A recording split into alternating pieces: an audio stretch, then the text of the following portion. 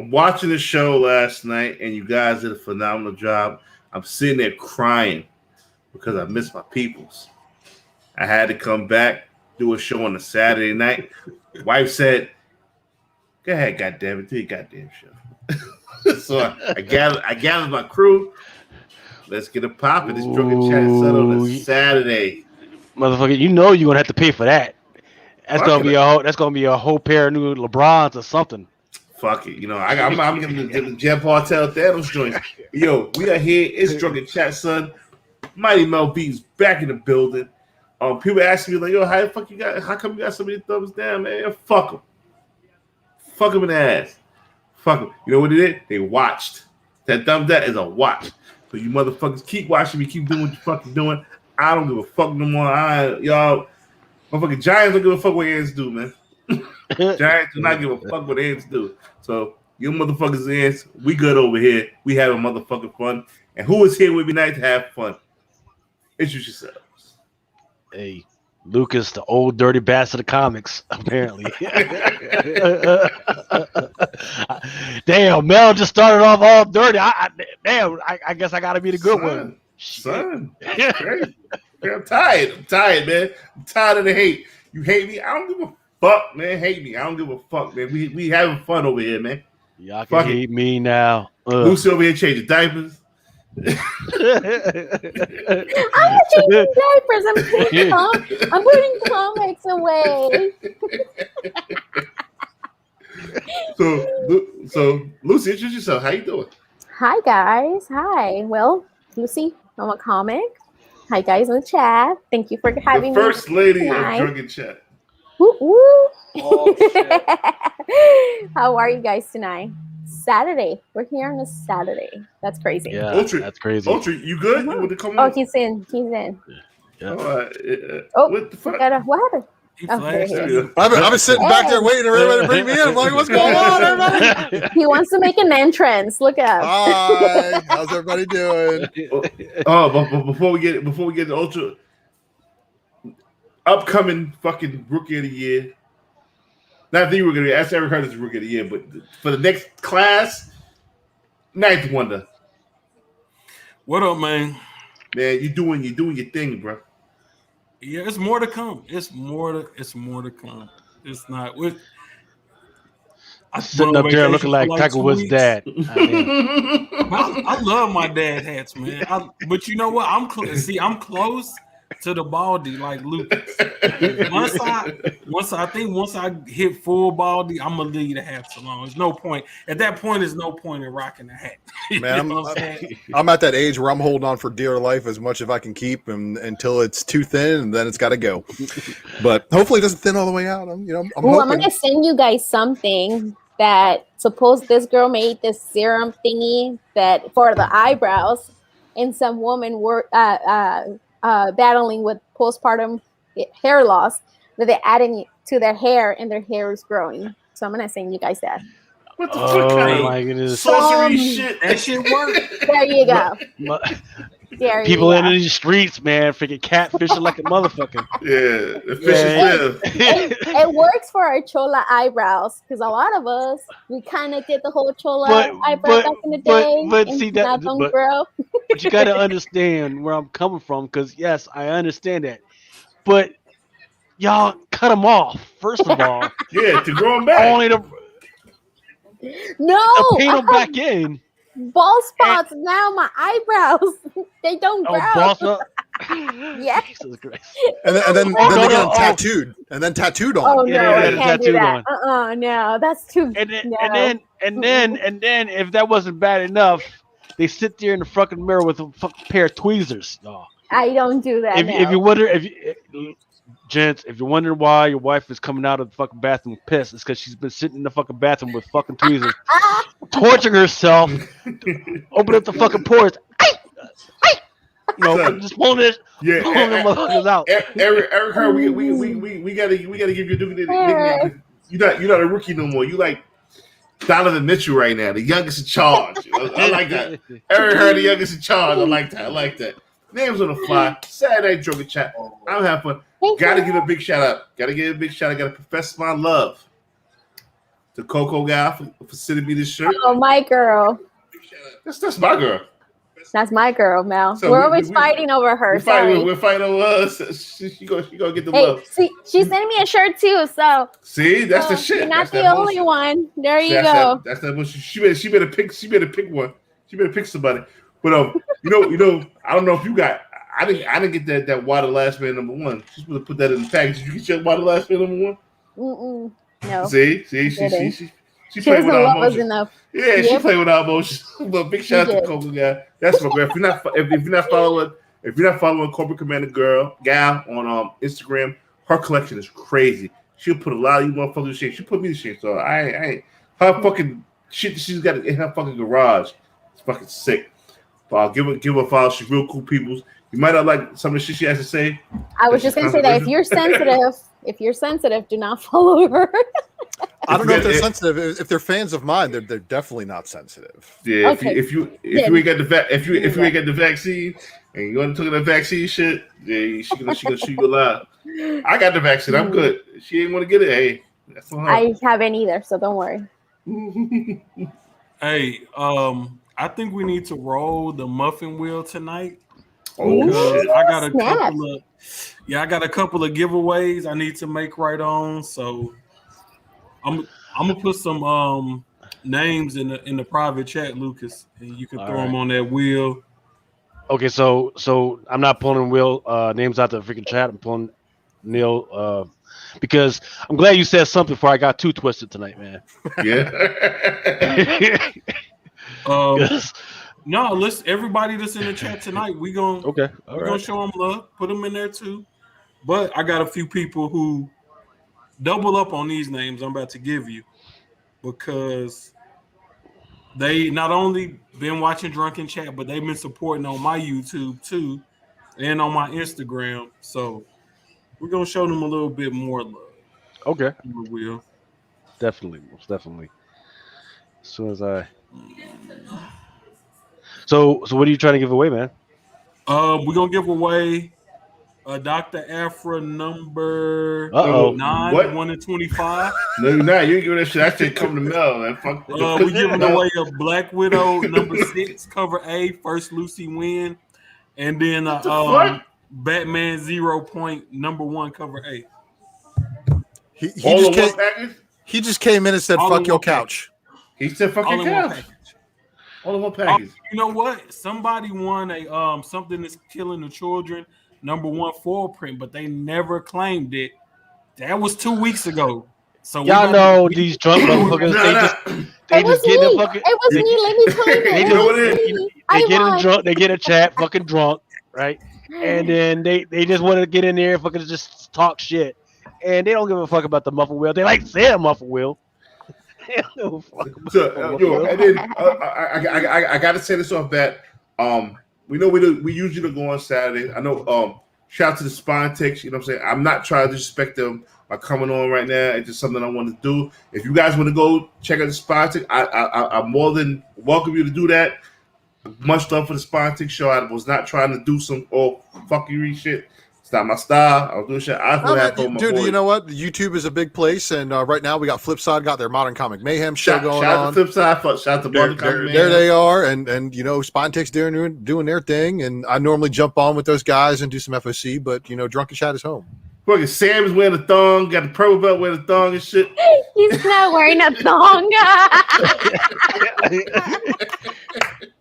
Show your legs, babe. Show the sexy legs. Mel said, "Put on your purple belt and show the legs." You know that, man. You know when Mama Kaba told him that she was going on, he was pissed because he's like, "Damn it, that means I gotta put pants on, walking around my own damn house." No, he can show those sexy legs. It's cool. Roman. Yo, this shirt is actually really fire because you got love it. Love this. You got newsstand. You got. I don't know what the fuck this is. This is probably direct edition. What it is? This gonna go right with my Jordans and shit. Once again, shout out to Coco guy, and she sent me a little note. Did she send you a note? Yep. She said happy early birthday. Actually, it was she said not to open it till tomorrow for my birthday, but I forgot she said that, and I opened. Yes, it is your birthday. It is your birthday. So everybody say Tomorrow. happy. Everybody better send. Quinceañera.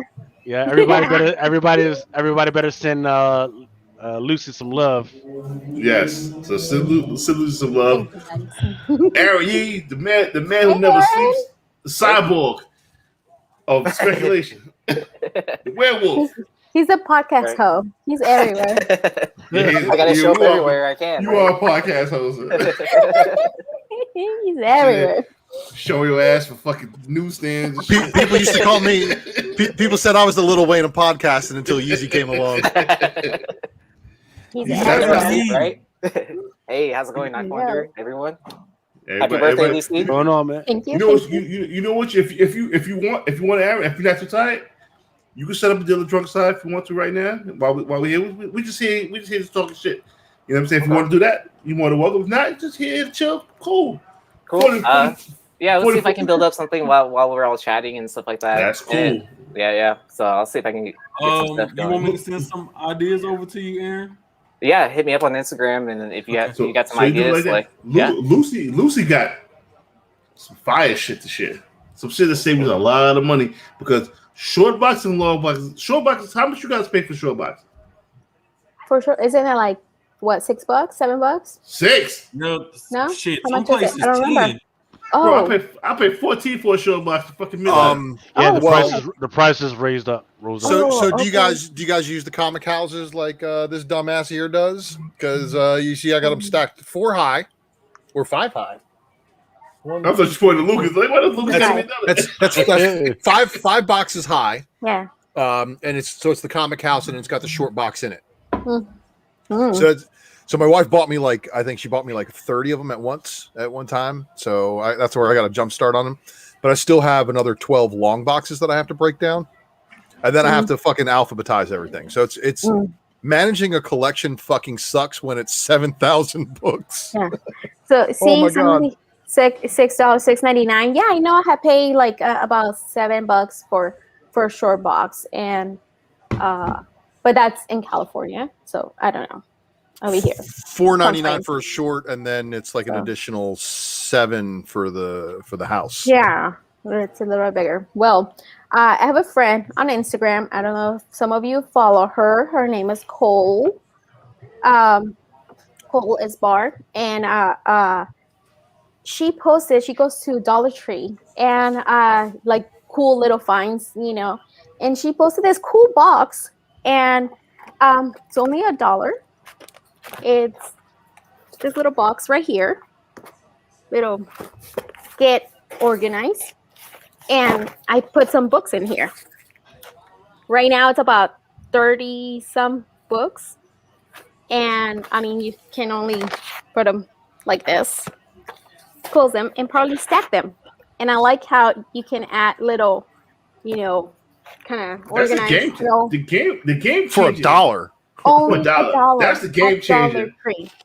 Yes, Second I bought game changer is the shit. Yeah. You can write the shit on the side. Yeah, I bought 2 just to try them out. I did have to tape them on the bottom because they kept opening. But I mean, only $1. Maybe I'll say about 70 books. So this one is I'm putting in here whatever I want to sell. So I'm separating. See? Little So shit those are like the ones that. I'm gonna sell, and not something that I have my collection, I guess.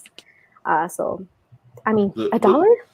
You cannot. Little gang shit like that. A sell box. Motherfuckers gonna be trying to sell 70, 80 books. Yes. Have your shit on the side. You know what I'm saying? Little sell shit. You know what I'm gonna do? You know what I'm gonna do? Yeah. I am very inebriated right now, but I can put in this box. I can do it. There you go. I pay $75 for a short. Oh wait, not 75. Sorry, $7 for a short box. It's $1. I mean, I don't know. I want to say about another 60 books. It will fit in here. So, Dollar Tree on the stationery section. Maybe you'll find them there, or order them DollarTree.com. I don't know. You can find They got a .com? I know Dollar Tree got a .com. Yeah, they do. I have ordered stuff on. Yeah. Yeah, when I buy more, like bigger. I would never party. order from DollarTree.com because I know the service I get when I go into the fucking store. Them I motherfuckers. know they don't give a But Yeah, but actually, Mel, but Mel, gotta remember, you go to the Dollar Tree in the hood. The Dollar Tree out in the freaking suburbs is much nicer, just like the fucking Walmart. I've never Nice. seen a Dollar Tree in the suburbs. Yeah, the It's one like, over I live in here, the it's suburbs, nice. bro. We got Dollar It's Trees a nice everywhere. one. so imagine like I had grew up in Philly, right? And then while I grew up in Philly, we didn't have a freaking Walmart. But I went away and I freaking started living in freaking California. Went home to freaking Philly. Had been exposed to the Walmarts out there, and then went to a Walmart in Philly when they finally had the joints. I was like, "What in the heck is going here? Tell me why!" Like half the lights were freaking out. Fucking water's all over the fucking floor. Yeah. Saw Yeah. fucking flying cockroaches come across the Yeah. motherfucker. Oh no! Like, yo, what the hell? Like, yo, I can't do it. And I guarantee you, like y'all been trying to track down fucking trading cards and everything. I guarantee you, there's trading cards in the fucking Walmarts in the fucking hood because they ain't Yeah, got but ain't gonna make nobody out there doing that I shit. went to Dollar Tree on Harlem, like 125th. Fucking Yeah. worst customer service. I fucking found fucking weed on the floor. all the water glove half open and shit. Ah, man, you gotta get fuck out of here. That's funny. that. Yeah, no, our Dollar Trees are nice over here. They're clean and they have good stuff. They have pretty cool stuff. Yep. Yeah.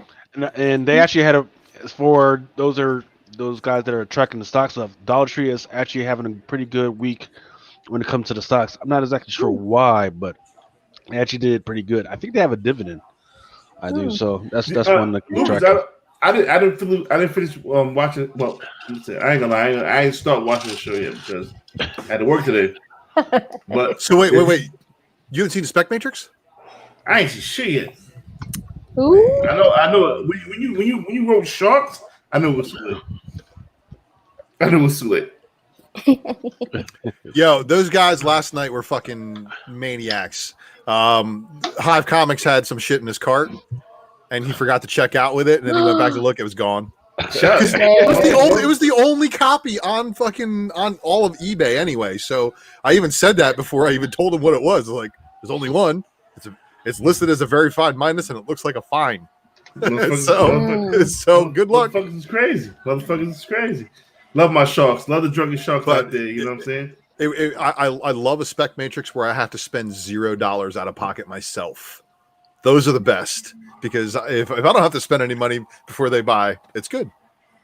I mean, Dang it, I missed it too. Yeah, I'm inching away Watch from it. completing that Marvel Legacy second print. I think I'm down to the last 4 or something like that. So I just finished it, sir. So I wish you luck. Yeah. And then you're going to start grading them too, aren't you? I don't know. I've been going back and forth if I'm going to grade them or not. But some of them are fucking impossible 9.8s. Right. The Moon Knight. All right, let me tell you something about that Moon Knight 188, my friend. Oh my fucking god! Have you guys seen what this shit is selling for? Let me tell you something. That Punisher 218 also.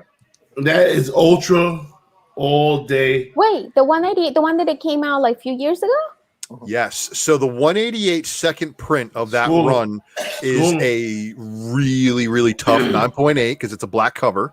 And they all the second prints for those lenticular covers were done at 3,000 minimum.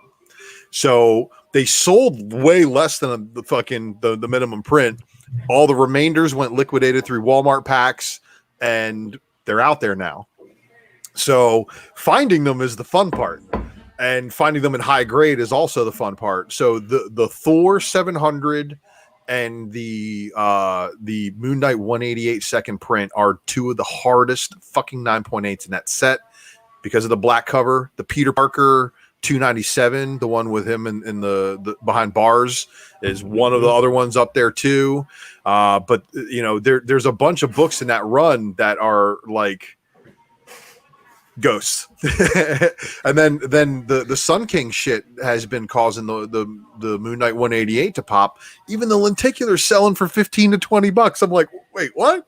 Well, who gives a why do we give a fuck about the Sun King? Is he I have that in particular. Think about it, man. If Moon Knight had a polar opposite villain that was perfectly in line. Sun King. Okay. Boom. There you go. This is the reason why a brand new character from Marvel Legacy, somebody that came out only, a few years ago, is something that people are specking hard on. And then people are asking, I think there was only like 398s at one point, and there was one up for like 400 bills. Somebody bought it at like 250, and I think that one's relisted at like 2,500. So hear me out. Glyph, Howling Commandos, #1. She does shit with hieroglyphics. She can make hieroglyphics come to life. Shield and Howling Commandos #1. Also, 1 to 25 that you cannot fucking find anywhere. Find the hip hop variant. Cannot find any fucking where. Nobody ordered these books. Now the character Glyph, you know who she is, obviously, Ultra. Can you see her in Moon Knight? I didn't list her on the hip hop variant Master Platinum list when I did that all the first appearances and stuff because she's not well known yet. Not well known yet. Well, it's one of those things, man. It's one of those characters that could be or couldn't be because it's cool. It's a cool power set. I mean, somebody that can make hieroglyphs come to life. Yeah, that's kind of like Kid Kaiju, bro, who draws shit and it comes to life. That's what I'm trying to tell you. When that Kid Kaiju shit drop, man. Yo, dude. All right, so now we're talking about hip hop variants and some of these characters. I'm trying. Yo, this is all UD spec, man. If you ain't listening to UD, I'm about to just fucking squash everything. Bring us back, man. Fuck it, because three different Monsters Unleashed books are Kid Kaiju Importante, and that would be Monsters Unleashed #3, Monsters Unleashed #5, and then Monsters Unleashed the next volume #1. All three of them have a hip hop variant.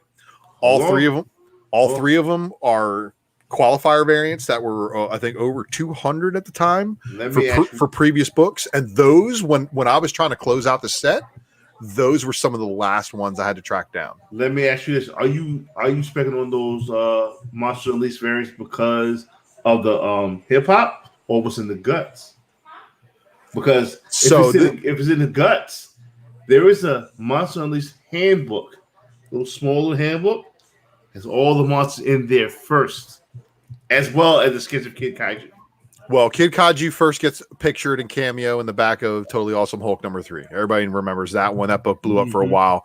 But when you actually look at the pages, you see that it's only just it's a picture of a kid who basically Fing Fang Foom gets dropped outside of his window and he like doesn't fucking flinch, right? Like he's like, oh, no big deal. Everything's getting destroyed around me, but I don't give two shits. And then he doesn't show up again until Monsters Unleashed. So, everybody forgot. Everybody forgot because everybody's got short-term memory, man. And this is why it's so great. What have you done for me lately? Because some of us who don't rely on applications to tell us when things are important. We have that long-term memory where we spec before we pay $10 a month or whatever. It's memory training is what it is, and so there's some people out there that do exist. I mean, there's people, and beware of these people. These people are very knowledgeable and might drop content just boom out of nowhere. Just like how I just did. So. Yeah, I mean, there's tons of forgotten spec, but some of that stuff could be cool. But Glyph, like Patrick said, Glyph has been around at least 5 years. Go on, Janet. Oh, yeah. I might as well announce that shit tonight too. Yeah, Ultra. I'm not going with the Cable Deadpool. I'm going with something different. Let me send the picture to Lucas. But I saw what you wrote. Yeah. Yeah. I'm gonna put it in the private chat. Okay, I have a question because I was gonna put one of my Kantos #1 second print for sale, but I seen one that is so June 10th for $249.99. Wait, and it's raw. Kanto as number 1 second print. But most of them that I seen, they're like for about $50 to $60. But only that one, it's sold for $249, and it's not a bidding. It's buy it now. Yes. Okay, so what Which you I think just it's kind seen? of rare. Like it's kind of weird. Korea foot. Right. Yep. That's what it. Yeah, I was just like, that's odd that only that one. And then there's another one. I need to double check if it's the same seller. Yo, Mel, because for almost shit. for the same price. Yeah. And it's for that same amount. Yeah. Yeah. Yeah. Outliers, right? Yeah. Oh, buddy. Yeah. Oh, Yeah. buddy. Yeah. Let's do it. You didn't have to do them like that, man. I'm going to do them like that. I'm sorry, this would cut you off. I'm sorry. No. So this is the Kento number 1 second print, right? Is this what you're talking about, Lucy? Yeah. Okay. And I saw like a raw. It's a raw. Okay. Yeah. Okay. So yes. Yeah. So yeah, even raw. That's kind of weird. 9/8 are going for $350. Yeah. Let's see. Yeah. No, I seen like the. I mean. Yeah, like look at the range. Look at the range on some of these, though. Right? Some of them for there's a cheap, some of them for 9.8 for a CGC 9.8 for $227. Yeah. And it's like, how can a raw sell for $249, almost the same as the 9. I mean, more than the 9.8. Fuck Korea foot. I gotta see your shirt, Lucy, too. So here's what's going down now. Is thanks to Lucas's expert tutelage, I realized that I actually have access to some of these tools on eBay. You can actually go in and look at completed sales, and I think, are they admitting canceled transactions from that Terapeak list? Yeah. Yes. Well, yes. Oh, Yes, they are. nice. Yes, they are. So that's why I use the 3 different dashboards. I use this, which is the Go Collect, and then I use the Terapeak. And if I don't see the same numbers in Go Collect that I see in Terapeak, then I'm like, okay, that's totally freaking jacked up. And what's actually happening is, I know those fuckers are listening to me, because since I started talking about that,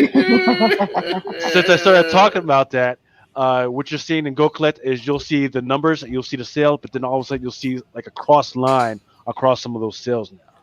So I know that they're paying attention to us and like, oh shit, maybe there's something to it. So what'll happen is, if they canceled it, you'll try and freaking click on it to see more details about the sale, but when you click on it, there's no sale there. It's just like all of a sudden that person that sold it doesn't exist anymore. So Interesting. Yeah. Lots of scrutinizing. Yeah, this guy like has a lot of like, I guess I'm guessing the sales, but it's just kind of tricky. Yeah. It's a little tricky. I don't know. I was just like, doesn't seem right. Well, yeah. So what I do is, I always look at all of these sales, right? And if it's just email sales, I don't like it. Now, if some of those sales happens to be like Hawkes or a Comment Link or Heritage, then I'm like, okay, there's my comic shop. I mean, there's tons of other places that actually sell books that record and feed data to the GPA. Yeah. Now the GPA app again is only as good as the app as the data that it collects. So when there's a discrepancy, because what Lucas is doing, Lucas is basically an app in himself. Yeah. He's taking data from one, data with another, data with a third, and hi, we can see you. Yeah. Yeah, because I was like trying to figure it out how to price it, and I was just like, okay. Yeah. I mean, yeah. So this is Terapeak. Terapeak is within eBay, and it shows you. I don't know how to. I get no motherfucking Terapeak. You have it. If you have an eBay store that you sell fucking shit through, you have access to this. So neither do I. You just listen. It's free with stores, but they get additional functionality. But as a basic eBay user, you can still have access to Terapeak sales data research, and you can find it by typing in Terapeak into your Google search box, and it's going to pop up with the link right there and take you right to the fucking eBay page. School is in session, goddammit. So, yeah. There you Right. go. So when Lucy was talking about the all of a sudden of a jump up from 200, there you go. There's that peak of 200. So you can see right around the date range of what that stuff was happening. It was right around the 6th, 7th, and 8th. Right. There's a couple cells in between there. So then after that, I can go around here to see what those sales might have been. Interesting enough, you got March 25th, 2021. You've got sell of 314, but that was like Kanto whole run. 1, 2, 3, 4, 5, 6. Yeah, it's a run. First and second print. Yeah, I mean it's massive. Yeah. Exactly. So once again, all those ones that are like high up there are full sets. There are no raw single sets and everything. And then even that 200 that you said, notice once again that it's not on here. So some fuckery afoot happened that it's not even on here. They noticed that somebody tried to do some shit, but it just hasn't hit. Either it hasn't hit because maybe the person hasn't paid yet, or whatever, or they took it off. Well, because this one was from June 10th, so it's been 2 days ago. So I mean, it's gotten a little bit better, but it's also gotten a little bit worse because what we have people who are either who are still able to use PayPal. We're still trying to game the system. So basically what they do is they market paid in PayPal. And by marking it paid in PayPal, it'll then market paid in eBay. And even if, they market paid, they'll pay the fees. They still have to ship something out. So they have to print a shipping label, but they don't necessarily, they're not really out of money expense. Basically, if they're sending it to their friend too, their friend can just fucking PayPal them back. But there's guys out there who actually sink so low that they feel they have to do this stuff. And sometimes they do it just to make their spec look good. Which is the most comical fucking one on the planet, because it's like, all right, dude, people are buying that book for $13.50 shipped before your $90 sale. We can kind of see these things. Now we can do it. Yo, we all know the numbers have always been manipulated, but it's been getting out of control. And then you know what's crazy? 25 states stopped that what's that shit called? Unemployment shit. 25 states have stopped that. Right. The extra bread. But what does that do? What does that do for the comic market? Nothing, because what they actually did was they increased the child benefit, right? So if you have kids in your home, for each kid, it should be $300. Actually, they did not increase it. They just are what they're doing. Instead of you getting it on your taxes back next year, you can elect to have that money direct deposited to you by $300 every fucking month, and it comes out of your child tax credit. Now, your child tax credit is normally $3,600, and they're giving you, I think, because it's going to be half of the year, it's going to be half of that. Fuck, dude. So this way, next year they don't have to pay you back as much in taxes if you do file your taxes for the tax credit. Yeah, you got to read the fine print. Also, you are automatically enrolled. Lucy, did you hear that? You are automatically enrolled, and you need to go unenroll from that shit if you do not want to have that money taken or deposited.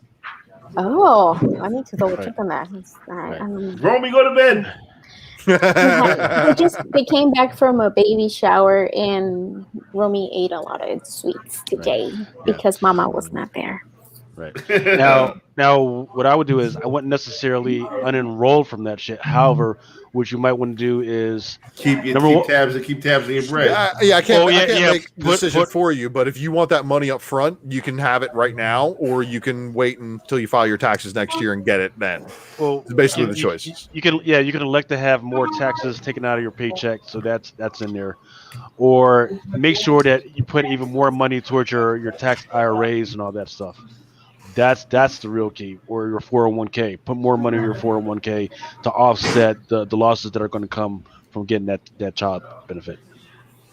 So, what's going on? Well, I don't even know how you pronounce that, man. Luvit Comics? No, is that how you pronounce it? Luvit, or is it Loved It? Oh, I like that. Love. Listen, love. You got that picture, right? And I'm getting all kind of positive feedback from the picture I sent you, Lucas. So I want you to throw that up. Next art challenge announced right now. Oof. Uh-oh. Yeah. Yo, Drunken Chat, stay changing the motherfucking game. Would you agree this is a game change, Ultra? Because of the rule that Mighty Mel is going to apply to this art challenge, or I hope that you all are ready. This right here. He already showed it. Put it back up. Yeah, Put it back up. This right here. This right here. I got to pull the rules I set. I got to turn the motherfucking heat up, son. The heat has to be because the art challenges have been too good. God Tech won the first one. IG Massacre won the second one, and that fucking Malcolm X looking out the window was a lot of people hit me up. Hey Mel, where can I buy that? You cannot buy that motherfucker. It's going in the Mel collection. Stop hitting him up. Stop hitting me up. Yeah, that is rap. It's over. However, we giving the fans an opportunity to get in on the next one. This one here, Milestone Returns. What I want is the ability will test the artist's ability to create new characters, as well as to show an action or battle cover. So this is what I want here. The challenge has been laid out. This is what I want here. I want you to draw an original character from your imagination, fighting or teaming up with a member from Milestone. Because Milestone is going to come back strong. And then once people see the character that you fucking phenomenal artists will recreate, hey, what's going on over there? Who has a party or what's happening? I'm like trying to listen to their conversation. I told Ninth Wonder to go freaking clean them plates. He keeps looking around. That's them kids. Party going on. That's them kids, man. I'm gonna mute you for 2 seconds. Unless you good. You good? All right, you good. Yeah, I'm over here working on. I'm sending ye stuff for Drunken. All right, so I'm gonna mute you right quick because you fucked up my flow. I know. Now listen, that's what that feels like. See, the problem is that Ninth Wonder is in denial, right? Because usually when wifey you don't hear hollers at the kids so damn loud, it's not that she's hollering at the kids. She's hollering loud enough so that you can hear, so you know that she has to come in the room and give you that look. Subliminally. You motherfucker, you ain't supposed to be on the internet. You was on the internet last night. You supposed to be folding socks and everything. That's what you talking about. I'm sitting there, man. You better. So, listen. Oh, you guys are embarrassing him. Once again, Milestone Returns. I would like to see an original character. He don't have to be black. He don't have to be white. He don't have to be Indian. Do what you want to do. I want to see an original character side by side, either fighting or coming together on a cover with a character from the original Milestone. I'm laying down the corner because you motherfuckers are too good not to be able to pull this motherfucking cover off. That's it. The contest will officially start next week. I'm gonna talk it because I didn't know what we were going to do a Saturday show. The contest will officially start next week. As always, you will get 1 month to get your covers, create your fucking covers, and send your covers to me. But this time, if you get an offer to sell your cover, by all means, make money. We do this different over here in Drunken Chat, son. We don't charge a motherfucker for anything. You feel what I'm saying? We put you in a position where you can get motherfucking money. And if you motherfuckers decide to hate on that, go fuck yourselves. Go fuck yourselves. Mel, I'm gonna buy one of these and give it to my friend's son. I'm gonna send you a picture right now. My friend's son, he is 12 or 13. I just sent you a picture. He drew that. He is such a good little artist. And I told him, you can do comics. Let me send it to you, Lucas, real quick to see if you can. He did Wow. a Venom too, and but I only took pictures of that one. And he is so good. He's only 12 or 13, and I was surprised how good he was. That is really I'm good. like, dang, like what the heck? Look, there it is. Yeah, how good is that? He's Well, a kid. there's some Oh, competition. I'm gonna tell him. I'm gonna get. But this time you gotta buy the milestone variants are readily available and they're relatively cheap. If you can't get a variant, I think Midtown still has some on the shelves. Okay. But Midtown.com definitely has them for cover price. You get busy, get on that, man. Get on that. Dude, all right. First off, Mel, whatever Instagram post you make, you need to tag DC Comics in this. Yes, you're right. Yes. Okay. Yes. And everybody out there, for spreading word about this art challenge, because I know you're all going to try to get some other of your friends and stuff like that in it. Tag DC Comics on IG in this one. I don't know how I can share it on Twitter, but I'm going to find a fucking way. So yeah. we'll get it done. This is by far an amazing fucking idea, dude. Yeah, thank you, sir. We step in the game, and like I said, once again, the Drunken Chat is here for the people, for the community, bro. We doing this for y'all, bro. I want to get somebody recognized. I want to get somebody to be like, I want to get one of these labels to be like, hey, we found this motherfucker's art on Drunken Chat. God Tech should be fucking known crazy. Corey Ross is fucking phenomenal. Freaking Rad is fucking insane with his art. Jay Baxter is a fucking tattoo art. I want to get everybody. I want to get everybody some love on this motherfucker. Robert Fordham's gonna kill it. I think Robert Fordham might win. I think because he not too happy with the last two results, and he's a beast, and he knows his milestone. It's gonna be crazy. I gotta give a shout out to him too, because he's got a care package on the way, and one's to keep, one's to go into the Drunken box. That's his instructions. He didn't tell me what he sent. So, or I'm sorry, the Ultra Box, aka the Drunken box too. Yeah, it's gonna be crazy. It's gonna be crazy. 66 live listeners. Should I add something to the Ultra Box if we hit 100 tonight? If we hit 100 tonight, that means we're taking away from other people. We don't want to take away from other people. But if we do hit 100 live tonight, I'm adding something sweet to the Ultra Box. I already added something sweet to the Ultra Box. That's that beautiful 9.8 from my man Chad Cave of Something's Killing the Children. Did these motherfuckers forget? Well, it's not in my possession, so I haven't exactly counted it yet. So everybody who watches the video doesn't know about that one yet. I have it in my possession. I know you do.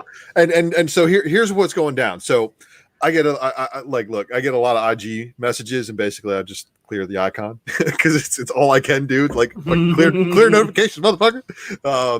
So and I realized people tried to offer me books, and it's going to get to the point where I said, look, just let me get to like 850, and then we'll start worrying about anybody wanting to submit to it. But I do want to thank you all for submitting, to it from the bottom of my heart. It really is. It means the world. Hive Comics made a donation to it last night with a fucking Del Otto, the Italian fucking High Republic. Really? Yes. I just gave one away for the Instagram followers. Well, he gave everybody on the panel one last night. Nice. So shout out to Hive Comics too for that, because that's amazing. But yeah, look, I can't even fucking believe where I'm at right now, because y'all are spamming me with subscriptions or some shit, because I'm at 642 subscribers. I was at 600 just 2 fucking days ago.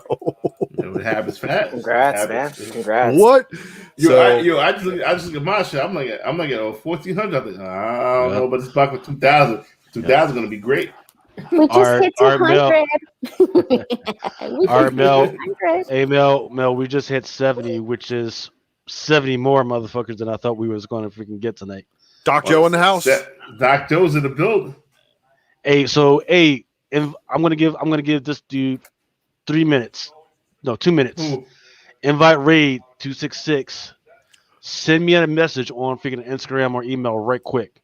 Really quick. Sent message on Instagram. What he say? He say you too drunk for Star Wars cards. See, with the shit that I'm about to unveil, I don't have to be. Doesn't matter whether I'm drunk or not. This shit's gonna do most of the work for me.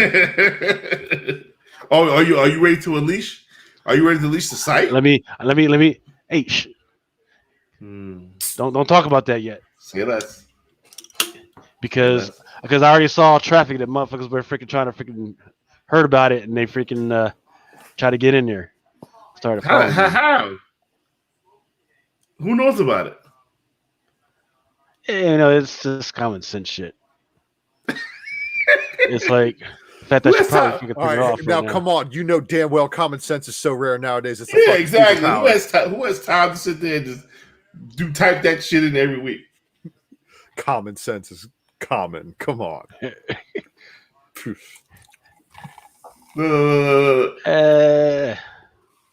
See, that's dedication right there. Shout out to Patrick. Patrick's OG. He's fucking. He's everywhere. OG, and he's chat mod like fuego. Patrick OG. We have Aaron. We have Aaron as the podcast hoe, and Patrick's is the chat hoe. Nah, Patrick hoes in the house. You're the best, Patrick. The hoes in the house. Patrick viewing that motherfucker, man. Patrick. Ooh. 75 to 25 more.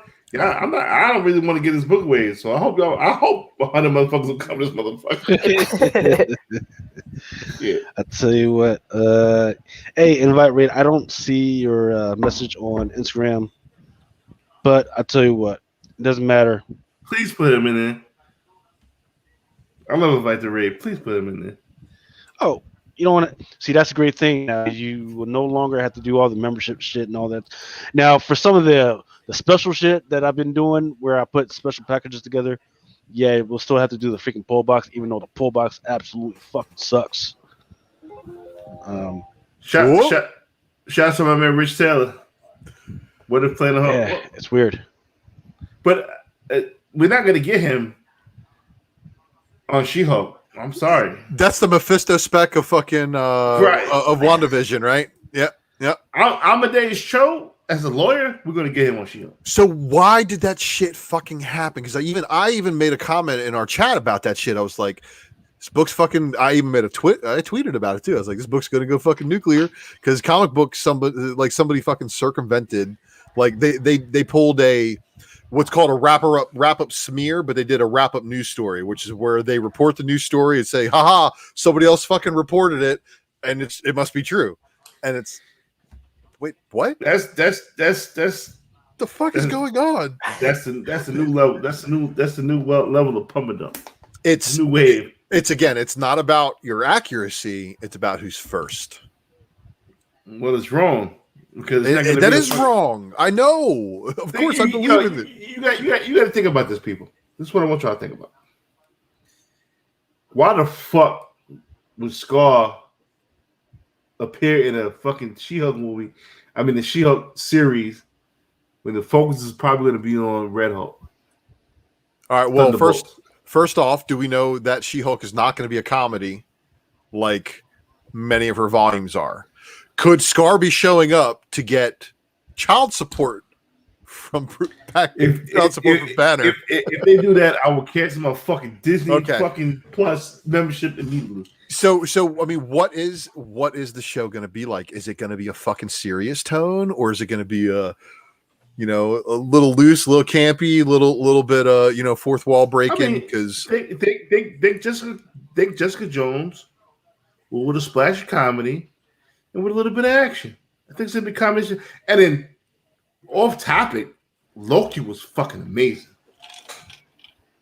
I still haven't watched it. I need to watch it. See, motherfuckers, man, you motherfuckers are quick-minded. God damn. Hold on, before you get on the Loki shit, about Scar, I got to say this about Scar. Turn your mic up, brother. That'll be... Turn up a little bit. Can you hear me now? Yeah, we always hear you. Turn it up. Oh, hold on. I turn myself down a little bit on the software. All right, there you go. There you go. Perfect. All right. So on the Scar shit, I think that'll be too much of a 180 from where we at right now, just for all of a sudden, boom, Hulk got a son. Like, that should have just be like, all right, here goes She-Hulk. Then we got Red Hulk, and Hulk got a son. Like, too many goddamn Hulks. too much. It's like, all right, Goddamn Hulk Hulk. is special because right now he's the only one. He's When the you only add Hulk. another She-Hulk, when you add She-Hulk, it's kind of like, okay, that's a female Hulk. Okay, we can live with that, especially if the story makes sense. Then you add a Red Hulk. Now Hulk got a son. Red Hulk got to fight She-Hulk. I feel you with that. But what about? Hulk's going on there? There's a lot of other gamma powered people that have shown up. Like, you got to think about all the gamma powered people who aren't Hulks that are other gamma powered. I don't want to see A-Bomb. I don't see Leader with his big ass head. I don't see that motherfucker. What you don't want to see Kid Abomination, Happy Hogan's kid? No. So that's at least one that we know could be a possibility because Happy Hogan exists in the Marvel Cinematic Universe. See, they be going down rabbit holes and shit. I want to see a Wolverine battling a Red Hulk, man. Right? And you guys know about the second Red Hulk, General Maverick. His last name is fucking Maverick, and he's got like the porn stash. He's the Red Hulk porn stash. Oh, I know what you're talking about. U.S. Avengers, bro. Nobody. So I mean, there's that possibility, but you know what else I thought? Agent Ross from Black Panther. If he is involved under Secretary Ross, and maybe that's just one of those options, because he would make a great Red Hulk, like very unassuming little guy, you know. And give us our original Red Hulk. We'll take that. We'll take that. Have him beefing with Jennifer Walters, She-Hulk. Let's do it. But Scar, that's too much. Amadeus Cho and Motor Hulk. No, Amadeus Cho as his original form will be a lawyer. And I see this a kick like the two, but you know what I'm saying? He's on the right path. But we spoke about this months ago, but he's on the right path. I like that. I like how he's thinking. But Scar, will we see Scar? Yes. Will it be in She-Hulk? No. By the time we see Scar, this book's going to go back down to fucking $4. Buy him then we'll see Scar. Guardians of the Galaxy 3. Yeah, I can see that.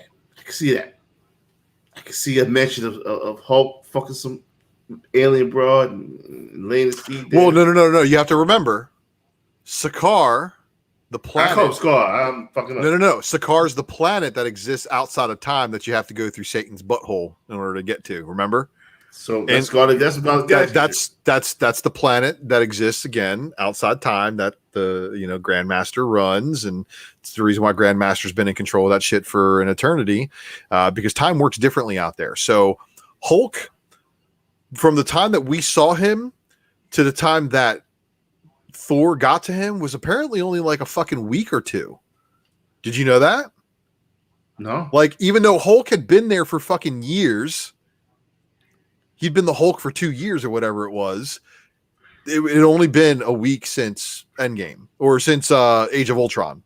And it only took 2 weeks for Thor to catch up to Hulk when Hulk had existed for an additional 2 years.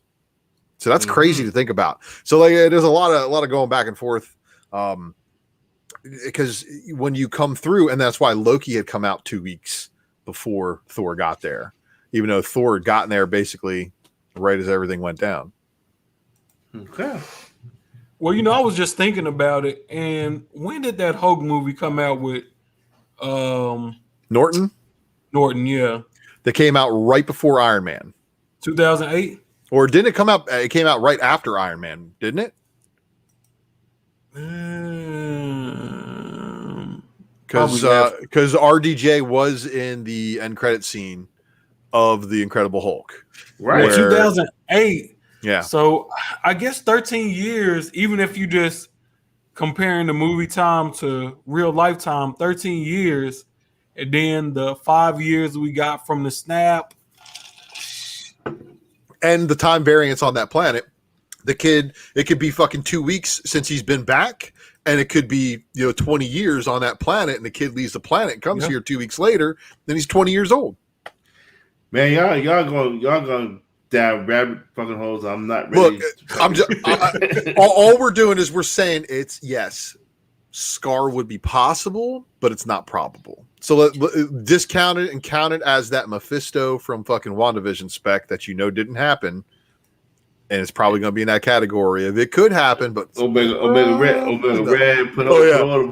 Omega Red and Falcon Winter Soldier was the best because I was like, yeah, never going to fucking happen. So how many DCs have we had? We had Scarlet Witch, and we had Falcon, right? Mm-hmm. So this is Mephisto and Omega Red. Loki. What? Loki's the rumor for Loki is what? Female Loki is the one that he's chasing. That's gonna happen. That's a lock. I feel like that's a lock. That's gonna happen. Mm-hmm. And then once they hit the identity. Kid Loki, that's gonna happen. Well, the thing that I made the call on is I think that he's going to chase down the female Loki. Yeah, definitely, 100%. He's going to get caught sacrificing himself for one of those, bombs or whatever things they have, and then they're going to grant him the reset, right? And the reset is actually restoring him to a younger age, and then they're going to throw him back into the timeline, and Thor's going to see him like, Loki, son of a bitch, you're reborn. Like. Well, they got to young these characters somehow. Kang would be the White Whale. Okay, so first off, go look at the 3 people that are the Time Lords. Kang's one of them. So we've already you see his mask. That's his face. Well, I mean, it's if you look at, and believe me, I've watched the episode like 5 times already, so I keep on trying to slow it down, and every time I watch it, I catch something new. But the 3 Time Lords that are in there with the sacred timeline, one of them is Kang. One of them is Kang, but who are the other 2? Think about this for a second. The other cosmic, of all the other cosmic entities out there besides Kang, one of them high evolutionary. One of them is a female, and the other one appears to be male. High evolution. Beyonder. Do you know Beyonder's a female? Now he is. Beyonder was 3. Okay. Well, you know what? If you actually check the history of the Celestials is a backup story and a fantastic. I gotta pee. Go ahead. Keep talking. All right. Beyonder is actually Beyonder assumed a female form. So Empire Comics is onto something where he said Living Tribunal, but you know what? The Living Tribunal will be something when they replace Kang of one of those 3 Time Lords, and the Living Tribunal will then be the one in charge of the sacred timeline, still trying to prevent people from having a multiverse war, which we're going to get. Yeah, second drunken chat in 2 days. The wow. That is the wow. My head hurts.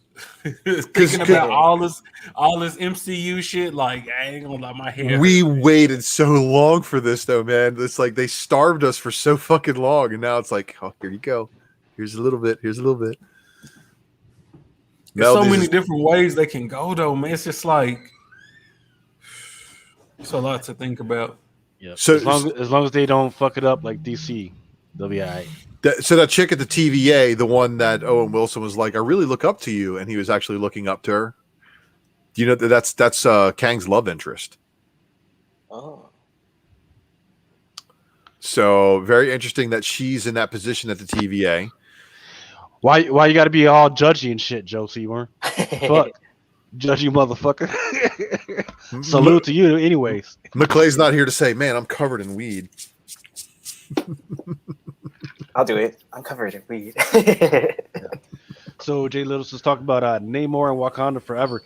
No, they've been trying to tie that whole thing a lot more tightly within the last year or so, where they're talking about the history of Wakanda, the history of Atlantis, and even the history of the Hulk, and they've tied all the history of Conan. And the history of Null, they've tied those things pretty tightly, and it's pretty amazing if you guys are paying attention to that at all. see, eternity, reset charge. Yep. All right, so let me go ahead and push this. See if I can find it first. Cause oh shit, it fucking went away. Ain't that a bitch?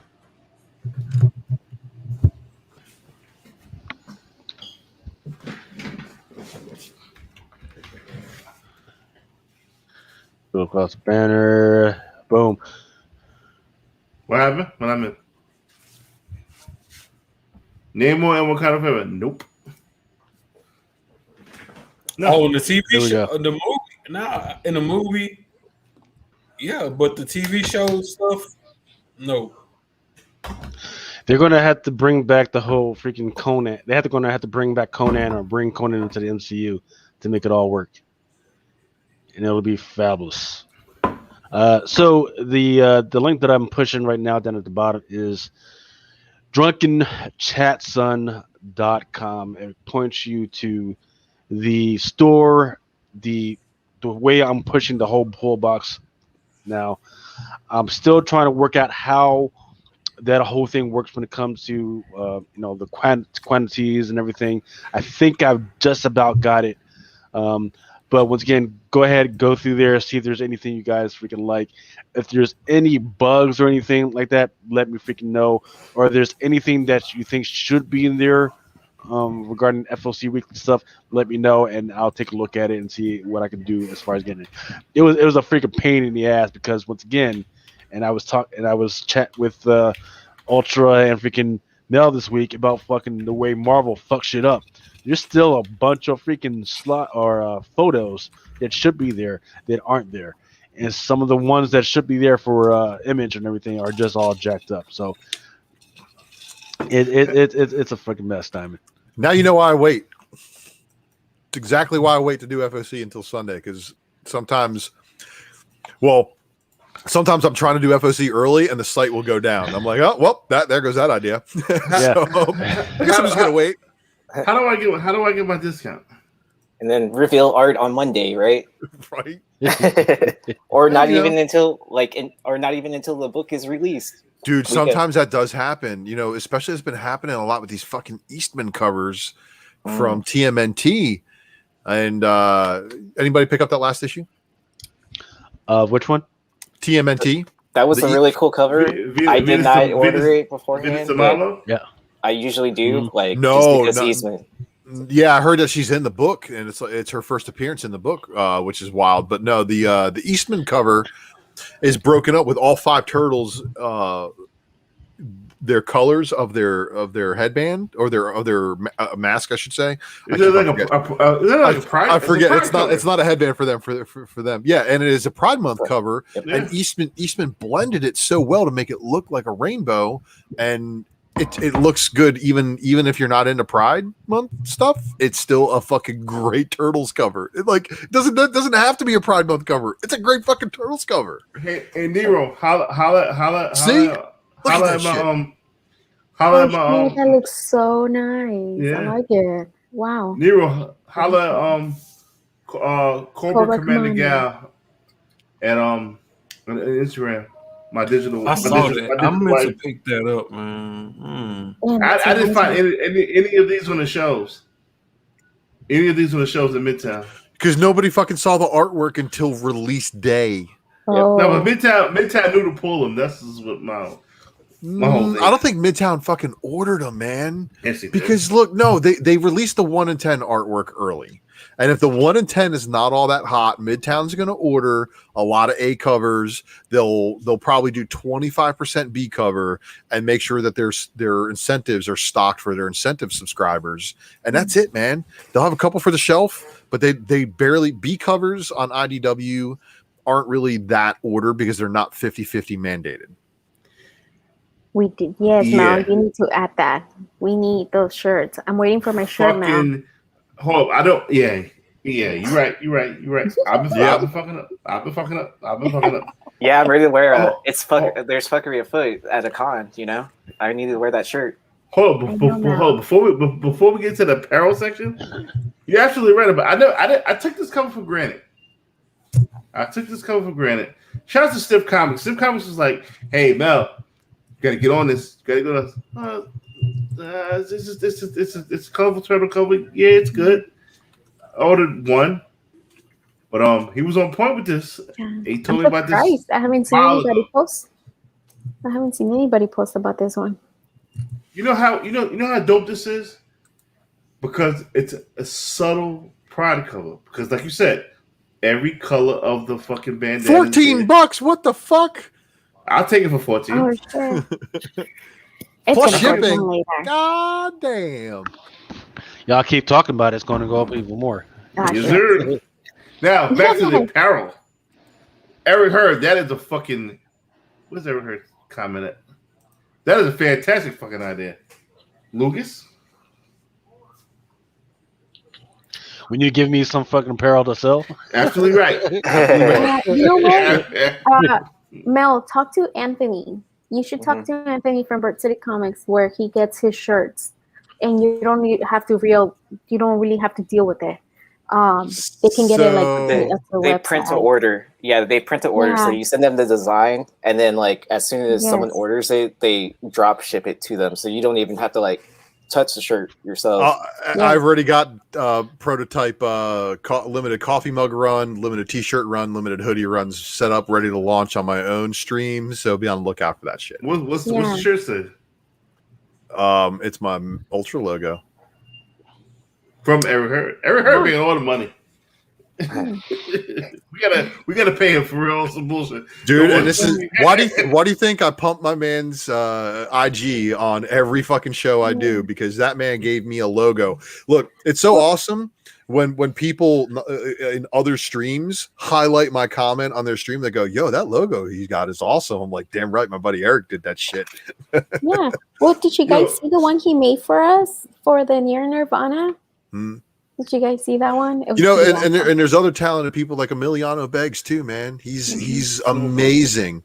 You know, all these dudes out here with art. You know, props to them all. I wish we could rep everybody on every stream and make sure everybody got credit. You know what? And that's the thing is I'm trying really, really hard to make sure I give people credit where credit's due. Okay, that's the one he made for us. It could go totally for sure. I just got a message. Stiffcomics.com has that Ninja Turtle joint. So for cover price? I nope. doubt it. Oh, you know what? I got the what is it called? The Red Room from him and another one. And he sent me an extra comic. Ooh, Stiff Comics? Yeah. I got the We Live number 4 that I was missing. I think it was the number 4. And he sent me the second print number 1. He sent it for free. He just added it. I only bought 2 and he sent me an extra one. I don't know what print I got, but the one that he sent me is the book that I put into the Ultra box. Sniff Comics donated to the Ultra box. Yeah, awesome. Yep. Love the love here given on the community. You know what I'm saying? It's phenomenal, man. Yo, fuck all the beef shit, man. The beef shit bullshit, man. Hey, I just like to hear about it. I don't want to be in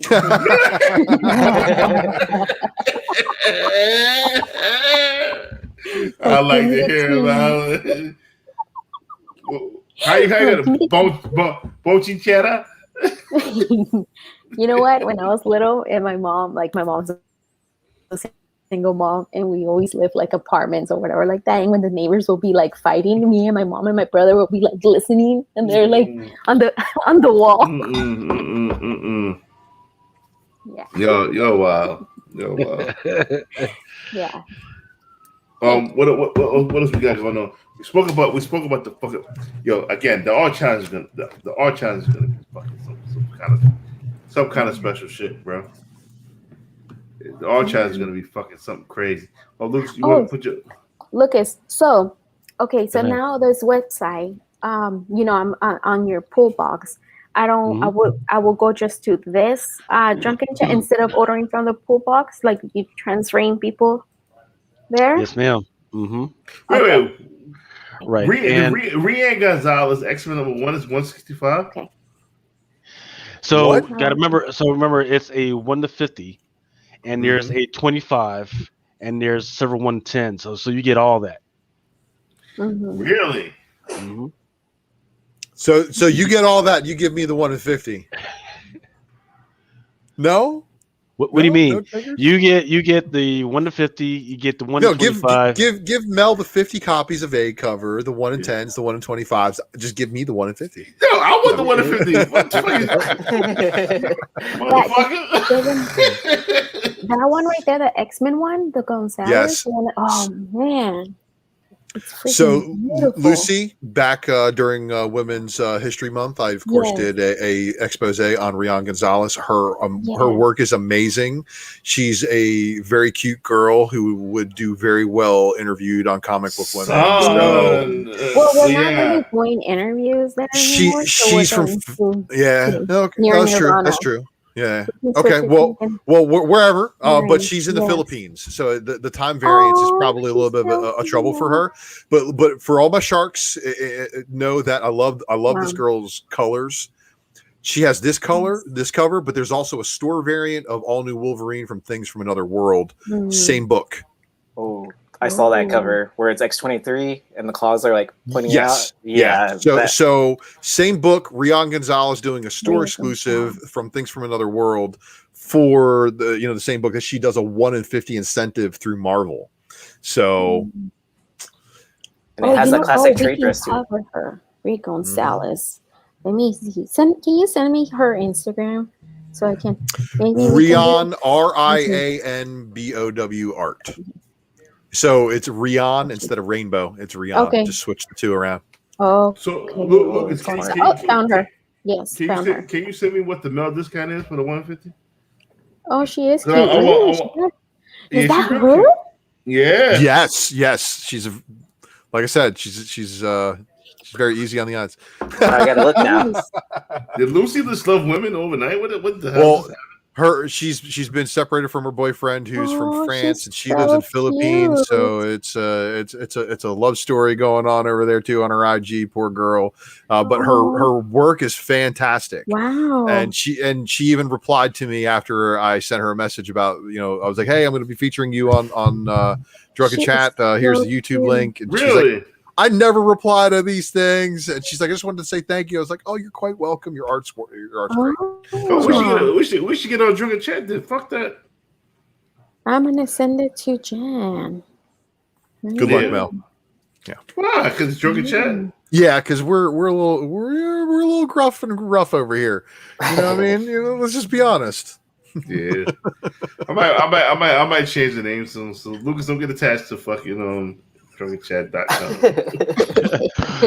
We're gonna change it to the "We Are Holier Than Thou." And then we are going to have a strict no cursing for the first 4 minutes of every video rule.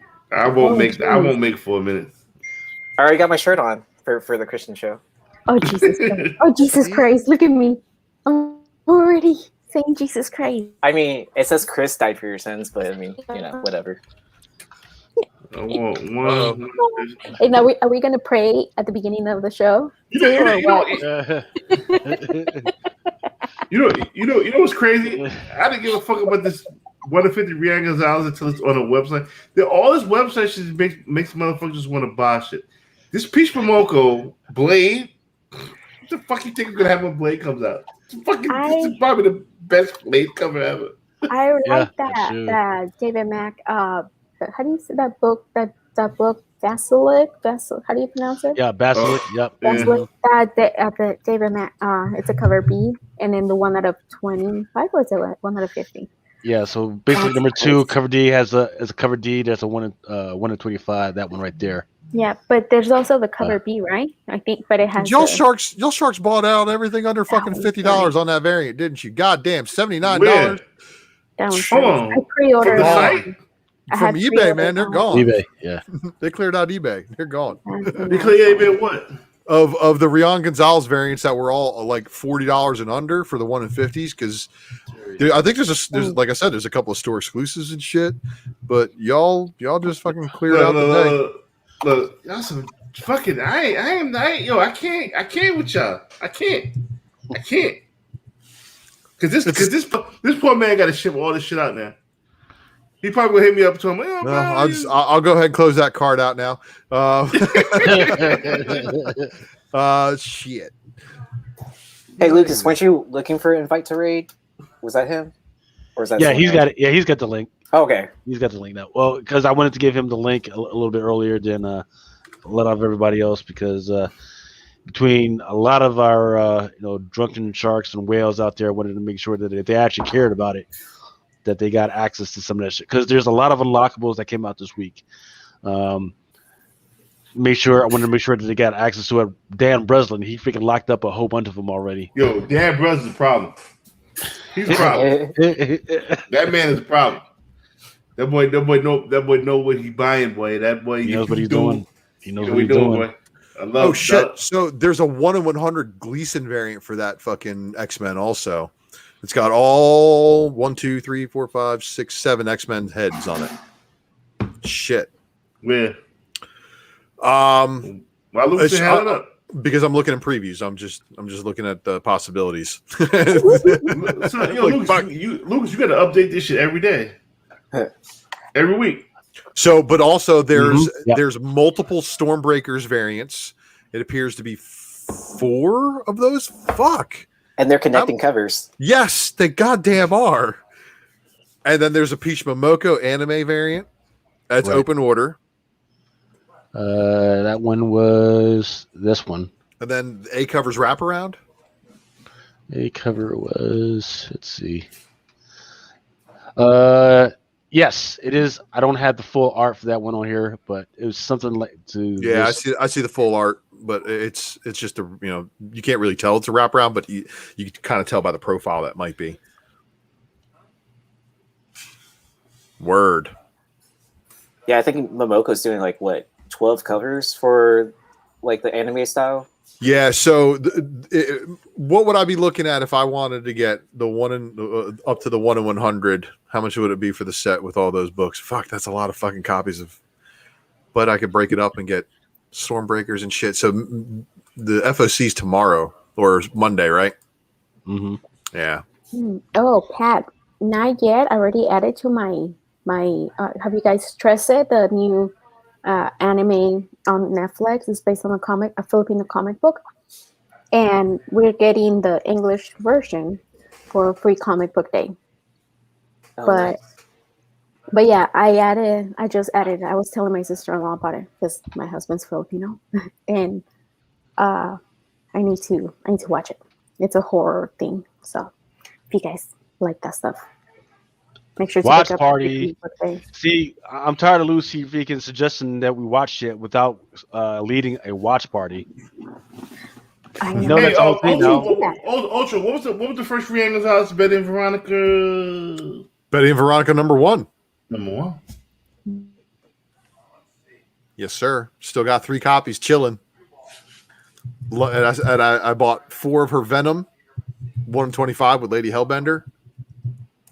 Mm-hmm. And I skipped a couple of other books. Let's just be honest. There's some other ones that came out that I was like, But that Rogue, man, I dare say this. I You love Rogue. I dare say. Lucy. Yes. So Mel, the Spec Matrix was on Rogue last night.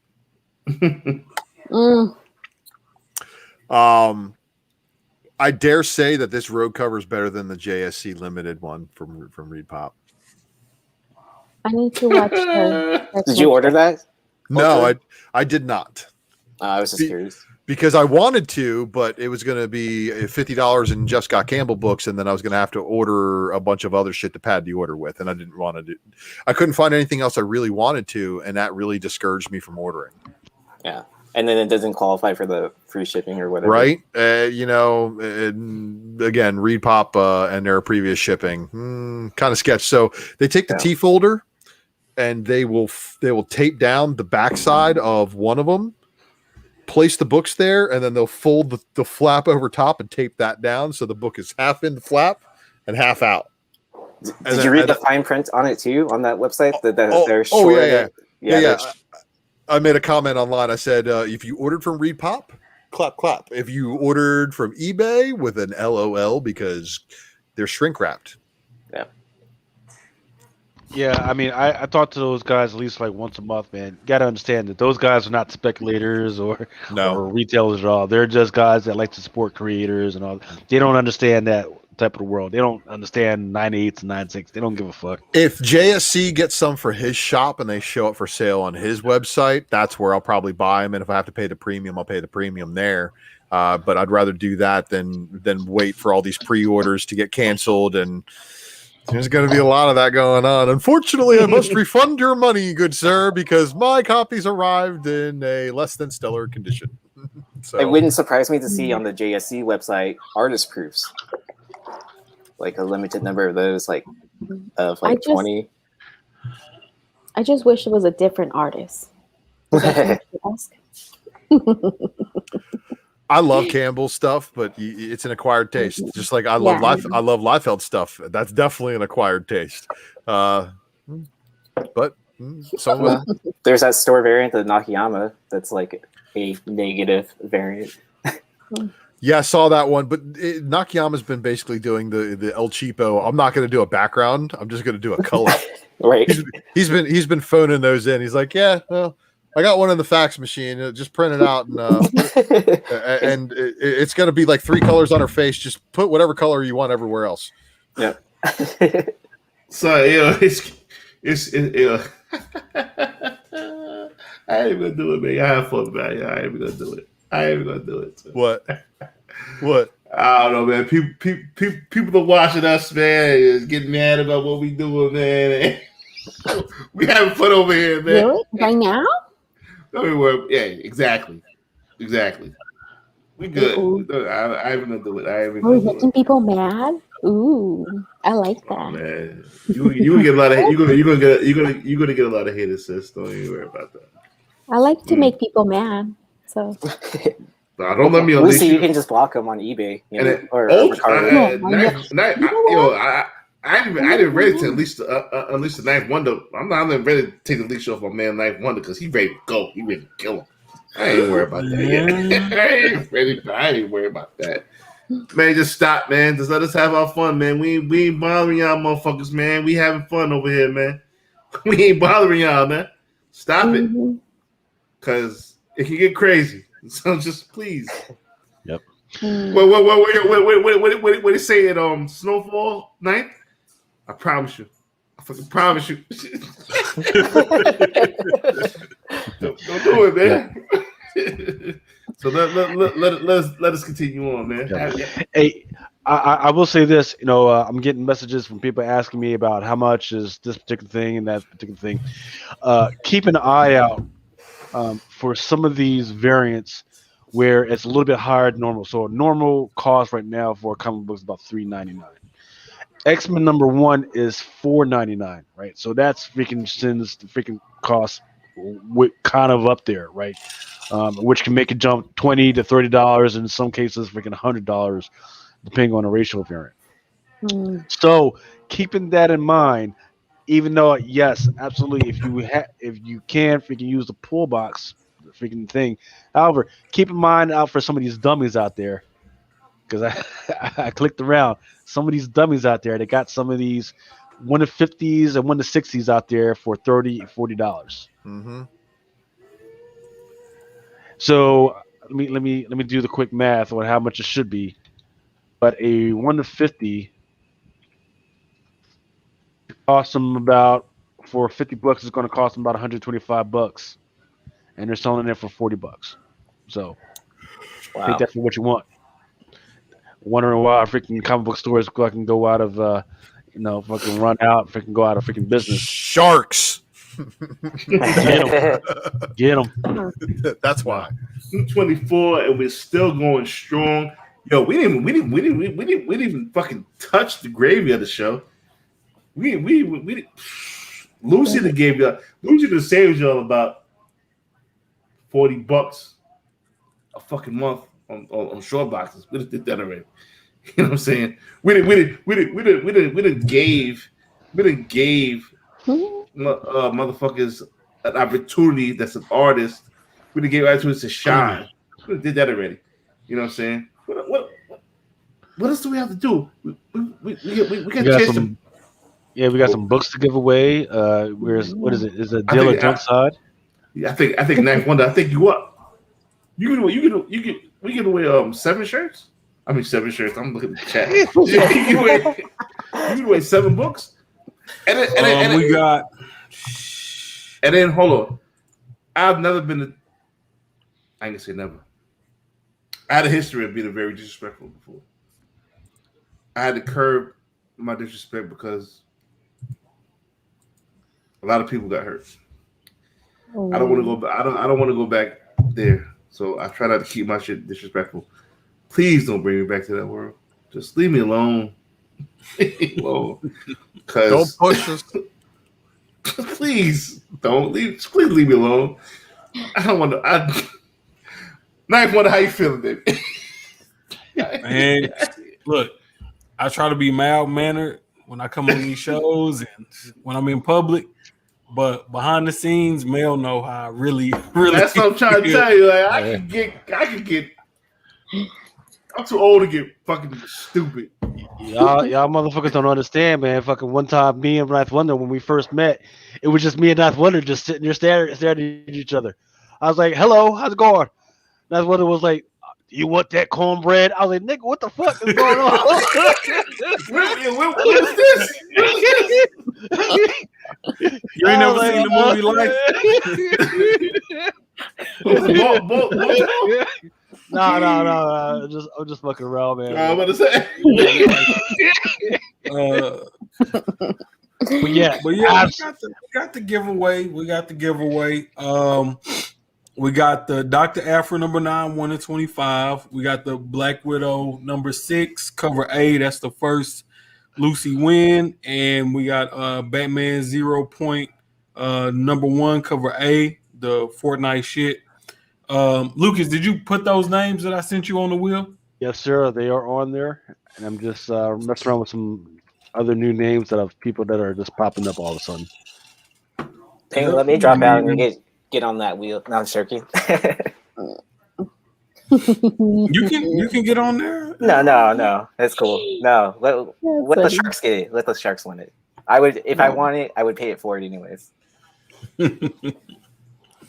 Real quick, I want to say, if you guys haven't followed us on Near Nirvana, please follow us. Subscribe to the thingy YouTube.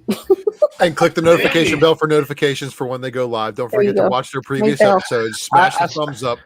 Yes. I swear to God, I keep hoping. I know Mama Kama's one day is going to get on here. She's just going to start cussing in Spanish. Because she be pausing. She was just like, and then I'm like, oh, it's gonna happen. It's gonna happen. She turns into a white lady Jane for me. Like,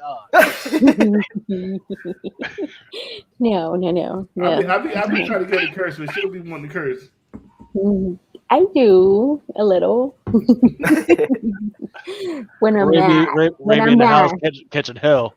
No, you guys, when I get mad, you guys heard me cuss. But you can't even say cuss right. Get the fuck out of here. But hearing you cuss and understanding you cuss is a totally different thing, man. Y'all don't understand how it is to be in a Latina household, man. Because I done been cussed out plenty of fucking times. But the shit goes by so damn quick. I don't know what the fuck, whether the fucking get my feelings hurt or fucking ask for explanation. Now, as a grown ass man, I know it just to fucking get out the fuck away. Just to start picking up shit and start fucking cleaning it. I don't understand what she's mad at. It's fucking okay, and just start. I don't know what you said, but something gonna get clean today. Hey, Prince Zodiac. Prince Zodiac in the chat asking if his LCS is throwing him a deal on the 1-in-25s. You should ask him. I don't know. Are they going to give you that hidden gem, Bill Sienkiewicz? That's a 1-in-100. That you should be worried about top ratio on a Moon Knight number 1 like that. Yeah, Louis, you gotta set me up, man, because this FOC is gonna hurt. Just put it that way. So listen. Let me ask you something, Lucas. FOC June 14th, which is Monday. Mm-hmm. All of this shit here is available to order. Yes. There's only books in there that is for the FOC for June 14th. That's all that's in there. All right. My only request: can you change the website to it'sdrunkenchatson.com? Put the IT there. If somebody buys that domain, I can. Well, buy it, motherfucker. And don't forget to buy up your enemies' domain names too, so you can sell it back to them at any price that you want. You know what? I know somebody who, this girl, really cool girl, somebody that didn't like her bought her domain, and she has a big website of, she sells pins. Huh? And they stole, like, she didn't buy it, and they stole it when she tried to buy it. This mother trucker was like trying to sell it for a lot. Well, yeah. Well, I own one of my dearest, most bitter local enemies. Who I own his website. I own his .com because he did me dirty in the past. I was like, okay, and I went and registered my own business names. I was like, oh, just make sure I got my own .coms. And I checked. I was like, oh my god, this is available. What an idiot! I'm buying this shit right now. So yeah, so just make sure if you're going to go into business and before you talk shit on other people and do those kinds of things, make sure you own your .com. Yeah. I don't want no problems with nobody, man. I don't want issues with nobody, man. When I went to the website, I don't think I added son, and then it took me to a DUI. And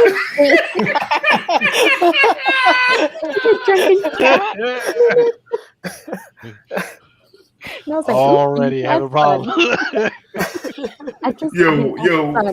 Listen.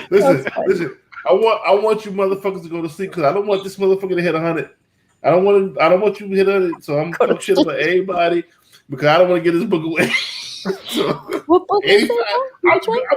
I'm good with 85. I'm good with 85 live right now. I do not want you motherfuckers to hit 100 because I'm not giving those to this book because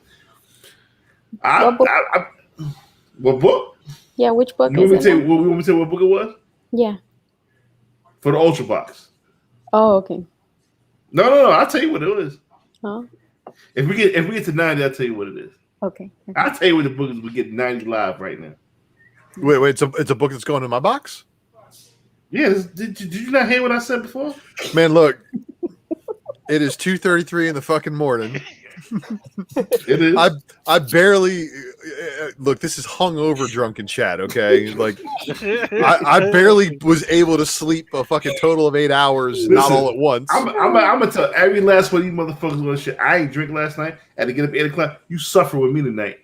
I'm gonna get drunk. I told him, I said, listen, babe, I'm gonna get drunk, and I'll be up at about 5 in the morning, and you're just gonna be happy about it, and that's it. You know, my wife's telling me that so I get to have the house to myself next weekend because she's going back to her parents' house and taking the kid with her. So we're celebrating Father's Day tomorrow. So I get to wake up, have breakfast, and go back to bed. Nice. So Father's Day is next week. Correct, but because I'll be taking them to the airport the day before Father's Day, won't be here with me. So we're celebrating tomorrow, but it's fine. My wife has already spoiled the ever living shit out of me. She noticed that my X-Men 11 shirt wasn't looking too hot, like after washing it a couple of times, because I wear a 2X and they like to save money on fabric. They like cut the fabric fucked up, so like the shirt like shrank like 4 inches in length, so it looked like a fucking halter top on a dude. And she's like, "Yeah, no, honey, no." So she got me a proper 2X that's good for my gargantuan size, and replaced it. And this one really, like, the ink is like twice as thick, and the quality of shirt is like way better than the previous one. So kudos to my wife there. Look, we were at 89 and it dropped down to 80. Yes.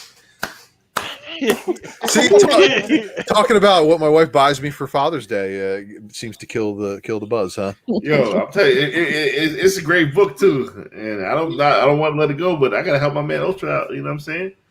Yes, yeah, keep dropping down. Yes, do that. Yeah. Whoever's watching with multiple accounts, we thank you for canceling those. I thank you, but you should thank them. I thank them. It'll get in the box eventually, won't it? Eventually, because Friday night is our night, dude. So and again, thank you everybody. Last I checked, I was like 643 subs, and I was only at 600 like a few days ago. So this is fucking really wild. Wow. Cool. Oh, I also started tagging videos. I think that has a little something to do with it. Mm-hmm. Because you know, when you don't do anything on YouTube and like you leave everything blank, you leave it to the random shit that happens on YouTube, right? And then you have to go in and do all those other wonderful things. And shout out to McClay for showing me how YouTube works in so many aspects. Yeah, I was gonna say the name. Like it's all about the name of the video. That's what we have learned. The way that has a little something to do with it too, yeah. but it also has to do with your channel tags, video categories, and also some other things. I found out that I could put my IG, my Facebook, and my Twitter all on my YouTube. So I was like, oh yeah, put them up there now. Yeah. There's so much you can learning. You can't teach an old dog new tricks. See. Yeah, McClay is like a genius when it comes to that kind of stuff. Like, he's a professional podcaster. That's why. So he now knows. Yeah, he has. Yeah, that's what we have learned too from him. That has helped our comic book woman too. I am the old dog that is, sun shines on an old dog's ass some of the time, right? And so listen. Okay, Now that close to 90 shit has died down. Ninth Wonder. Ninth Wonder's ready to give away some free shit. Spin that motherfucking wheel, man. Wait. Before we spin the wheel, if you're not, how many people got in the wheel? Right now, I'm looking at 65. Okay. Joe said I saw Drunken and I was sold. If you're not active for this particular spin, we're gonna spin again. Cause this is for I ain't gonna do that. Hold on. I got motherfucker gotta sleep. Motherfucker gotta go to sleep. I got one rule. If you got one rule, it's your will. If you're not following Knife Wonder, Ultra Knife Wonder, yeah, I'ma check. That's true. Ooh. That's your rule. I ain't got no problem with that, bro. Look at that. That shit went back to the 80s. You're not gonna do all the goofy shit. You're not gonna do all the goofy shit. Follow this person, click on this, stand on your head while you pat your stomach. We're not gonna do all that. Stuck in the devil dick and shit. Ain't we doing all that? Just follow. That's it. That's it. That's what you gotta do. Follow and mute us if you don't want to hear us. Well, you need oh, you know what? Actually, before I ship anything out to anyone, no, they got to go follow Nirvana. Since Lucy subscribe. Yes, subscribe, guys. Nirvana. I will check. I'm a petty individual. I will check. I don't mind giving these books away, but I'm gonna check. I fuck with y'all because y'all fuck up. To fuck with us on a Friday, you know when they go on. You know when they go on a Friday. To fuck with a thing on a Saturday. I know. A Saturday. It's because Jen's work, like her work is. It's. No. I'm not talking about Nirvana. Oh, I'm gonna show Nirvana love as much as I can. I'm just talking about just the people here. The people here to come fuck with us on a Saturday. Yeah. On a night of two major fights. Nate Diaz, my man. Shout out to my man Nate Diaz. My man Nate Diaz is fighting. But did you see how it happened? Did you see how it ended? Yo, Nate Diaz is a warrior. Win to lose, he let a fight. I can always respect him. That boy knocked Edwards. Edwards was done. Nate Diaz pointed at him. So he won it. He's a beast. I love Nate Diaz. Yeah, beast. But you know what? I'm so happy. I didn't get to watch the fights because I was here at home and Sam was at a party. But I'm so happy that Moreno won the fight. Brandon Moreno, the Mexican guy. He won. Yeah, that's your We've been people. watching him for a long time. Yeah, we were just watching him for a while, and I'm so happy he won. Yeah, Viva Mexico.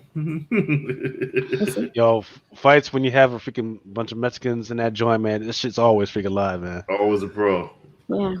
I miss when Mayweather used to fight on freaking Cinco de Mayo and beat up a Mexican. and any type of Mexican Independence Day, man. Freaking him and freaking Canelo, man. They used to be the only time that they would fight because they know freaking Mexicans was being. All Mayweather did was beat up Mexican. I remember when his uncle Roger won the Mexican hat to the ring, and everybody thought that was disrespectful. It was, but he handled his shit. Yeah, but I've never got into boxing. I don't know. But the UFC, the MMA. That's a sweet science. That's a sweet science. Yeah. But Brandon Moreno. Enough talk. Yeah. Ninth. Yeah, he's such a great fighter. Are you checking these crazy motherfuckers? I'm ready to go. Let's say this. Yeah. Spin that wheel. If I go check your stuff and it's not right, you're not following, we're gonna spin it again. We'll sit here all fucking night. All fucking night. So I got time today. You gotta say the magic word though. You just can't say spin the wheel. What the fuck is that? Man, it sounded like somebody's black mama talking about if you don't get your homework, get that homework right, you're gonna be here all damn night. You're right though. Yeah, man, you about to traumatize some of these motherfuckers, yo. You're right though. What's 2 plus 2? Dude, don't look at me. Look at the paper. Oh, where's my name, Lucas? You're in there. What if we don't have IG, Mel? Well, be YouTube. Yeah, you got YouTube. Right. He better see free energy on YouTube. Just make one. It's so easy. It's way better than Facebook, and it's free. It's the same thing as Facebook. Yeah, if you have Facebook, you got IG. Yeah, they link together. It goes to the same database. So, like, all right, you ready? Say that shit. Ultra. Say that shit, Knife. Spin the motherfucking wheel. There it is. Yeah. Put some respect to that man name. You don't even know what these books is for. Somebody gonna win some shit. Oh, look at that. Nice. That motherfucker. The motherfucker won last night, didn't he? Motherfucker won. He wins. He wins. He's a big winner. He wins. That motherfucker they fucking play fucking lotto. That motherfucker be winning, son. He needs to hit that casino.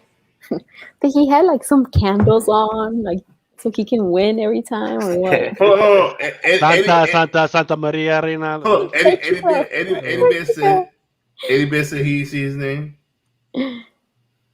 Yeah, Eddie Bear should have been on there. Let me see. Yeah, Eddie Bear 30 _ comics. Yeah, there is. Yeah, he's in there. Rigged. Ain't never been rigged about the wheel. I remember I won one time. Oh wait, no, it was twice. Never mind. Yeah, twice. it was twice. But it wasn't a lot of people on the wheel at that time. Look, he won last night. What motherfucking lucky? Dang. Yep. What you want to do? We will be angry at luck?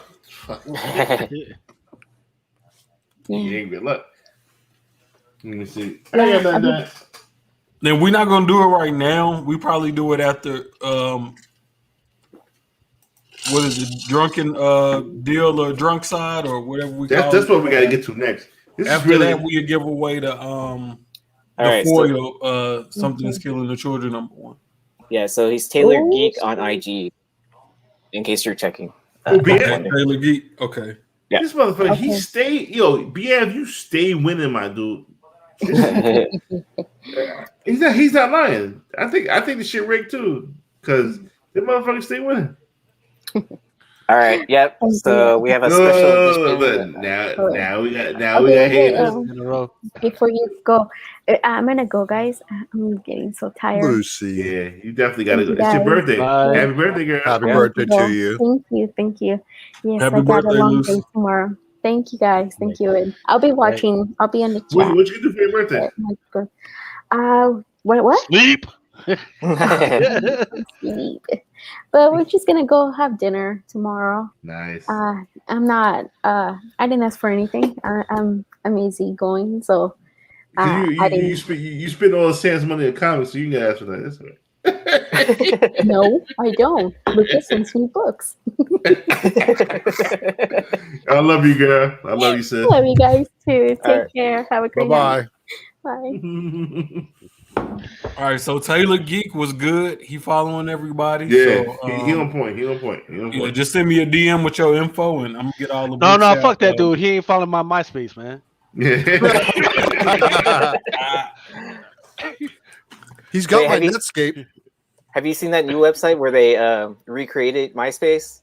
No. Yeah. what is Someone that? actually some Gen Z teen didn't get to live the days of MySpace, so she literally programmed the entire website herself, and recreated MySpace. I don't remember I'm the sorry, link. Terrible. but you know why they shut down MySpace? It was making motherfuckers too smart. They never had to code their own pages, had to put it in different backgrounds and music and all sorts of shit. And they're like, I believe "Oh that. no, we can't have that." I believe that. Well, look what happened with that generation that did, right? Yeah, the generation after them that does not have the ability to code. Yeah. Look at them. Now they got to pay thousands of dollars to go to freaking special schools and get certifications and all that other stuff. So, Well, do you know, Good even luck for on little kids, they got this shit down here called Code Ninjas. It's a fucking kid preschool for coding. They got one of them right around the corner from my house. It's fucking crazy, dude. Right? Jesus. Code Ninjas, right? I know, right? It's crazy. It's racist. fuck all that. Right. Now it's time for Deal the Drunk Side. Now, mind you, Aaron E has not been to bed since Thursday. I actually went to bed last night, so yeah. I don't believe you. But he laid there. He didn't fall asleep. He just said he went to bed. He didn't say nothing about getting any rest. Dude, I don't even know what to ask this motherfucker no more because he's just. I'll tell First you. of all, when you first came on the show, you like a fucking ninth grader. Now you're like a goddamn full-grown college kid. I think it's just because of lack of sleep because you're just so fucking awesome. Happens, Now, right? Deal the flip side. We just stole that from them. This is Deal the drunk side. Now, with the rules of Deal the drunk side is you can get a little bit crazier. You get a little bit because when you're drunk, you make higher purchases and more bad decisions. So you got a little bit more leeway to play with here on Drunken Chat. So let's do it. What you got for us drunken motherfuckers? All right, I think I'm sharing screen. Yeah. Yeah. All right. Yep. So if you want to catch Deal or Flip Side now, I like that. That's pretty. It's funny. It's funny as fuck.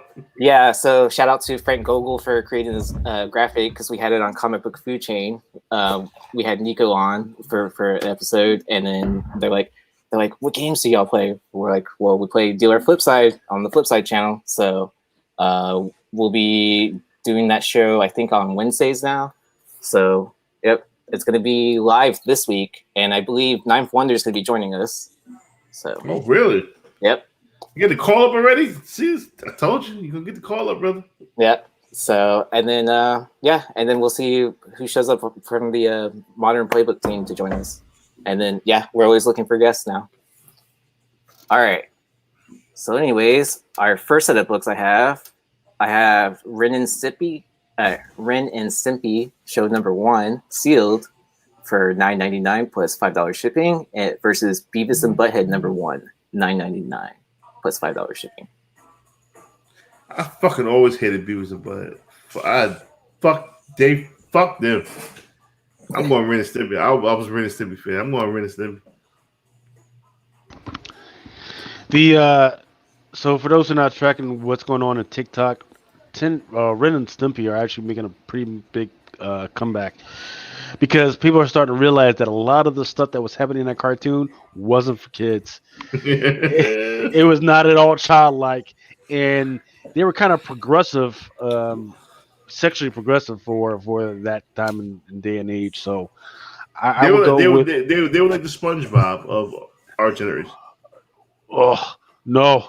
I mean, I'm talking about taking worse than that, right? yeah, wait. I mean, because what grabbed my attention was always like the booger jokes and the poop jokes and everything. Mhm. Now as a grown ass man looking back, and I'm like, oh no, that shouldn't been. I should not have been watching that at all. Even because this came out maybe when I was like 16, 17. Nope, should not have been watching this shit at all. This shit is on a whole other fucking level than freaking being woke. So yeah, freaking Ren and Stimpy, just because of what I've been seeing as far as it going so far this year. Okay. Well, so this is very interesting because for me, I've already met the artist and the writer, I believe, or the letterer from Beavis and Butthead, and had the first couple issues of that signed by those guys, and then I've already sold those books. I've never actually owned a copy of Ren and Stimpy #1. Both of them are properties that are making a comeback, and it's not just Ren and Stimpy; it's making a comeback. Beavis and Butthead are, of course, on the return as well. It's really hard. This is a really tough call, especially for $10. I'm buying both. $20 holler, man. I'm buying both these motherfuckers. You can't buy both. Yeah. It's just that. Since it isn't that, I'm gonna have to go with Ren and Stimpy just because I've never owned it. Although my gut is telling me to go with Beavis and Butthead, but I'm gonna go with the Ren and Stimpy. Man, this is my era. Ren and Stimpy, Beavis and Butthead. I can just remember moving from Texas to Washington, D.C. in the late 90s. And I never seen Beavis and Butthead before because when I lived in Texas, we didn't even have cable. Like, watching TV was kind of like an afterthought. My parents was like, you taking your ass outside, you play sports, you know what I'm saying? You riding bikes. And the first time I saw Beavis and Butthead, my mind was blown. Like, I couldn't believe that was on TV. The only thing I was really allowed to watch on TV at a certain point in time was like sports and stuff like that. Wrestling was probably like the most bizarre thing that I would see on TV. And then I saw Ren and Stimpy, and I was like, damn, this is crazy. Like, great at the same time. So I say all that to say this. I just bought that Ren and Stimpy a couple of weeks ago, still sealed, a newsstand copy, and I got it pretty cheap. I think when kind of thinking about the newer generation and what they like, and I think the age my youngest daughter is now, she was about the same age I was when I moved to DC. If they do Ren and Stimpy right, I think that's going to hit with the younger generation. So it's going to catch that wave of people around my age in their 30s that grew up with Ren and Stimpy and a younger audience, and it's going to have a huge crossover potential.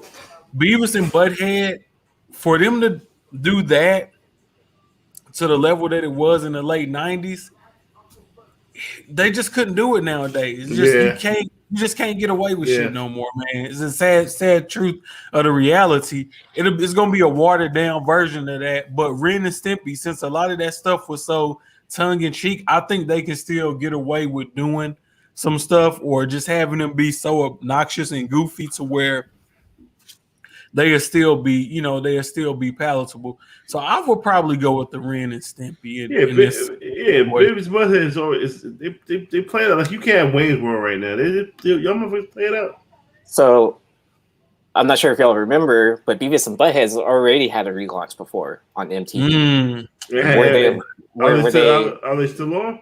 No, it There you go. lasted like a season or something like that. That's fucking answer but, right there. yeah, I mean, so that was on MTV. It's now going to be premiered on Comedy Central, which I think was an interesting move. Well, I mean, you know, MTV is not the same MTV it was in the 90s, where it's, you know, they still had music videos and all that. And they tried to introduce that again. We're all old enough to know that. Yeah.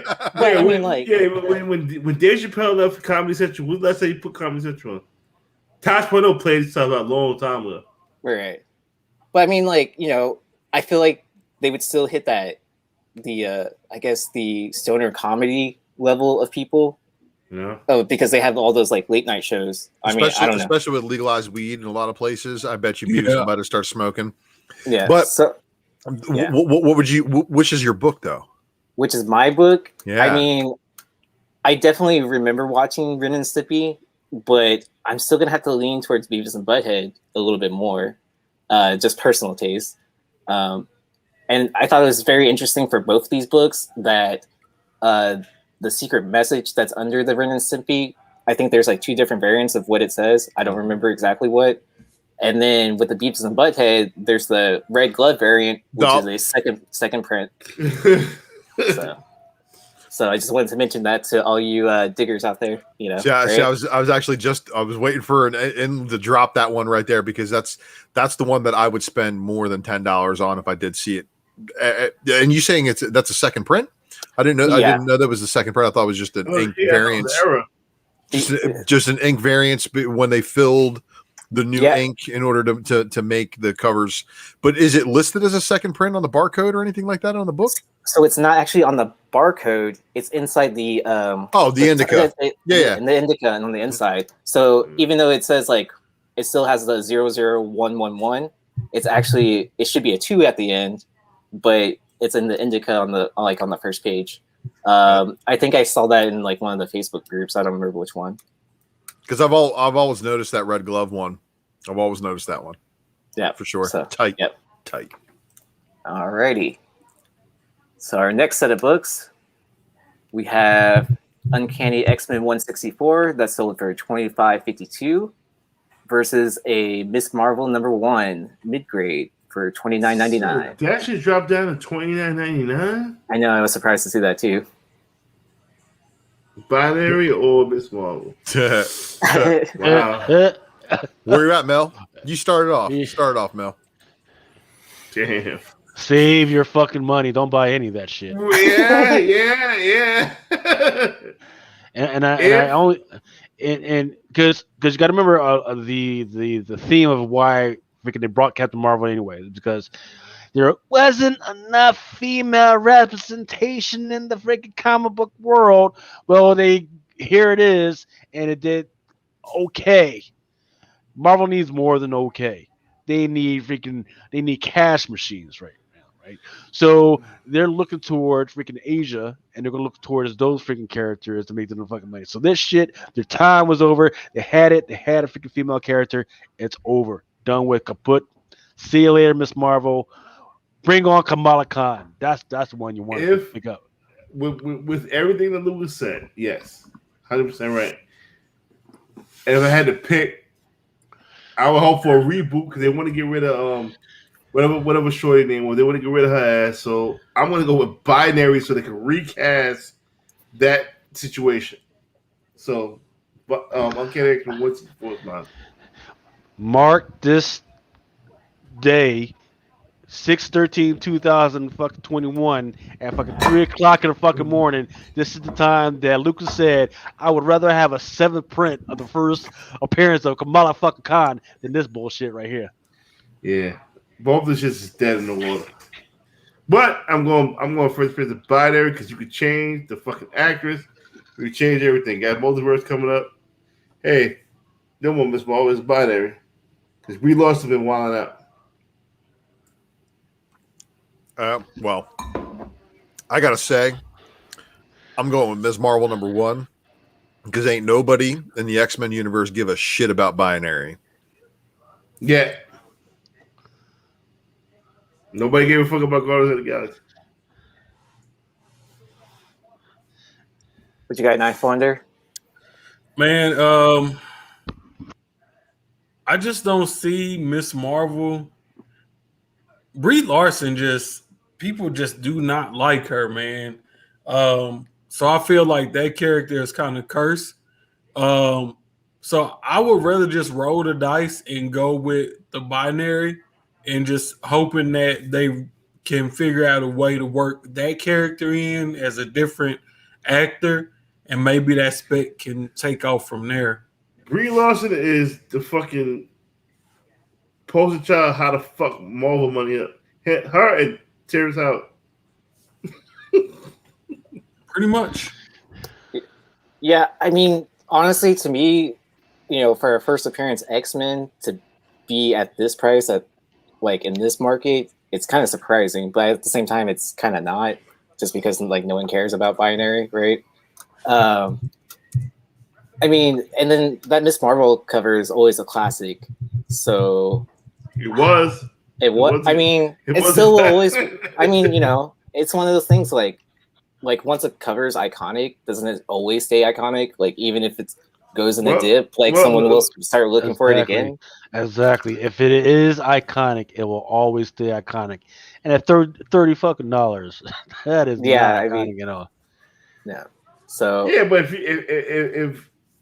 if younger direction, like I said, all it takes is a binary character to come out, and then Miss Marvel's ops are fucking late, which I think they want them to do that.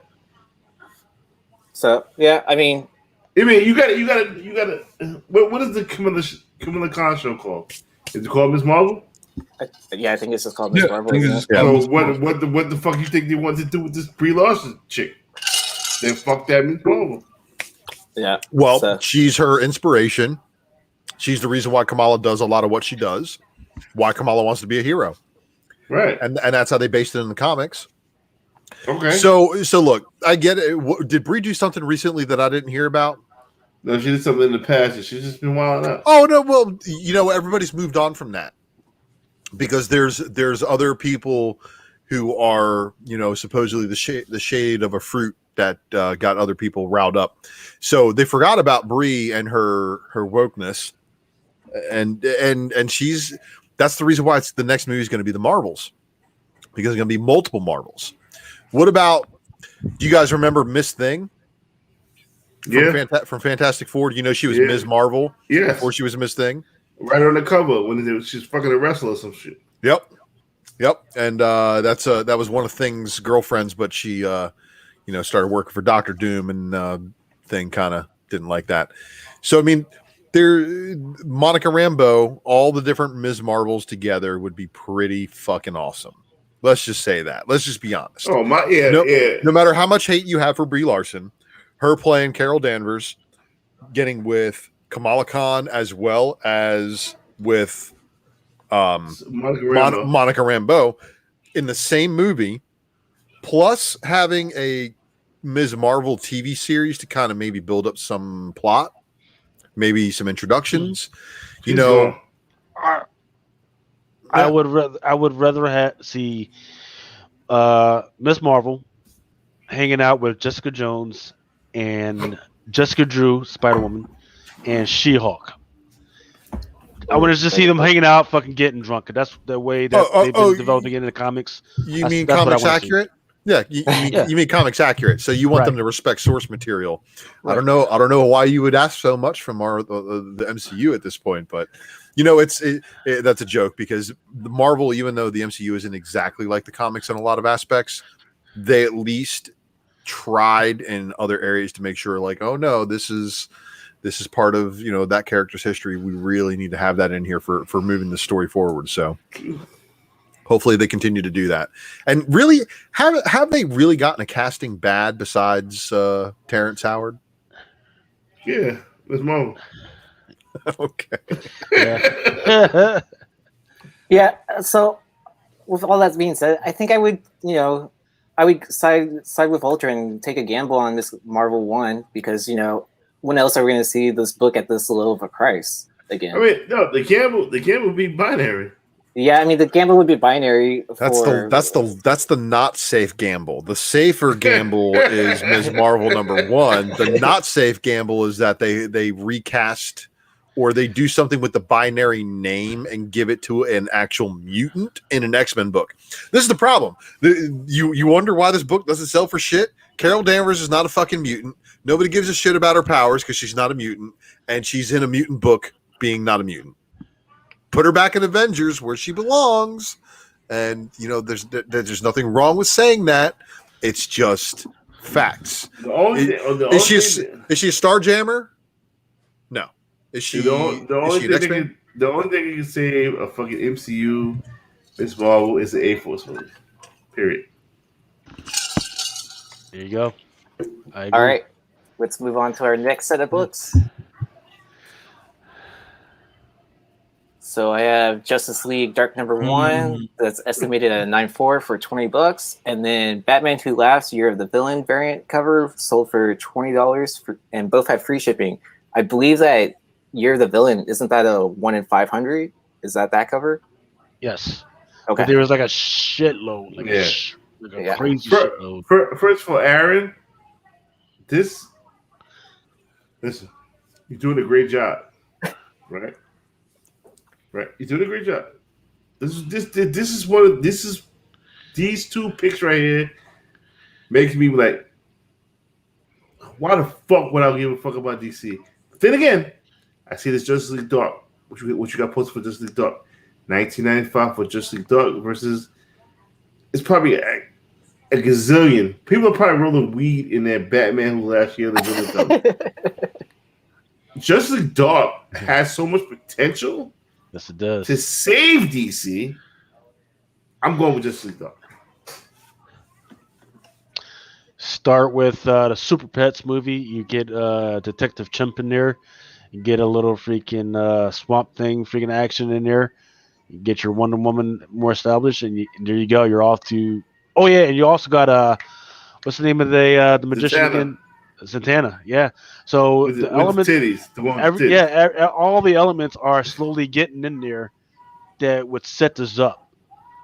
So, set that Justice League Dark up. So, yeah, the Batman Who Laughs is just hi, I'm Batman Who Laughs, 1 in 500. It's a fucking trillion stores that did me dirty. No, fuck this. This should be a sweet. If any of you motherfuckers says Batman Who Laughs, I'm goddamn side.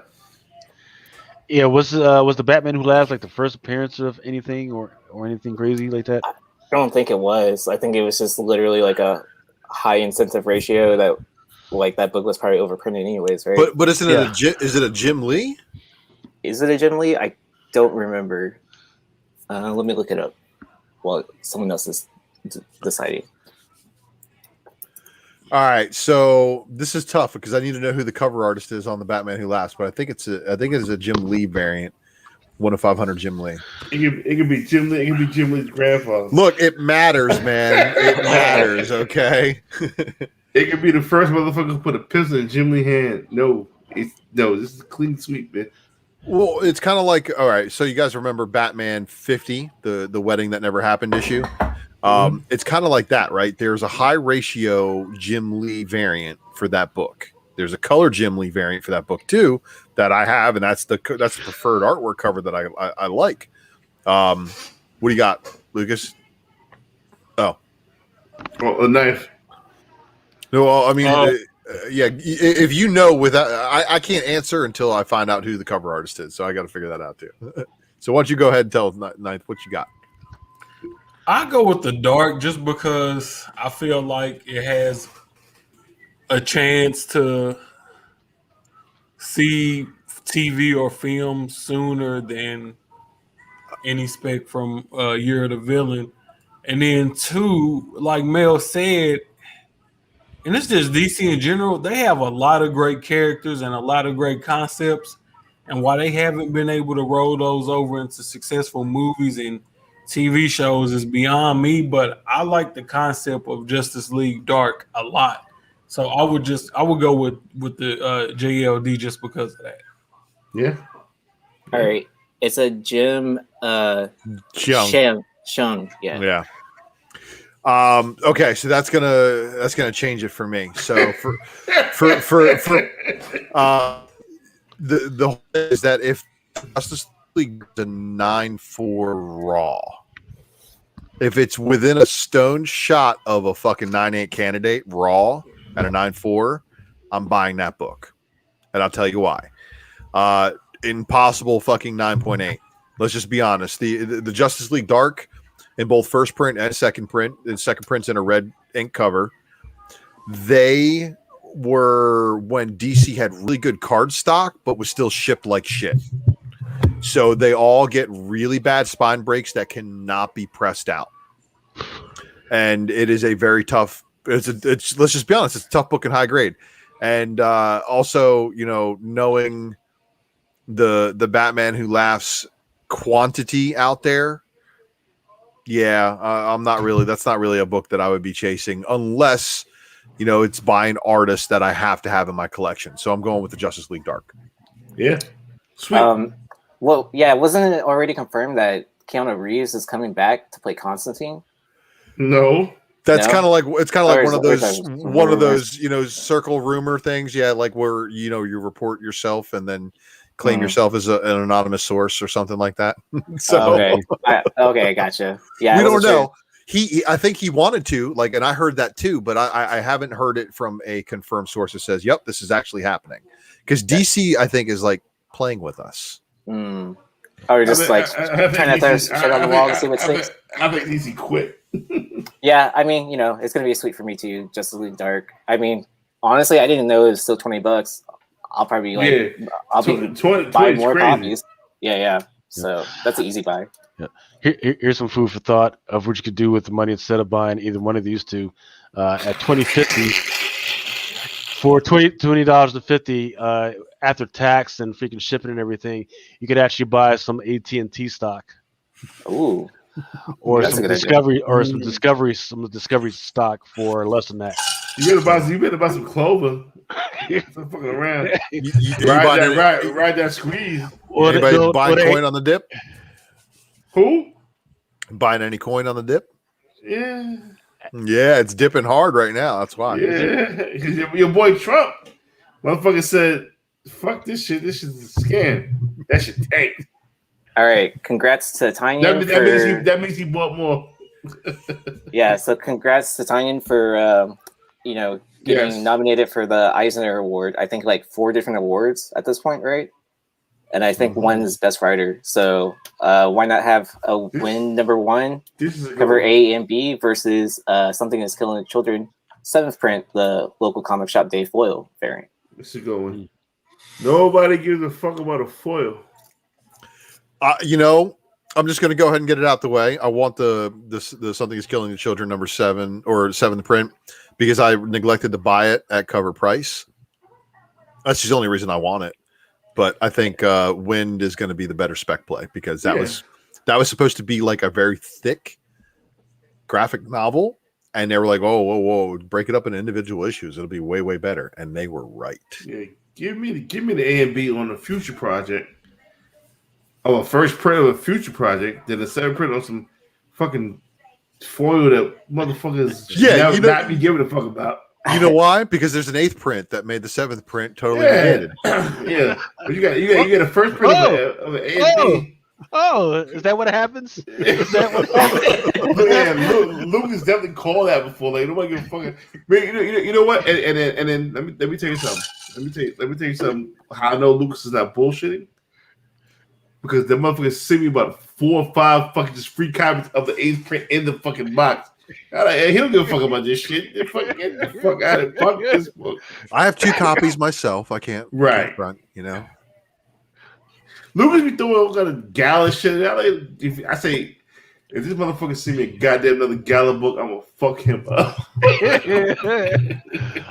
Don't open your mail the next couple of days. Well, and to be honest, this has been this is actually kind of a low price for that Something Is Killing the Children. People are actually saying that all day, Biscuit King all day, 24 hours.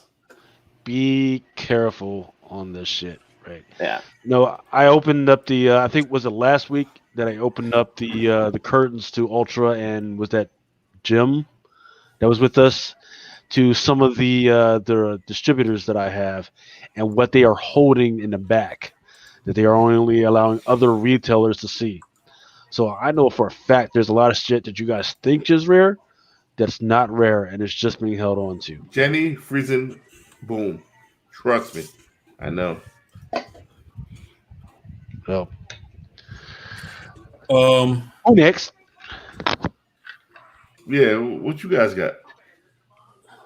well, I'll just say this on the Something That's Killing Children local comic book shop day. It's the same thing as the cover A, which the cover A from Something That's Killing the Children, if I'm not mistaken, I think it's less than that out there than the cover B, because the cover B was the Friesen.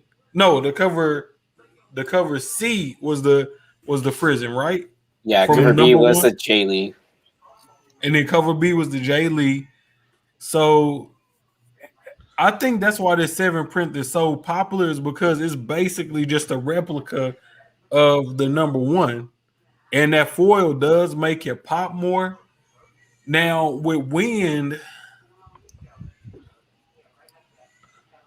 if Something Is Killing the Children has a chance to be the biggest IP since Walking Dead, then you got Department of Truth. When is Tinian gonna have time for When? Same time at the same time that Robert Kirkman has time for all the other bullshit stuff that has been named. Oh, Robert Kirkman is going to do this. Robert Kirkman's stuff has been picked up by Netflix. Yeah, Do you know how many income streams this dude has from different writing sources? He's writing for DC, for Boom, for Image. Like, Exactly. dude, this dude's got checks coming from every fucking front, man, and he's just sitting at home. Oh, okay, I read a story, Yep. and he's doing. He obviously loves his work, and This we is- obviously love his work. I mean, it's pretty apparent. This is a good point. Very valid point. So I want to say this about the foil, though. You know, it's crazy. The Department of Truth foils that are very limited, like 75 copies and shit like that, sell for unfucking godly amounts of money. So imagine if this local comic shop day foil was actually like a real limited local comic shop day, like some of the 500 copy shit that went out there. Imagine if that had happened. Oh, this book would be astronomical. Correct. And you know, and I see people still talking about 7th and 8th prints will still be 250 and 9.8. Well, are you sure? Can you predict that? Like, no, I don't think you can. I mean, that's a call you can make, but why? Why are the late prints? Why are we rewarding people continuously for being late to the game with the late prints? Yes, I guess there aren't as many of them, but we really need to. We know why. It's a certain dynamic. You know, that I mean, and look, happens. I talk about second prints from certain books too that I'm like, They're fucking stupid. Ninth one to let you know how I feel about fucking second print and I mean, newsstand. I understand why people don't like 2nd and 3rd and 4th and 5th prints, but I feel like when done right, they do have a certain level of collectability. yeah, Not for the sake of You're right. You're absolutely right. But when you do a second print just for the sake of doing a fucking second print to add a gimmick to it, that's crazy. Like they did with Berserker, just printing shit just to make it Right. just to make it weird. I had to highlight Ross with that. I was like, oh, sorry, what are you doing? You got to understand. Yeah, you can't print before FOC, man. You cannot fucking print before FOC. It doesn't work that way. You will trip yourself into fucking late prints all the time. Yeah, like I would get a Previews World fucking magazine, and then the next week the shit that was in that Previews World magazine was getting a fucking second print. And what the fuck? That shit don't fucking go. So obviously they were short in the freaking numbers because the retailers were getting an email. Oh shit, sorry, shit's gonna have to be allocated because we don't have a freaking enough. How the fuck do you not have enough? Why we've been sending you our fucking numbers? Like, Oh, you at just asked. 100,000, you don't have a just fucking cut it off. It's like submitting an order at 10 a.m. on Monday and being the auto reply out of office. Oh, by the way, your order has been allocated. Yeah. What the fuck? Like, 2 weeks before FOC, shit's fucking getting shut down. Like, come on now. But anyway, You know what it is. You know what the fuck. I it do is. think on second prints and stuff like that, that like comic shops should only be able to order like a certain percentage of what they previously ordered on like the well, the cover A or something like that. That's sick right there, man. That turns it into a qualifier variant. That makes it even worse. That's just trust me when you want to avoid that. Because look, man, there's some shops who flat out refuse to order Marvel lenticular variants, and then when Marvel saw that some people rebelled against it, they were like, okay, well, we'll make these second prints. And then those shops who ordered none of the first prints were like, oh, look, yeah, you know what? These aren't so bad. Maybe we'll get these. And those shops have been eaten. But there's all sides of the game. You can play it whichever way. I should have picked up the foil Something Is Killing the Kids. I did. Just flat out saying it. I never did. Ye sent me my first Something Is Killing the Kids book, and then I've gotten 2 copies of the 8th print, and that's it. I haven't really because at this point I look at the buy-in and I'm like, yeah, I'm priced out. I'm gonna go ahead and chill out from that one because that's You know what? I'm changing my pick. What? I'm changing my pick. You going for that 7th print foil? Yes. I'm gonna tell you why. Why?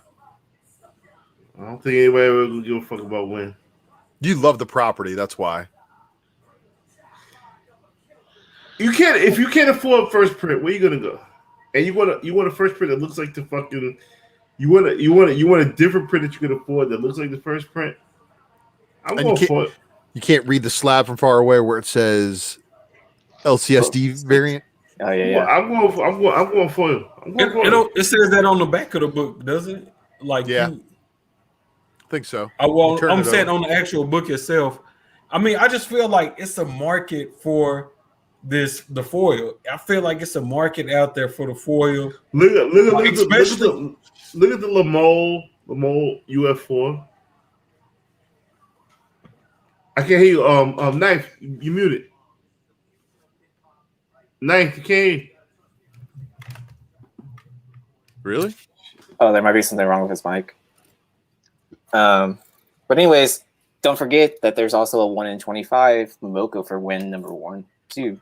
And isn't there a Gonzalez open order too? I don't remember. Right. Yeah. He said Mel just proved a point. Yeah, you're right. Yeah. I agree. I changed my shit. Yeah. You're right. but You're right. but that is the great exception to the rule. That's where I like that thinking, right? If you're saying, hey, first prints are going to be freaking eaten up, second prints are going to be eaten up, second prints just like Teenage Mutant Ninja Turtles. Those freaking prints are freaking eaten up. They're just not out there as much as you would like. So, there's a step ladder of, and eventually it will lead to the 7th and 8th. Got that. But if you're fucking telling me that, hey, let's fucking buy the fucking 8th print just because that fucking motherfucker happens to be fucking rare, then what happens when they come out with the fucking 10th print? What happens when they come out with the fucking 14th print? The 10th print is going to be more over ordered than the second print, and so on and so forth. But don't forget that no matter how many fucking times you think that the numbers for first prints and second prints, retailers can return that shit. Yeah. Yeah, win might be huge, but again, all ages appeal. Let's just say that if wind gives everybody from a larger age spectrum, entertainment value, they'll draw in a bigger audience because adults will take their kids to see that shit. You know what I'm saying? And the kids dictate more than nerd money. I personally have more wins than I have foils. I have no foils. But now I'm thinking about it, like, damn, maybe we should buy foil because no, but I'm seriously because motherfuckers cannot afford. I think 28's cheap for that foil too. I think that's actually a good buy. Yeah, because I think it was hitting like $60 last week or so. Yeah, I want to say. So. All right, what's next? All right. I have one more thought on wind. So if you guys haven't really noticed during the whole pandemic, there wasn't really a lot of children's freaking cartoons and everything that really came out, and there's a reason for that. Is because they know that they are fighting an uphill battle against fucking manga and anime. So while I appreciate the sentiment that Wind is an all ages freaking story that people can rail around, the studios are waiting in a pause right now to see what the fuck is going on culturally with freaking manga and anime because it's fucking killing it. It's killing it right now. So Wind is going to have to wait till freaking that manga and anime wave dies down before they fuck around with Wind. All right. What we got? One more. Oh. Go ahead. Nice one. This ain't fucking class. We have to raise your hand. Go ahead. My bad. One more thing I wanted to say. I think it's a market out there for people who missed out on that first print cover A. Because if you look at that Department of Truth 5th print, that shit sold like fucking hotcakes, and it looks just like the cover A of Department of Truth. I literally just said it. So does the number the 4th print with different colors, the 2nd print with different colors. It's like the different color variations on Department of Truth. But Department of Truth later prints are selling not because of the cover art. On that 5th, it was way hotter than any of the other printings. But the cool thing about the 5th print was that it had the secret variant just like the first print did. Correct. True. So here's the thing though. Speculators are the ones that are going after that 5th print. Mm-hmm. All the readers by the 4th print probably had their copies, and the trade had already come out, and there's multiple trade paperbacks. There's even limited variant trade paperbacks, store exclusive trade paperbacks. The 5th print definitely was a speculator kind of like, let me get in on that last hurrah, and then the guy's lucky enough to actually. I've seen some people say they ordered 3 copies, man, and got a secret variant. I'm like, you lucky motherfuckers. So, kudos to you if you got one. Lucas didn't see my shit. All right, so Ninth Wonder provided this comparison for me. So we have Thor number 617 that's sold for $50, and a Fantastic Four 353 for $38. This type of shit kind of irks me, but I'm gonna play the game. First of all, do we know we're gonna get Kid Loki? No. Do we know we're gonna get Morbius in Morbius? Yes. Is Morbius and Morbius gonna stay around? No. Is Kid Loki? You have to replace Loki at some point at some time. Will it be Kid Loki? Safe bet. They're gonna reverse Chris Evans him, man. That's all they're gonna do. They're gonna take Hiddleston's face and put him on a small body. They're gonna do the opposite. Or actually, no, they're gonna do exactly what they did for Chris Evans. If you remember the old chat about 5 years ago, 3 years ago, I said, why don't they just buy the likeness of all these actors and just image replace them? I think that's what they're gonna do. But longer term, if you're specking on TV, longer term would be Thor 617. Yeah, I would go first. Kid Loki. Yep, agree. Because how long is Morbius going to be around? What is it? He plays with time. Kang will come in and kill everybody in that time bullshit. So Kang can control time. He'll kill the black chick. He'll kill all of us. He'll kill the fucking judge bitch. He's gonna kill everybody. Kid Loki is going to be there for a long time because you have to replace Hiddleston with somebody else.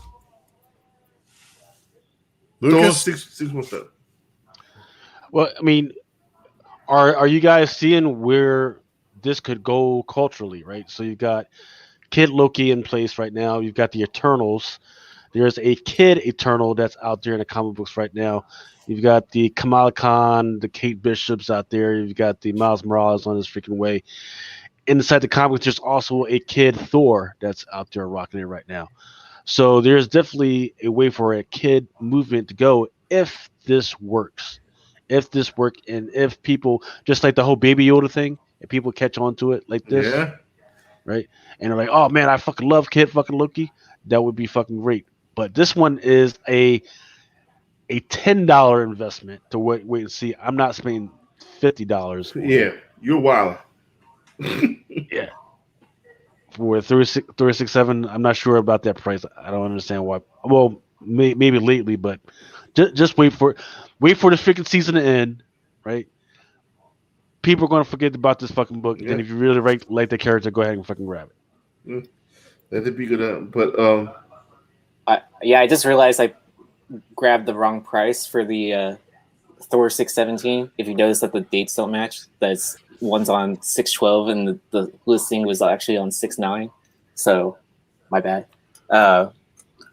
Anyways, I think it ended up selling for actually $60, but that's neither here or there.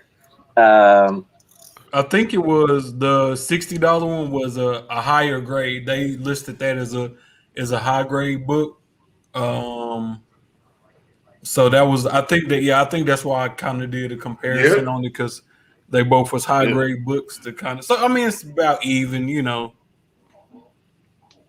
But even that the 50 to the 38, that's not a big deal. It's only a $12 difference. So more ways can be supporting character multiple shows. No, Kang's gonna kill him. Kang wants to control time. That's all Kang is. He's gonna wipe out the whole motherfucking office. No, he's protected. He's good with Kang's girlfriend, man. He looks.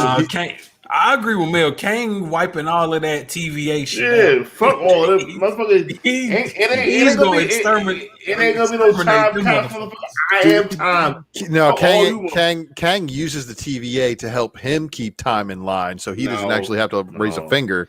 And that's why his girlfriend, man.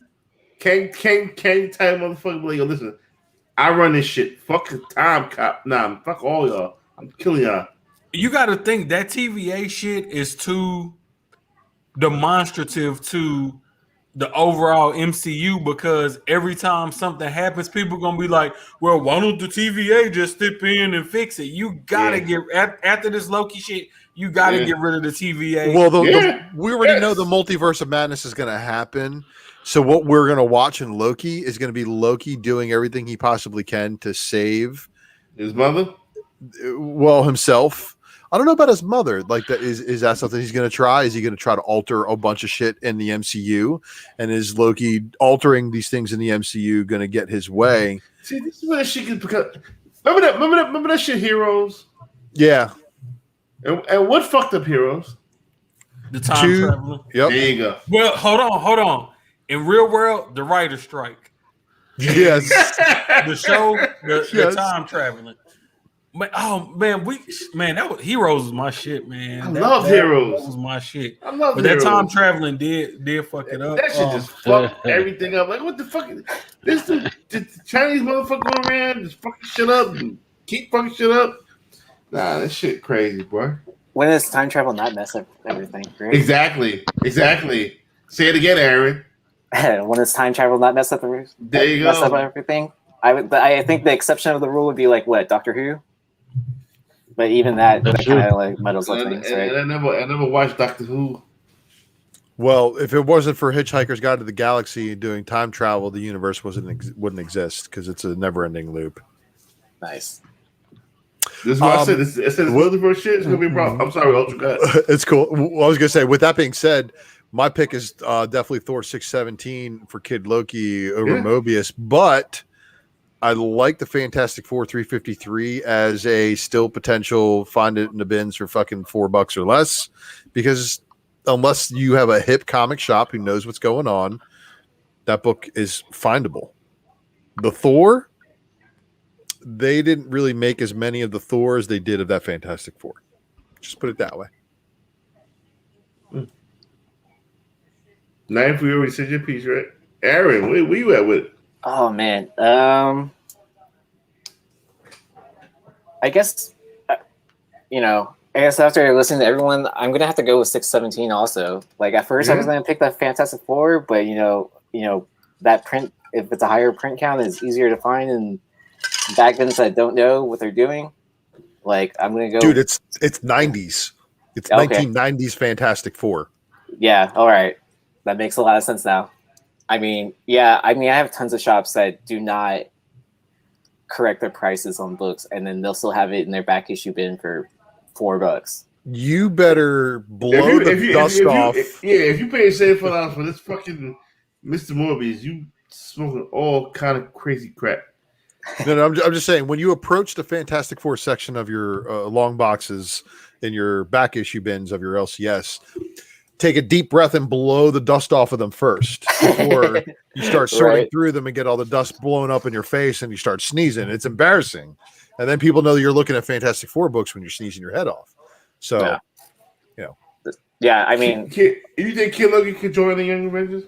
Or do we, we still need bad guys,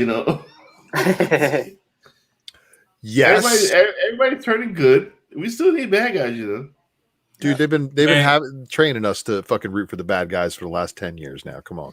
If Top 8 leaves his favorite, I don't know what it has to do with anything. Tom Hiddleston, he ain't leaving. Oh, Hiddleston. Yeah, Loki.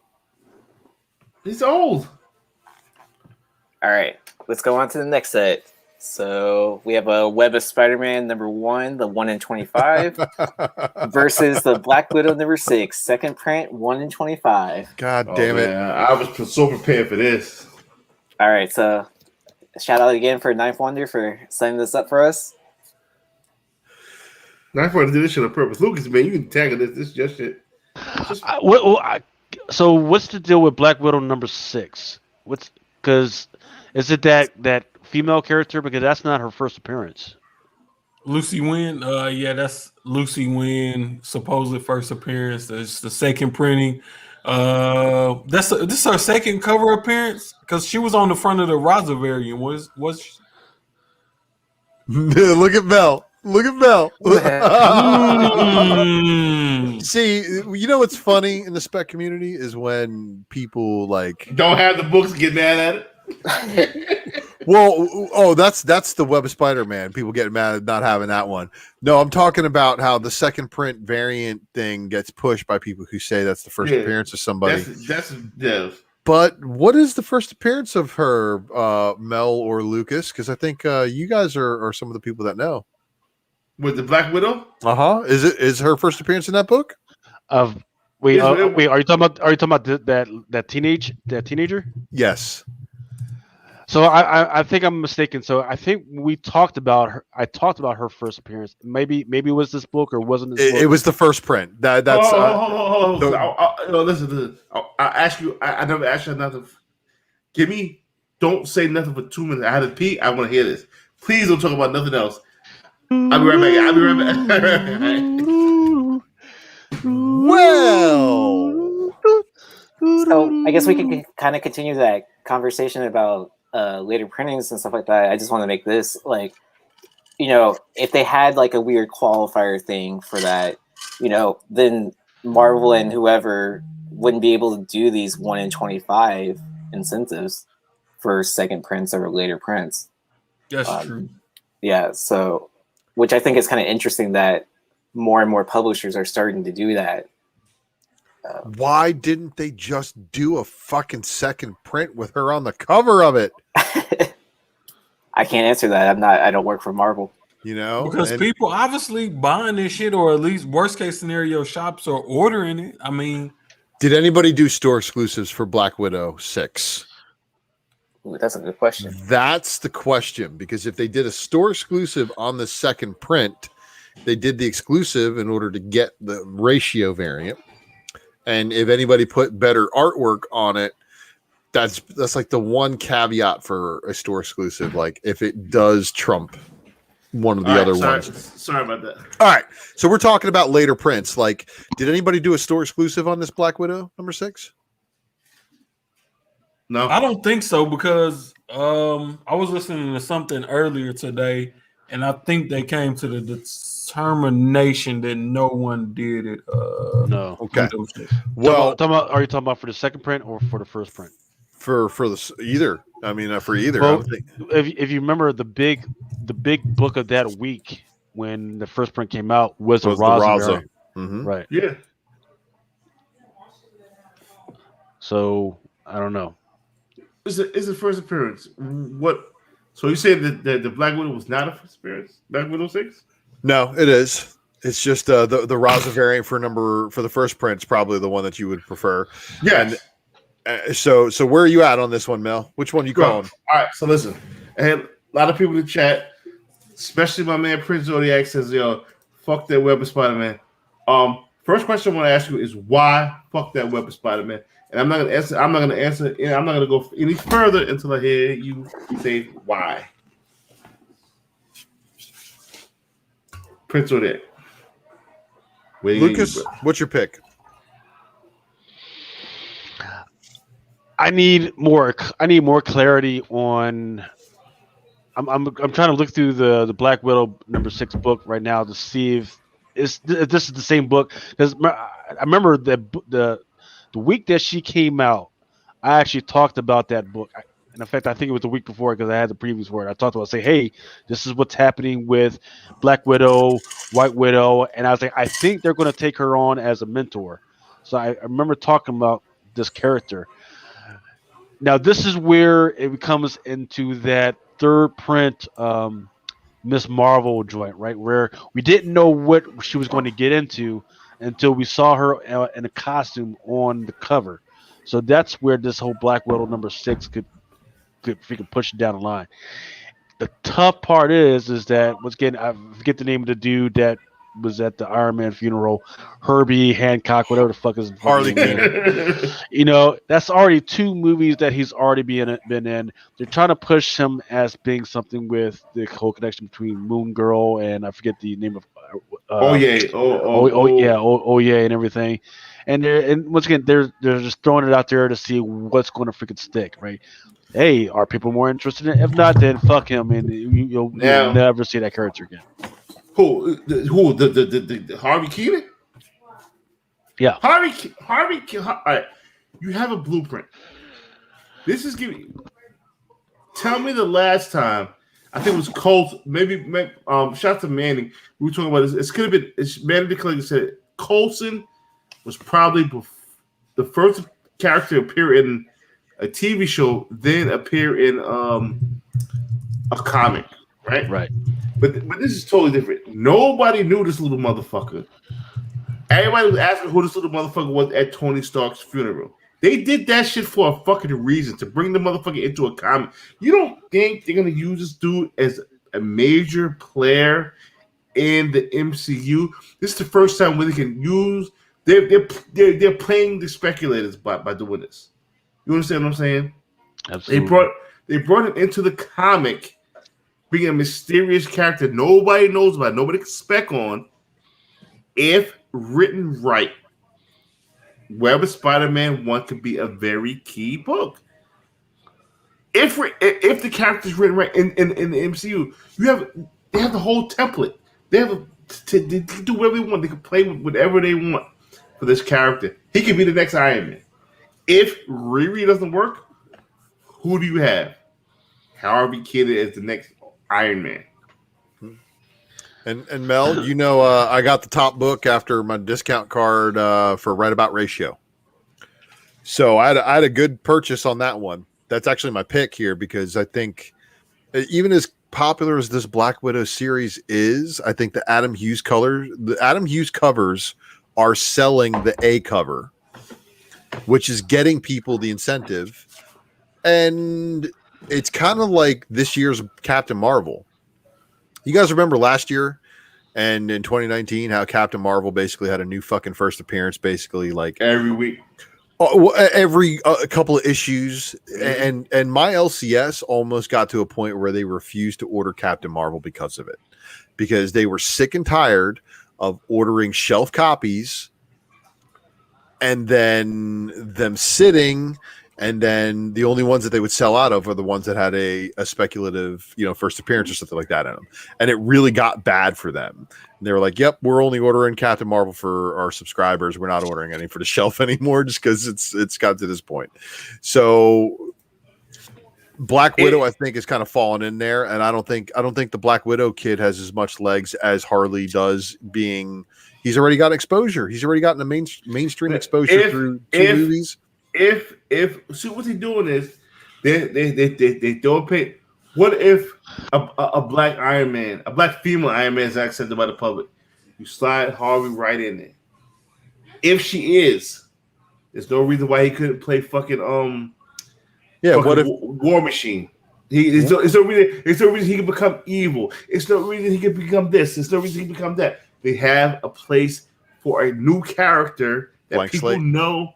Boom. Harvey is the play. Whether they turn him evil, whether they turn him to the next Iron Man, they could do whatever they want with him because he's a new character nobody's written about. This is the play. This is the play. This is what I thought when Luke was talking about last week. This is fucking genius. This is why I caught it and get as many copies as I did. Come on. People will forget about Black Widow number 6. Herbie Hancock. People are going to forget about Black Widow number 6, the second print. Pick it up 6 months or 7 months from now, and then when they actually do something really cool with her, it'll be right there. And I believe the same thing is going to happen with this Web of Spider-Man number 1. However, look at the pattern, right? You had a really popular book in the Raza variant, which was for that Black Widow number 6. Then weeks later, you got the second print. So the question is, would they do the same thing with Web of Spider-Man number 1? Yes. The second print's already on the way. Yes. There you go. So freaking forget that Web of Spider-Man number 1 book for right now, and hope that second print has them on the cover. Doesn't matter. Doesn't matter. The one at 25. There you go. You cannot. Yeah. The sheer lack of ordering is the reason why this book is getting so much fucking hate. Nobody had this book. Nobody had it. It was fucking dude. I went to one store and they were like, we're still imposing mask ordinance, and they were like, "Do you need one?" I'm like, "No, I'm good. You guys didn't have the one book I was here for," and I left. And they were like, "What? You were only here for one book?" I was like, "Yeah, I was only here for one book today." So this is how I know Midtown listens to somebody. I'm not gonna say what show, but Midtown listens to somebody because they owe you a check. FYI. The regular covers were behind the counter. We do our show on Friday, right? Certain people start talking about shit on Saturday. Certain people start talking about the shit on Sunday. Now, Lucas, you guys, but then again, you got information from CBR, right? No. Remember, I have read through the previews that's available to all the retailers. In fact, it was in the previews world. See, I said that for a reason. Because a lot of motherfucking haters, he got that from CBR. No, he didn't. No, he didn't. You stupid motherfuckers. All you got to do is go to previews world. The retail previews right there. The fuck? Right. The fuck? I even showed it. Motherfuckers, I even showed the preview. I even showed the preview when I was talking about it. Right. Yeah. Get the fuck out of here. I made it a point to say that. Lucas, you're the only reason I even wanted to pick that book up. Look, right. I don't even give a fuck about this book, but to say that, once again, if I'm using that as a source, I put the source on the fucking slide. But I show that, hey, this is where shit's coming from. I think there's something to it. But fuck this book.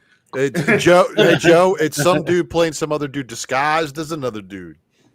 Hey, listen. Whoever they are, they're here right now. Yeah. Listen. You did that. And I'm as the show goes on, as you talk about it, it's like, hey, let me get a 1 to 25. Let me get another 1 to 25.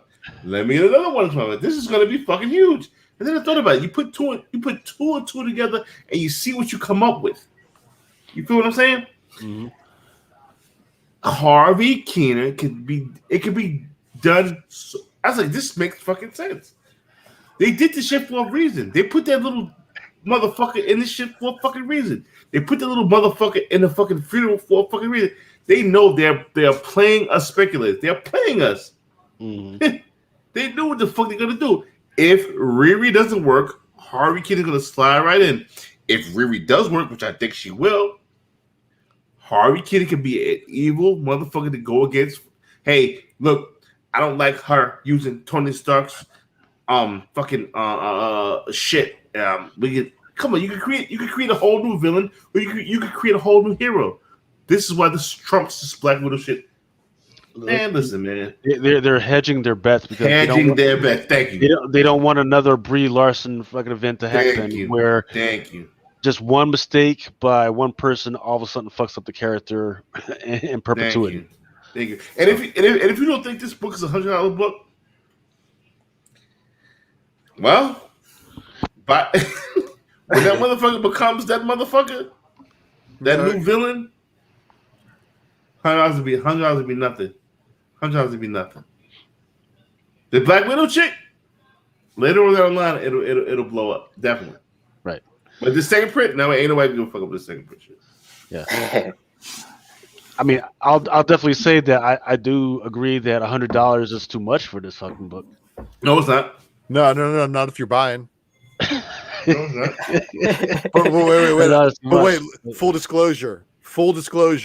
I'm probably going to be selling. So please be buying at. So please be buying at 100. If you got a Web of Spider-Man #1 right now and you sell it for 100, I'm buying. Really? Yep. Oh wow. Sell it. Unless it's a 9/8 candidate, No, then flip it's it. great. Flip it. Who's selling? I'm buying. You really? Are you announcing that you are officially announcing spec on Harley Keener? I'm saying I'm buying who the fuck selling. You heard my stance. Didn't this book touch this book touched 150 over the week. That's why it made hot 10.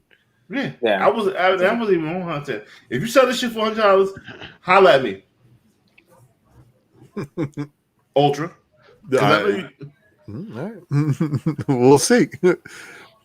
It might be in the to be graded box. It might be going up on eBay. Who knows? I suggest you do that. All right, and I think I got one more set from. You want to go back? No. You go right here. Okay. You just said fuck fluff. You just caused this book to go up even more.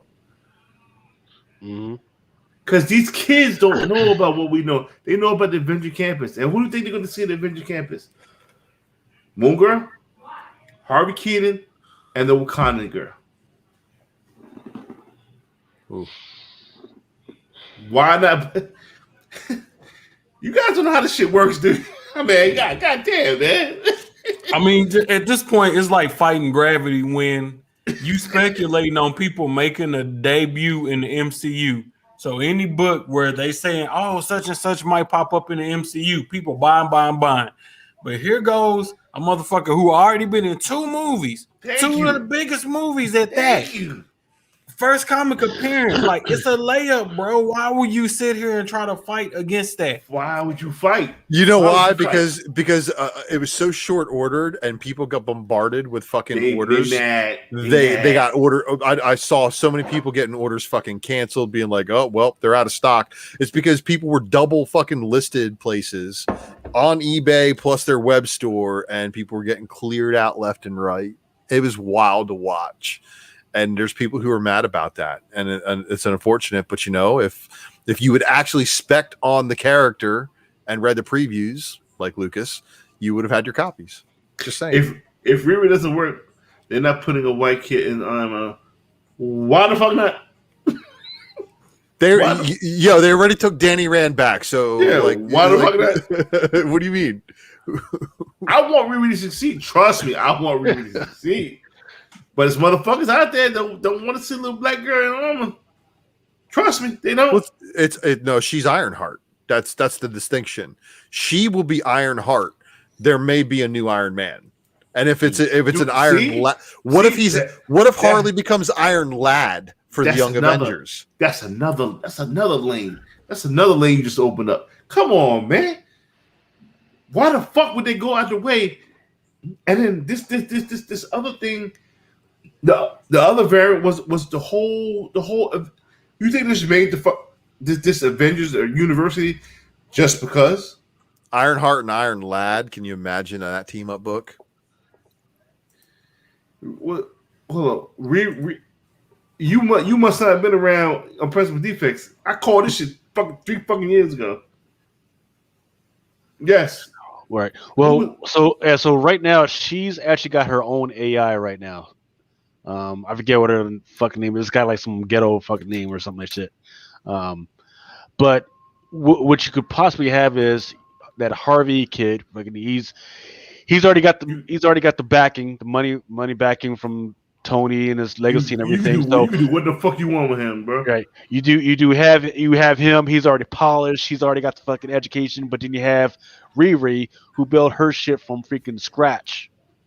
Right. And you just have those as competing freaking entities when it comes to the freaking technology and all that stuff.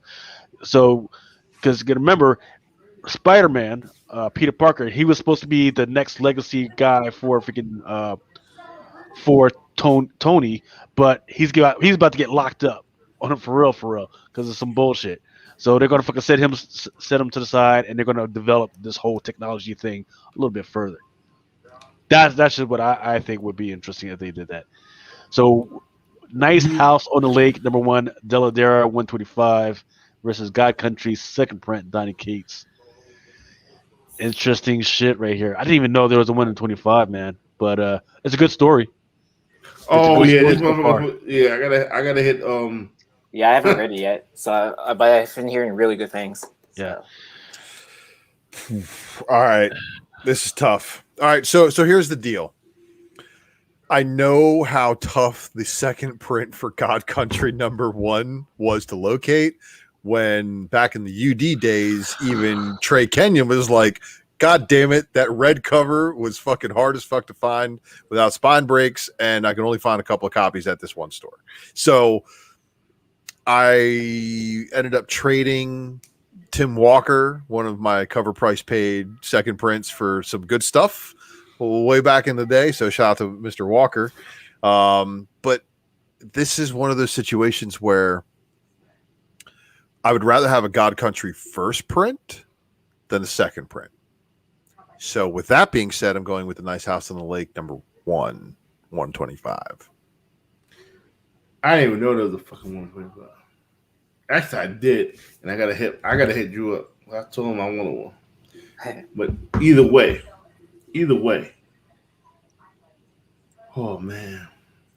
The only question I have is how many months is it going to take to get back a pre-sale 98 1 in 25 nice house on the lake? Because like what that just went on shelves this past Tuesday, and then even if you did like express or like even faster, would that cost way more than $150 to get it back in a reasonable time? What's the rush? That also depends on what your shop name is and what the name on the label going into the grading company is, and the relationship one might have with said grading company, and how many books you do with grading company, and how far at the front of the list are you with other orders on that grading company that they're just going to bundle you on some late shipments together. So yeah, there's a bunch of what ifs that could be in play there.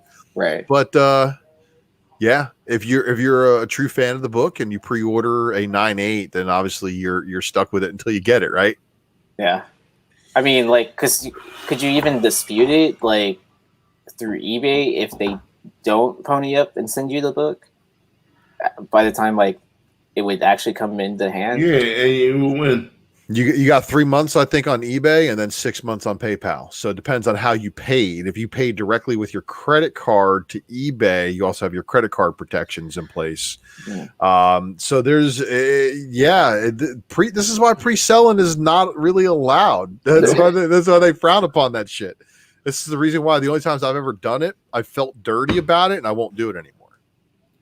He's a felt dirty about. I did. No, seriously, man, I did because it was sketchy as fuck, and I worry about when I advertise a book as near mint. I want it to be a near mint book. So what I started doing is not only did I assign a grade to books, I would take pictures on top of the additional scans, and I would tell people the location of the spine breaks, how big it is, how many of them there are, and just point out the fucking defects with the book. If you don't know how to grade books, just say this thing has spine breaks and take pictures of where they are. Look at a book, find out what's wrong with it. What do you see? You know what you see when it's a red cover and it's a white fucking spine break. Like hence this God Country in a 9.8. I know it's a rare book, and I get that it's a rare, what I think the sales totals were like 5,000. And for a big big property from Donny Cates under Image at the time, them selling out of the first print and then selling immediately out of the second print, and then third print, and then fourth print. So red, white, and blue on the later print colors too, is I thought red, blue, and white is how they went. But still, I'd rather have the incentive to go along with Nice House on the Lake, and it's still knowing that there were multiple store exclusives for that one too. First of all, I don't know what kind of mic you bought, Ultra. Yeah, you sound immaculate. Oh, I'm listening to the headphones. Like, this motherfucker sound like right next to me. Try to convince me on this 1 in 25. Again, I didn't know there was a 1 in 25. Do you ever watch a secret variant? I hear there's some guy who puts on a show called The Secret Variant. Talks about all these things. Then again, I don't know what's going to go on with the Nice House on the Lake series. I do know God Country is going to become a show. Yes, and I mean it's been a show or been in development for a while now, right? The thing that kind of picked it up, in fact, this is what we talked about yesterday, is that they have a showrunner right now. They have a director. I forget what the guy's name is, Jim Mickle, who is the co-creator and showrunner of Sweet Tooth. He's going to be freaking doing the thing for God Country. So that's why I freaking picked up. Now, here's the deal. Just because you have a showrunner doesn't necessarily mean that any actual action is going to happen anytime soon. So it might be a year, it might be a year before we even get actors, right? And then maybe 6 to 7 months after that, that's when you actually start shooting. And then a year after that, that's when they actually, if we can put anything after that. So I love that people are hyped for it, right? And when it comes to where'd it go? Where'd your slide go? No. Talking about Aaron's slide. Oh, Aaron's crapped out. Oh, there. Oh, Crashing. He got that Texas winter storm internet, right? Right. Let's see. Nico needs to I guess the analogy for these two books is: would you rather take a 20 that you just find on the ground right below your feet, or would you rather chase that 100 in the wind? 20 on my feet. That's the case. Well, motherfucker, the 20 gonna turn into 40. You're talking to the motherfucker that freaking stopped on the California highway to fucking pick up $100 bill. So 80 miles an hour. Oh shit! There is no indication that Nice House on the Left has gotten an option. Right. We just said Tittingland is locked in for a while. Look, here go the thing. He got some killing the Department of Truth. Did you do the fuck me up clap? Did you do the fuck me up clap? He's like, he did the black girl clap. Okay, he's really serious now. So everybody, shut up. Let me solo. That motherfucker. Here go the thing. He needs to solo. What's up? We got some killing the kids. Some killing kids. Department of Truth. Win. Nice House on the Lake. The motherfucker is booked. Something not gonna work out. Something ain't gonna work out. Something ain't gonna work out. You know what I'm saying? At a certain point in time, everybody love James Tynion right now, but at some certain point, something is not going to work out. It's not going to be something that's killing the children. Some kids already on deck. That's just way too hot. Department of the Truth on deck. Fire. That's made for HBO, an HBO show or something like that. So it's either Win or Nice House on the Lake. But Nice House on the Lake could end up being like a movie, maybe even like a movie series. Win is Ghostface. This is another reason why I changed my pick. We haven't seen Win. You don't know that. You don't know that. Who did we kick out? Somebody leave? You lost Yee. Is like I said, he's got that Texas winter storm internet kind of in and out. All right. I was on my work SSID for whatever reason. I love both books, right? I don't have any of these books, but I love them. But I would say that both of them are forgettable, right? So wait till these die down. I guarantee you, they're gonna die down to within $50. And then just go. If you really love these books like I do, grab them then. But these are not going to stay at $150. This probably not. You wildin'. No, DOT will be televised. It'll just be on like HBO Max or something. And DOT is too good not to be televised. DOT plays into the fucking political whirlwind that we're going to be in 4 years from now. It's going to be the next generation's freaking X-Files. Correct. And everybody who's saying that DC doesn't get options. So does everybody understand that this is creator-owned DC Black Label stuff? This is basically James Tynion being able to write whatever he wants under Black Label. And it's kind of like writing for Boom or for Image, but with, I think, a little bit more of the adult side being warranted. I mean, we're not talking about full frontal Batwang or anything. But like this is it is more freedom for the creator under the DC Black Label title, and I think that it's a 5-issue miniseries, which means it's a finite story, and those translate really well to other properties. So I think there's a lot of good spec potential there, and of course James Tynion is on fire with all of his writing at this point. Right. Why The Last Man? We've heard some news about that. I think it's getting released pretty soon. That one's a DC freaking imprint. Mm-hmm. Unfollow #1. I don't think any of you guys probably read it, but that one's pretty good. That one's freaking coming out soon. You got to understand that this whole relationship in between AT&T and Warner Brothers and Discovery, it's just freaking kind of circling the bowl right now. Once they settle on that and the monies, that's when you'll start to see the shit to freaking take off. And they've definitely told us, let us know that this horror shit, that's where they think they're gonna make their money. Horror is there's a lot of money in horror. Sandman, right? Sandman's freaking coming out freaking soon. Hey, you know what, fellas? I'm about to crash out, so let's go ahead and spin that motherfucking wheel for that foil. Something is killing the children. Oh, you giving that away? Yeah, because the cat who won it last time didn't claim it, so unfucking real. It's so fucking unreal. $45, $60 book. He don't want it. Right. Yo, put my name in the wheel. Mine too. That motherfucker. Okay, got you. I was joking. Don't put me there. I wasn't putting because no, seriously, I'll win and then everybody be like it's rigged. I don't give a fuck. Well, it's your show, okay? So you can do that, but it's not my show, so I'm gonna be like, no, don't put me on. It's our show. Give me your Mill Ultra. Give me y'all's addresses. I'll send y'all each a copy. Yep, I will definitely do that. Yeah. Wow. Yeah, I bought extras and I got them at cover price, so we're good. That's why Ari is the man. Yo, let me ask you. This is a question for Lucas and Ultra. Doesn't Ari look about 2 years older? He's definitely looked a little older since we first met. Yes. See. Okay. Well, nice. Dude, podcasting ages people at a fucking rapid rate, man. It's all that editing, right? This is my 5 o'clock shadow, and I'm not kidding. I'm just waiting to grow my beard one day, you know. it'll happen, I guess, right? Or At least a mustache. Also, you need to shave his shit and send it to you.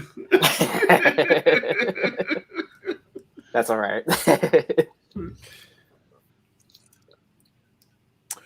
All right, we gotta let Ninth dip out, man. We don't need him passing out on there. He needs to. Yeah, I'm this close, man. I know, my man. I know. I am nowhere near ready to go to sleep. I take this fucking old man nap. You're ready to go. Yeah. Same rules apply. If you win this shit, and I look your information up. We'll be spinning the wheel for this motherfucker again next week. I love Knife. I love this dude. Steroid. It wait for you. Say the magic word. We wait for you, motherfucker. Spin the motherfucking wheel.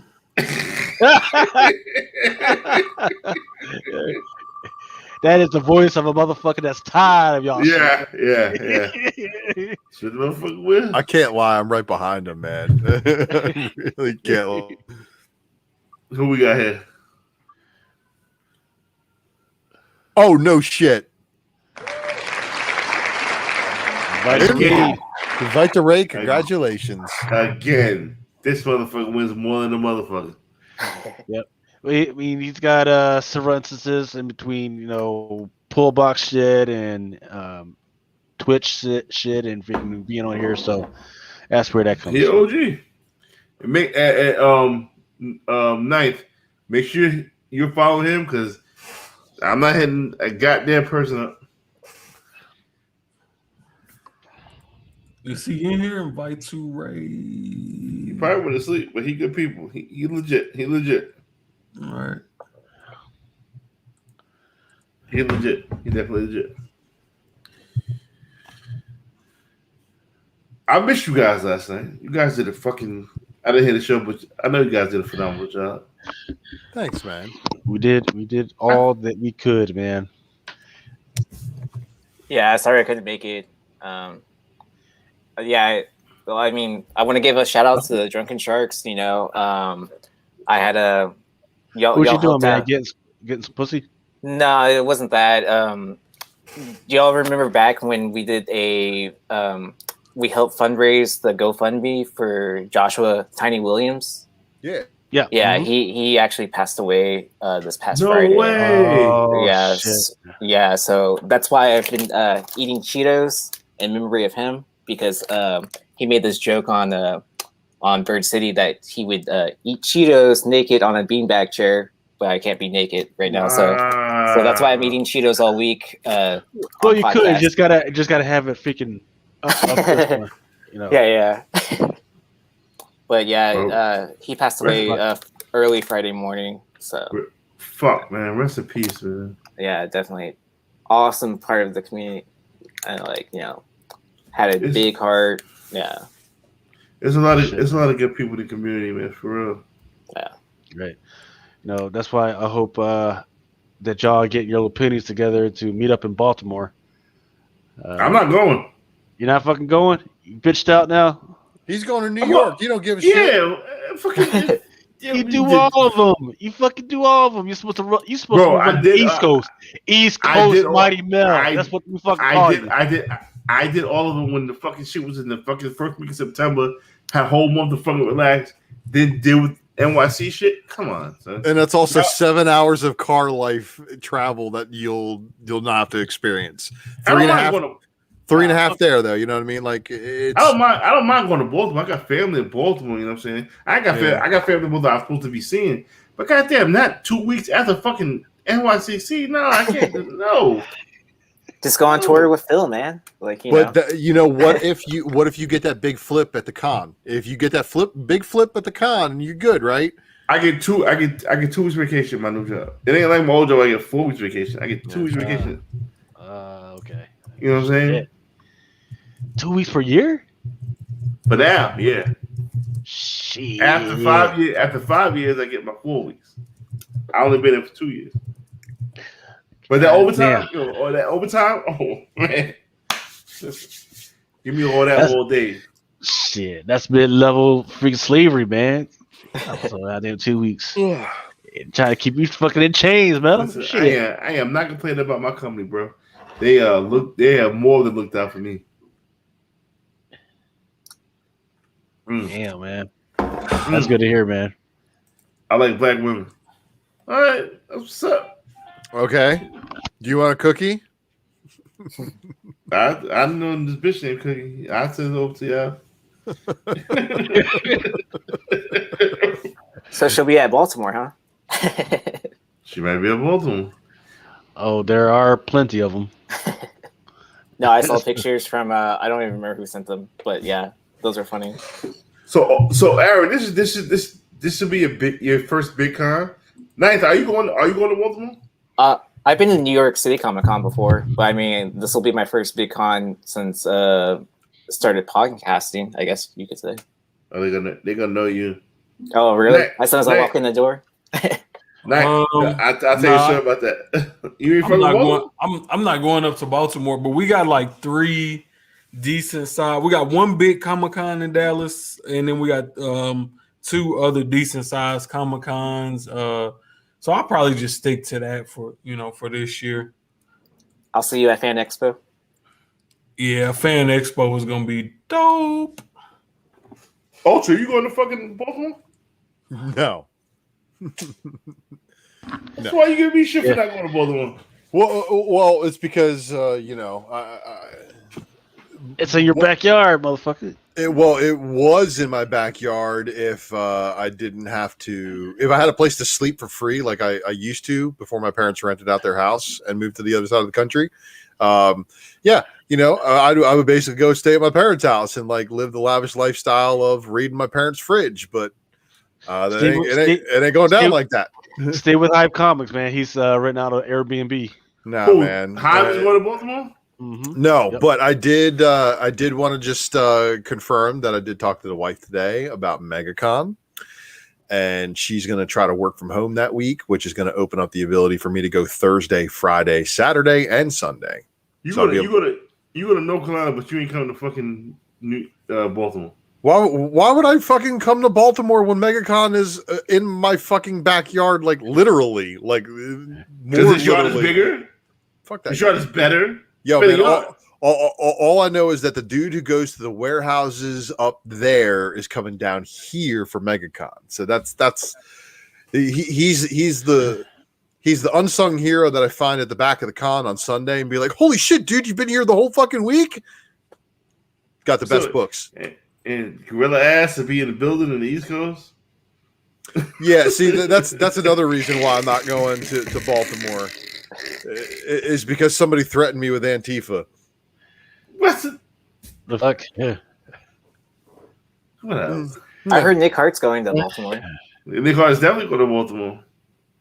Mr. Manga. Nick Hart said, "You want to share a room with me?" No. And you said not again. No. That video that they sent was fucking hilarious, man. Which one? Legit. Which one? The one climbing over motherfucking people? Yeah. I was like, Right, shit, he's gonna kill that dude. This is the type of show where people may want to leave because I'm gonna tell Baltimore stories. Man, look, it's 4:18 in the morning. I'm supposed to get up and have breakfast with my family, and my wife even gave me up. She's just like, "Do you want to wake up and have lunch, or do you want breakfast?" I was like, "I want waffles." If you gotta leave, I understand.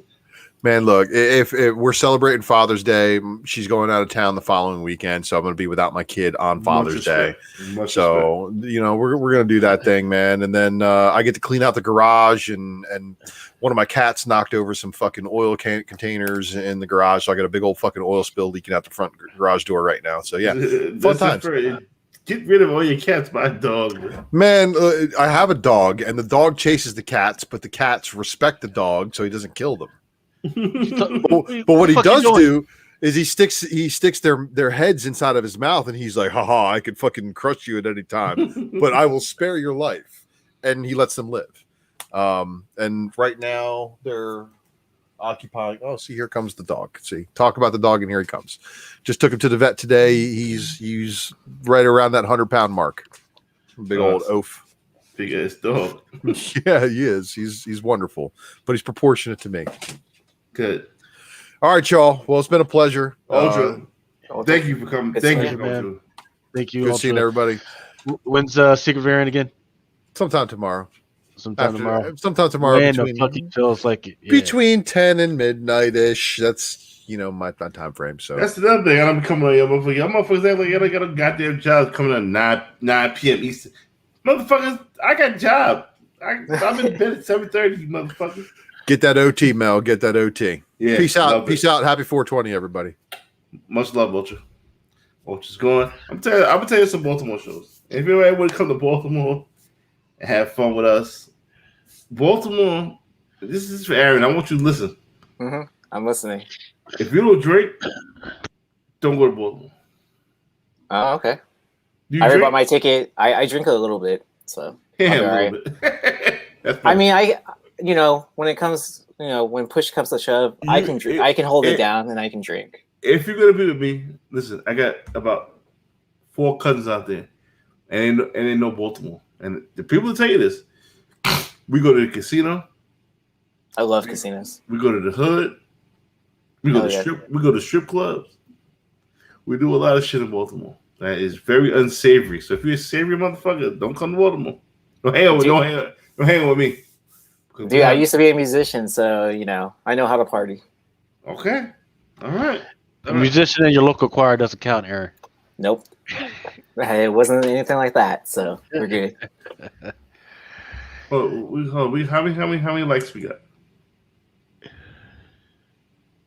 What the fuck?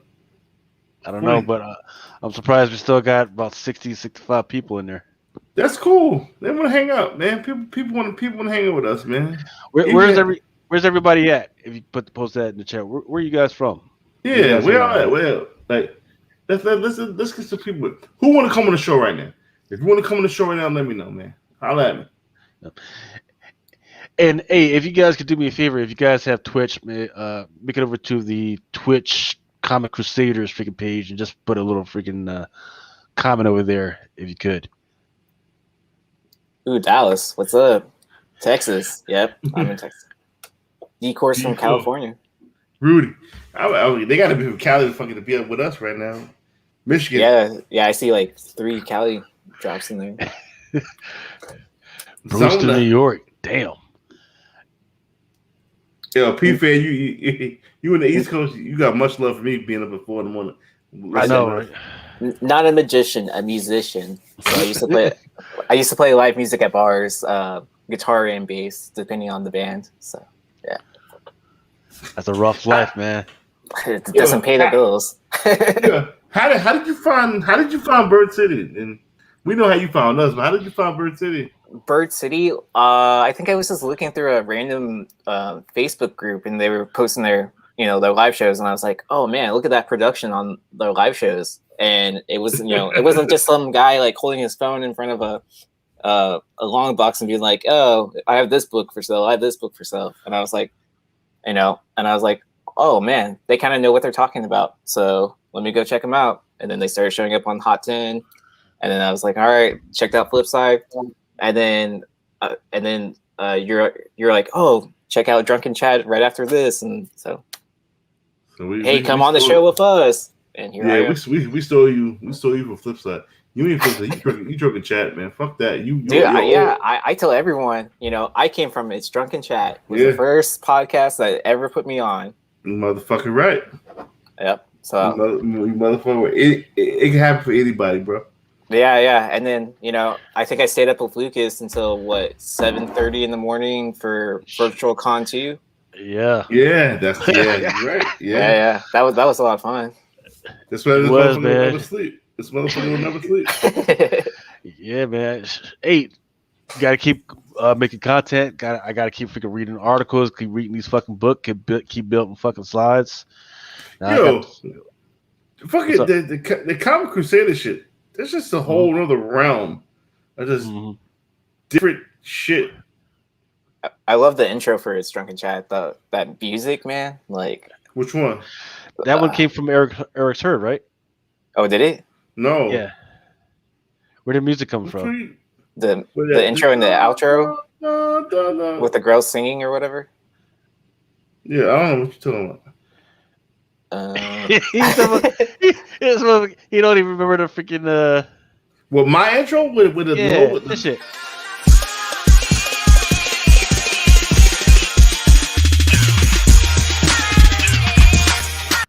You don't know where that's from?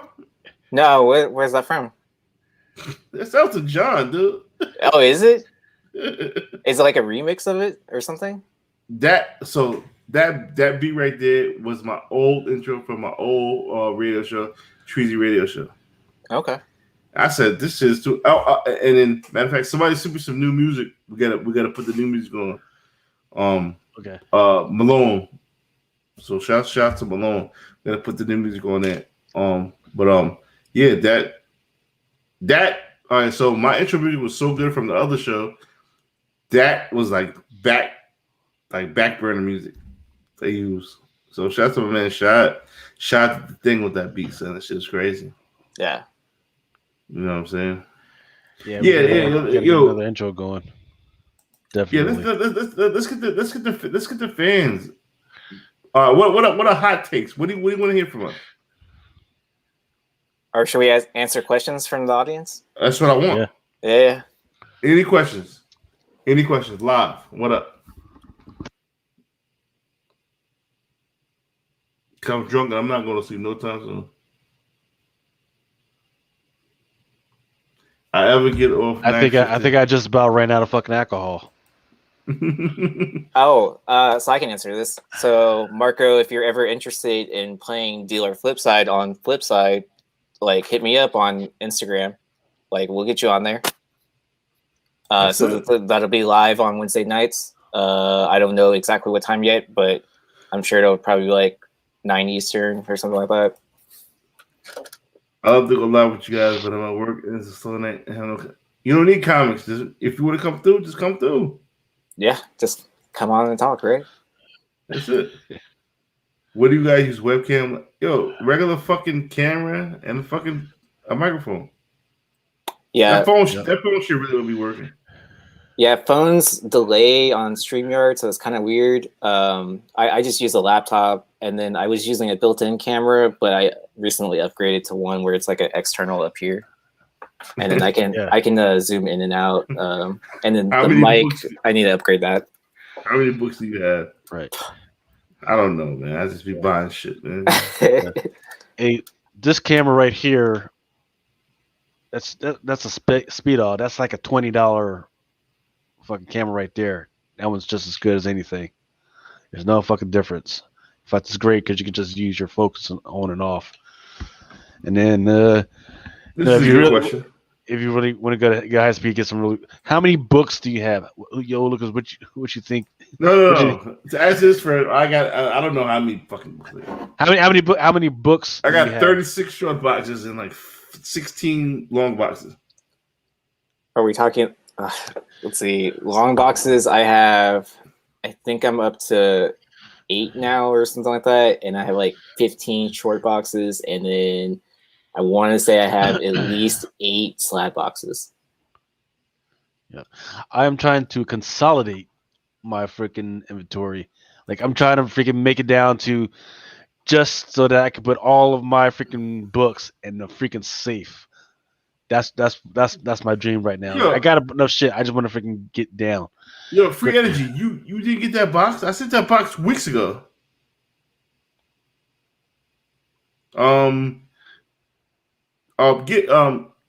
You should have been had that box. As a matter of fact, I was waiting for you to hit me back to say thank you for the shit I sent you.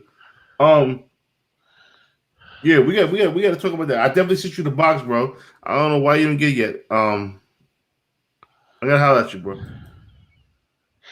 Okay, where was that guy talking about weed? All right, Sundial. Boom, there you go. Freaking over the last month or so, a lot of people have been talking about it, right? And as much as people have been talking about it, that's where you can predict the freaking prices right now.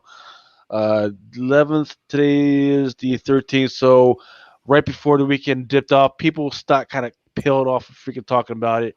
Don't know why, but it's going to be interesting to see what happens on Monday or this week to see if anything kind of pops up. But So Don't buy weed socks. I agree.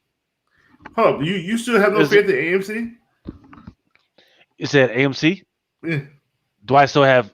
Are you asking me if I still have stocks with AMC? AMC is going to make you rich because the short squeeze is crazy. That's a day trading freaking joint. I'm out. It's not a day trade stock. It's a long term stock until they start paying a dividend. I don't view them as a long term hurt. AMC. Yes. I guarantee you, if you put money into AMC tomorrow, you're going to make money. I guarantee you that. And then you lose that same money. Well, you got to know what it's up. You got to know what it's up. Look, I mean, its heyday of being a freaking cheap stock are over, right? There's too much attention to it. It's gonna drop. You buy back in at 28, and you're gonna ride the show all the way to the top. It's simple mathematics. Right. I agree with that sentiment. The last time it was at 28 was when I bought it 2 weeks ago. May 30th. 2 weeks ago. When I told you what the fuck is about. Well, I mean, we've been talking about AMC and GME and all that since January. So it was $5 back then. Yeah. What do you guys do for a living? That's a good question. I don't know what the money's looking for. DrunkenChatSon.com. Come see me. Yeah, that's a fucking very good question. Yeah, so right now I'm in between freaking gigs as a business development officer for Comic Crusaders.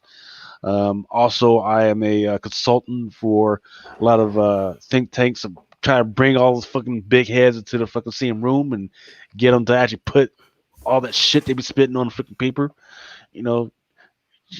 Just freaking walking the earth like Kane. You know what I mean?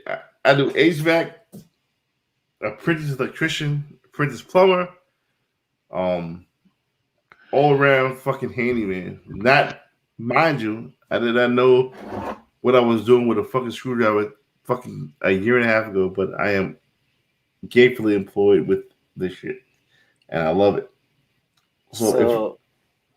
I'm a networking technician for IT. I also do telecommunications work and AV stuff at a major university. How many failed spec boxes? Yeah. If my wife was asleep, I would have, because I want to do that segment tonight. That segment is going to be coming soon, where I bring down my failed spec box, and we talk about all this failed spec. It's funny. It's really hilarious. Probably at least a long box for myself. At least. Yeah. Yeah, I mean, I don't chase spec, right? That's why I get it kind of irked when people call me a speculator, because I'm not a speculator. I love freaking art. I love freaking great freaking cover art. That's the shit that makes sense to me. So I don't really have failed spec. When I do listen to fucking speculators, oh man, if I could buy this fucking book, that's the shit that I always fucking fail. Except for the times that I fucking listen to Mel and I listen to fucking Trey. Those Moon Girl shits, man. Fucking listen to you on that. Listen to fucking Trey on that Thanos 13, and those turned out really well. Yeah. Have you ever since he says housekeeping because of microchip? No, but I did send in a CDC stat to get rehold because it was cracked. And that was for the winner of the first Drunken Chat art challenge. God Tank had won it, and I sent him the 9.8 and it came back cracked. I told him to send it back to me, and I'm going to send him a copy once I get it reslabbed. So, yeah. I don't know about this micro chamber shit you talking about. This just sounds some crazy shit. Is it something like where the paper like shifts up off the book or something like that? Where it's not centered into man, fuck all that. If this shit is slabbed and it's a 9.8, it's a fucking 9.8. If motherfucker ever send me a book back tomorrow, it's not a 9.8, but it's a 9.8 on the slab, I'm gonna tell them to ultimately fuck themselves. Right. Period. The only reason why you would maybe look at the case is if there's like little crystals in there or there's like water in there, which does happen. That's when I guess that would make sense to me. But if it says fucking 9.8, just fucking roll with it. It's a fucking 9.8. It's a fucking 9.8. TWK from Sunny Singapore. Welcome. Been watching Merc since the beginning, and Mel since the CBSI days. So, yeah, we had fun. Yeah. Just shall I tell the story of Mel? Yeah. Or nah? The origin story of Mel? Yeah, I'd like to hear it. All right. So here this is drunk shit, and you probably won't hear the drunk shit ever again. So I'm gonna mention names I don't want to mention. So boom. I started off maybe whenever Wool came out. That's when I fucking first started buying books and flip books, right? Wool was the first ever successful flip I ever had. And I remember going to Comics Heating Up. I remember buying a whole bunch of Wool. I like the cover. And I remember going to comicsheatingup.com.net or .net or whatever. My man told me shit. And I seen there was a post saying Wool was going for $75 for sets. I was like, get the fuck out of there. I got off the train, ran back upstairs, and I bought every Wool on the fucking shelf. But you only buy 5 at a time. So I picked up 5 of the cover A, 5 of the cover B, and 5 of that variant cover. And I was selling them shits, boom, $75. I was like, oh, this shit is crazy. You could make money selling comics? Get the fuck out of here. I was so excited. So I would go to the fucking other Midtown, and I would go to the fucking Midtown on Fulton. And this is all in one trip. My wife was like, what the fuck you come home so late? Blah, blah, blah, blah. I'm like, I make money. I made stupid money on Wool. This was fucking 6-7 years ago. So I was like, yo, listen, I want to fucking, I said, yo, Comics Heating Up, this is my shit. I want to write for you guys. So I hit up Anthony from Comics Heating Up. Shout out to my man Anthony. Anthony put me on the game. I will always respect Anthony Hammett from Comics Heating Up. That was my mentor. I will never, ever not be a part of Chew. Chew was my shit. So he gave me my first opportunity. I started writing for Chew. I started doing the fucking the variant shit, and I started doing the Big Jim from the Small Press, where I would fucking talk about books before FOC, but just independent books. And every Wednesday I would do the variant of the week. It was fun. Had a lot of great feedback, you know what I'm saying? People follow me from there and shit, you know what I'm saying? So fast forward, I was doing that shit for a minute. Went to Baltimore. First time I ever met Trey Kenya, my man Trey K. Met him. This was over the Niobe book. I say, yo, I kept quiet because Trey was talking to Tony, you know what I'm saying? Like, yo, we're gonna do a podcast, boom, boom, boom, boom, boom, boom. I kept quiet in the background. They was like, yo, Tony was like, yo, this is Mel. He new to the game. Boom. I said, yo, listen, fuck with me. It was Trey and Sean. I said, yo, fuck with me. Listen now, this Niobe shit. This shit gonna be popping. They was like, whatever. I said, trust me, this shit gonna be popping. The Niobe shit pop crazy. Yeah.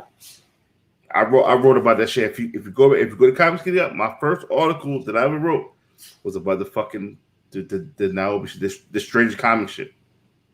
Nice. Boom. The shit went crazy. So I get an invitation, you know what I'm saying, to the joint. I was like, yo. They was like, yo.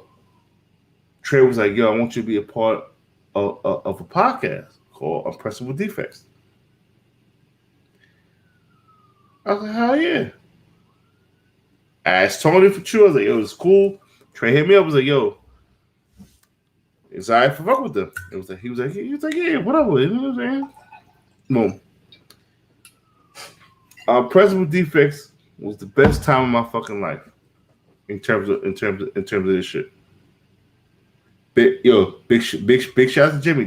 Jimmy was the man. You know what I'm saying? It was me, Jimmy, Trey, Sean, Coy. Best fucking time ever. We had a great time. If you guys wasn't following that Principal Defects back in the day, y'all, all before all this flip side shit, before all this fucking other shit, wasn't nobody fucking with the Principal Defects. Nobody. We was on top of our fucking game, crazy. You understand what I'm saying? Yeah. Wasn't nobody fucking with us. Period. Before podcast was even podcast, we did our fucking thing.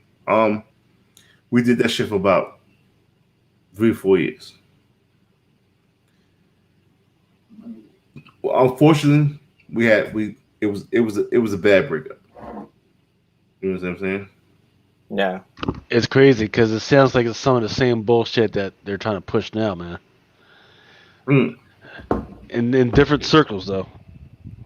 Yeah. Yeah. Grown ass man acting like bitches. I don't know what the fuck's going on. Nah, that's not why we broke up. Lucas, can you?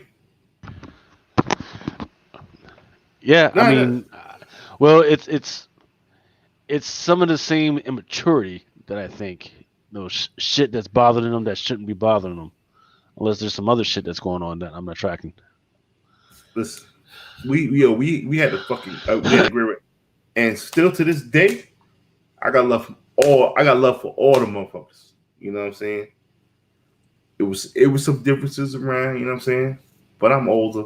You know what I'm saying? Put it past that. What I do at a Principal Defect show right now? Fuck yeah, everybody. No problem. Squash all that. Fuck yes, because that was how I came up. You know what I'm saying? I learned so much from them dudes. Everybody on that show. Trey, Jimmy, Sean, Court. I learned so much from the dudes. You know what I'm saying? So fast forward, our Principal Defects break up. You know what I'm saying? Cool. I'm the type of person, I ain't gonna stop doing what I'm doing. You know what I'm saying? I don't even remember how I hooked up with Lucas. But we had season 1 of Drunken Chat. And Lucas is here. Yeah. He was there. Yeah, it was Jimmy put out a all call to see who wanted to be on Principal, and I said, I'm like, yeah, man, freaking, I'll get on. And I got on, and I said a whole bunch of shit that people fucking were pissed off about, and I never got invited back.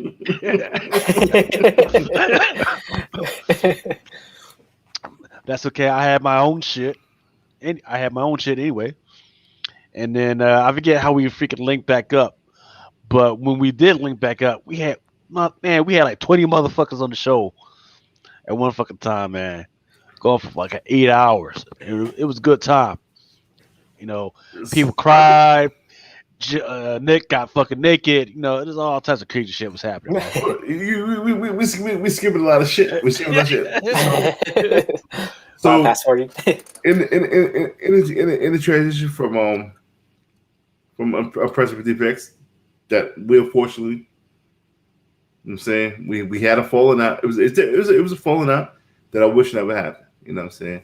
It was great, but again, I'm not gonna stop what I'm doing. I did some crazy shit. I tried to fucking bring the beef.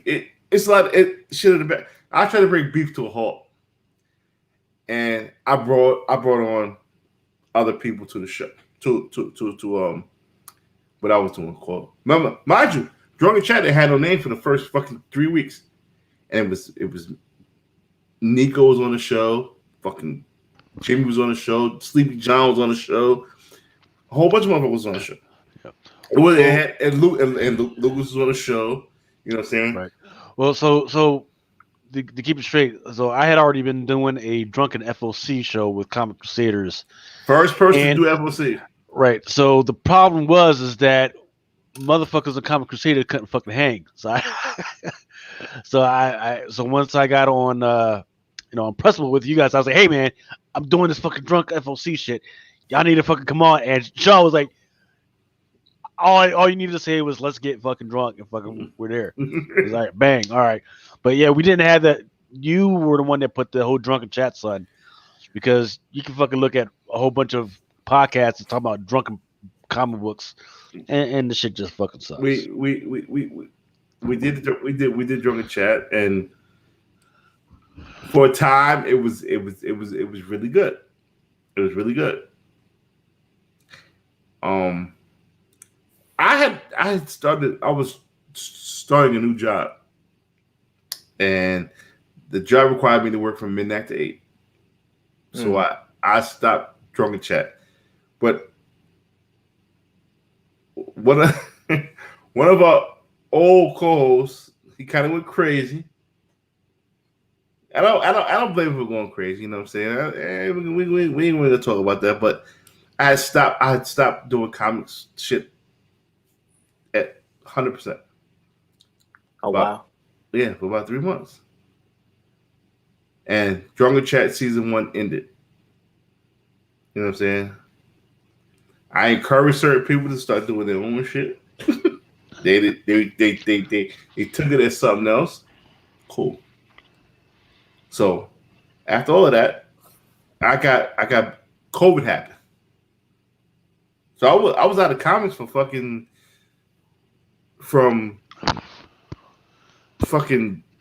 more than a year, man. Yeah, I was out of comics for a while. If it wasn't for fucking Superman and Bolo, and I did a New York show with Wolf Warner, I wouldn't be doing this shit today. So I did a show with Wolf Warner, Bolo, and Superman, and I felt so good, so refreshed. I was like, yo, I gotta do this shit again.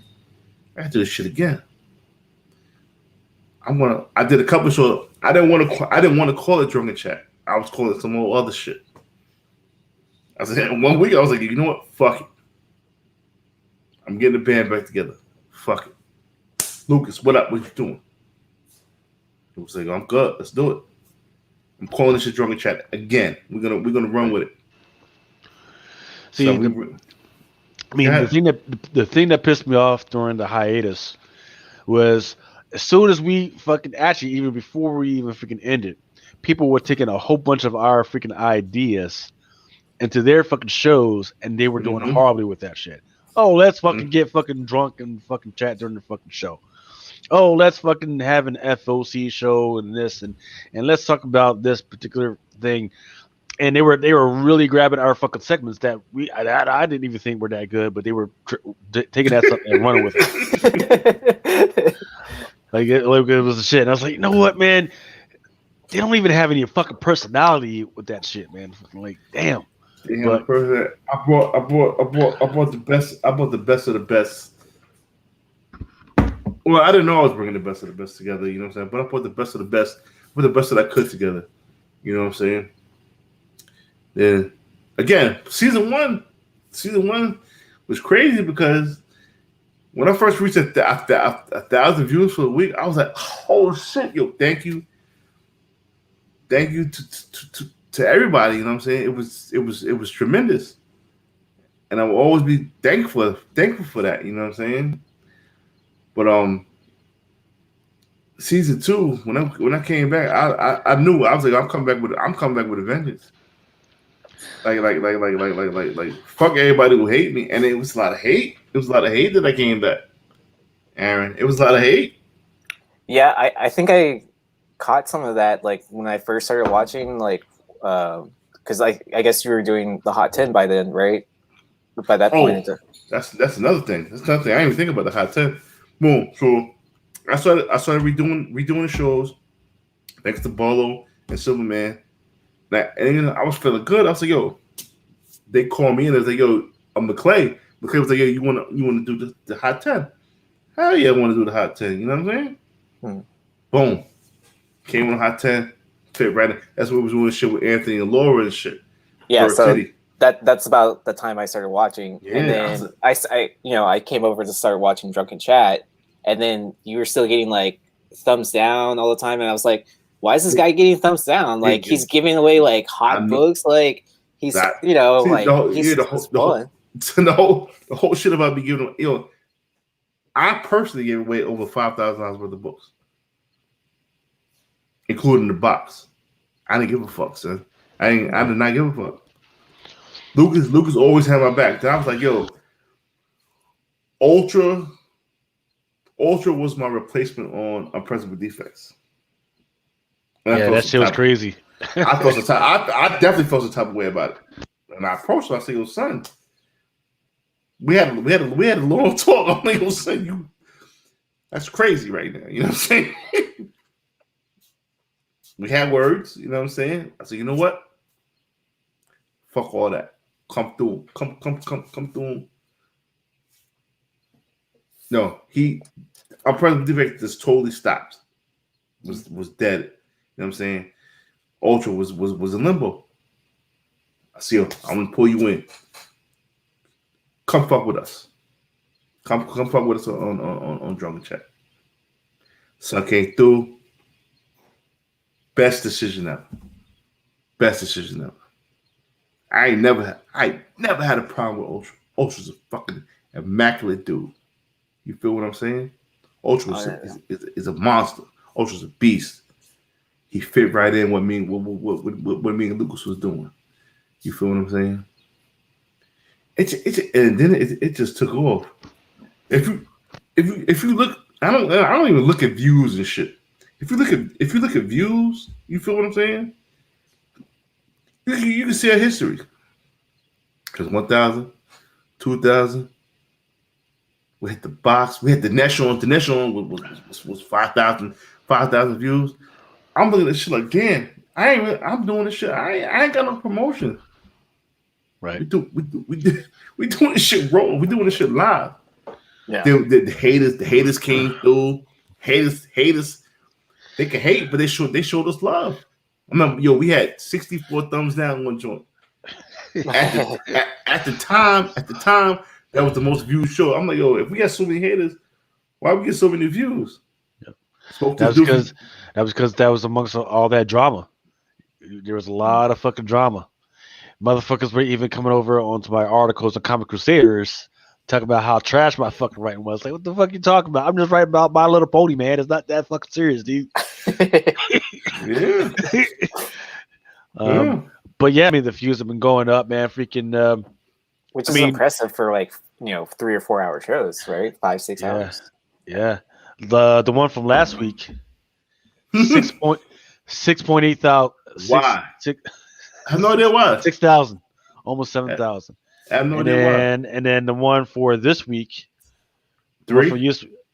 Already 1 day in, almost 4,000 already.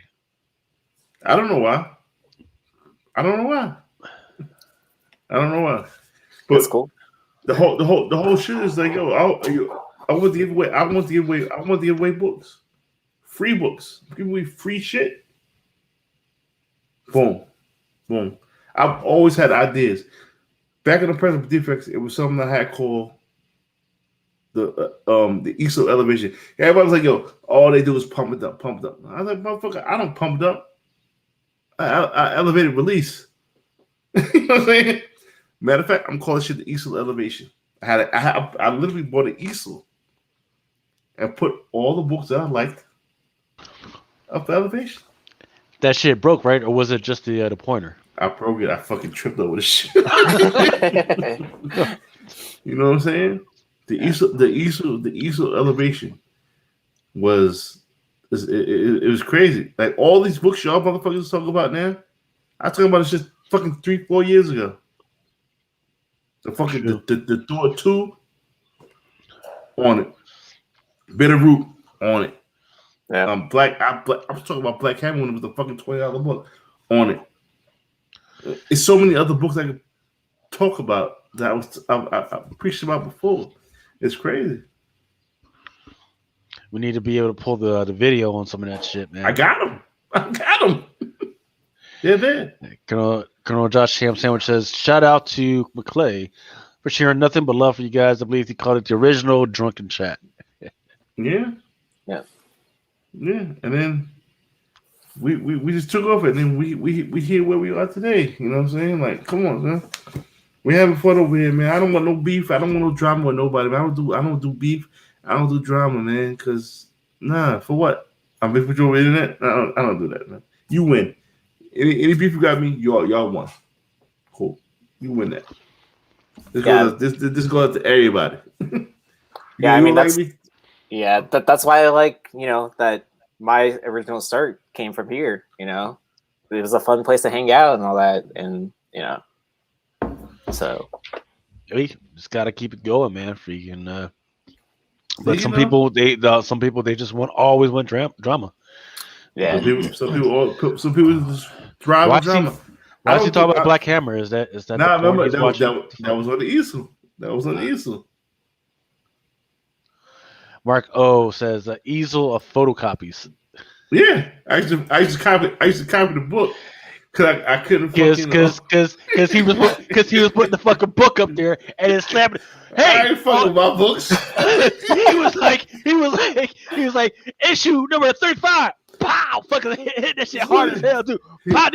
Everyone was like, Mel, this motherfucker, that's not a real book up there. Mark O is a fucking OG right here because he knows it's a fucking yes.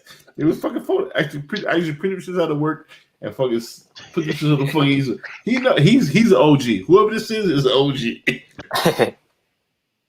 Yeah, I want to say Joe was telling me about that, the easel and stuff like that. So the easel was the truth. So, yo, for the Thor 2. So I was talking about shit fucking 3 years ago.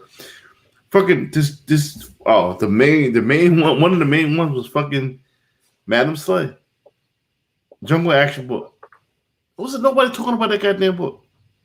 Nobody. Until Unpressible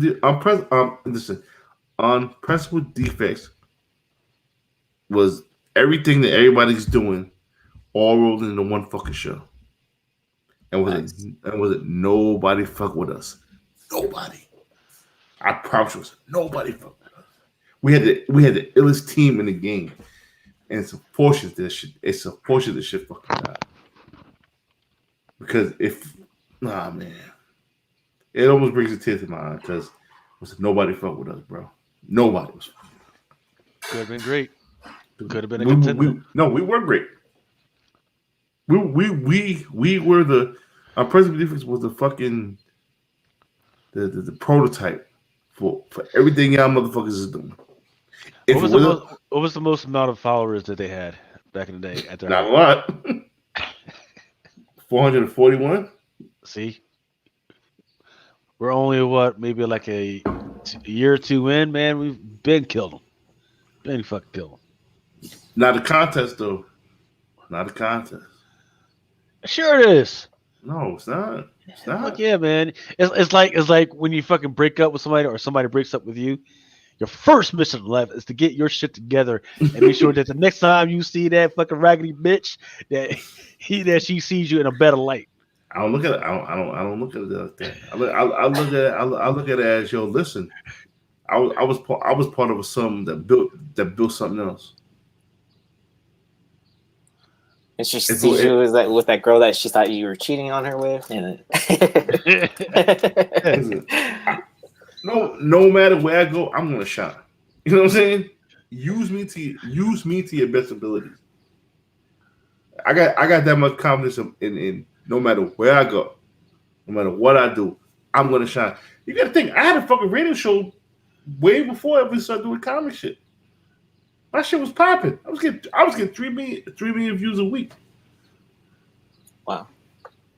I know how to do interviews. I've been interviewing motherfuckers since fucking 1993.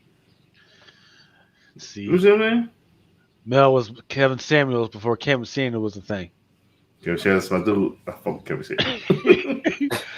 If y'all don't know who Kevin Samuels is, y'all need to get on that. Mm-hmm.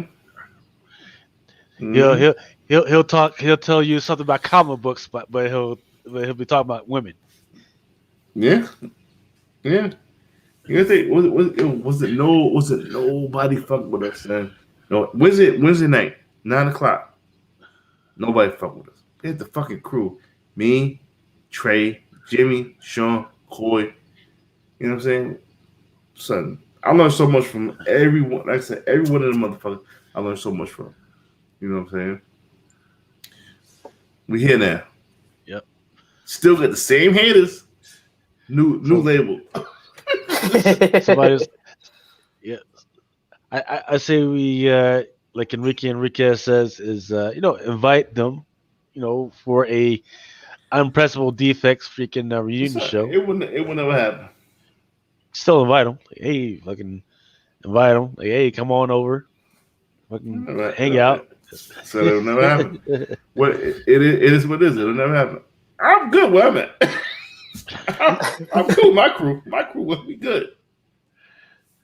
You know what I'm saying? What up? Would I like to do another show with them? Fuck yeah. The full crew? Put it like this. The last reunion we did last year during COVID, we did one. It is what it is. I haven't seen Coy around though. He was on the show. Comes from my oldest girlfriend. Pay-per-view.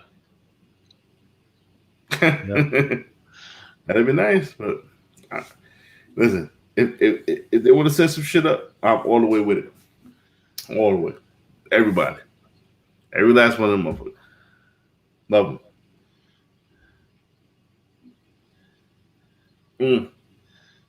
And if I'm trying to tell you, Aaron, if we were to bring the Principals back together, y'all might be in the line of fire. Yeah. Y'all might be in the line of fire. I mean, but I'm sure if that ever happened, like y'all probably like hit it off the stratosphere, and then everyone would be like, "I'm leaving Flipside for Unpressable," at some point, right? Well, y'all would definitely be in the line of fire. I'm trying to tell you, because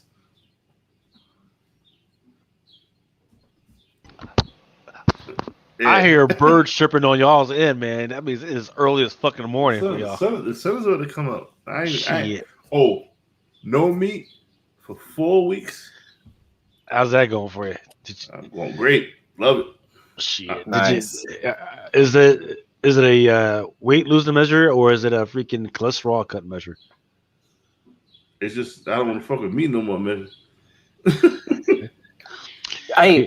When I did that, do you notice that you have more energy?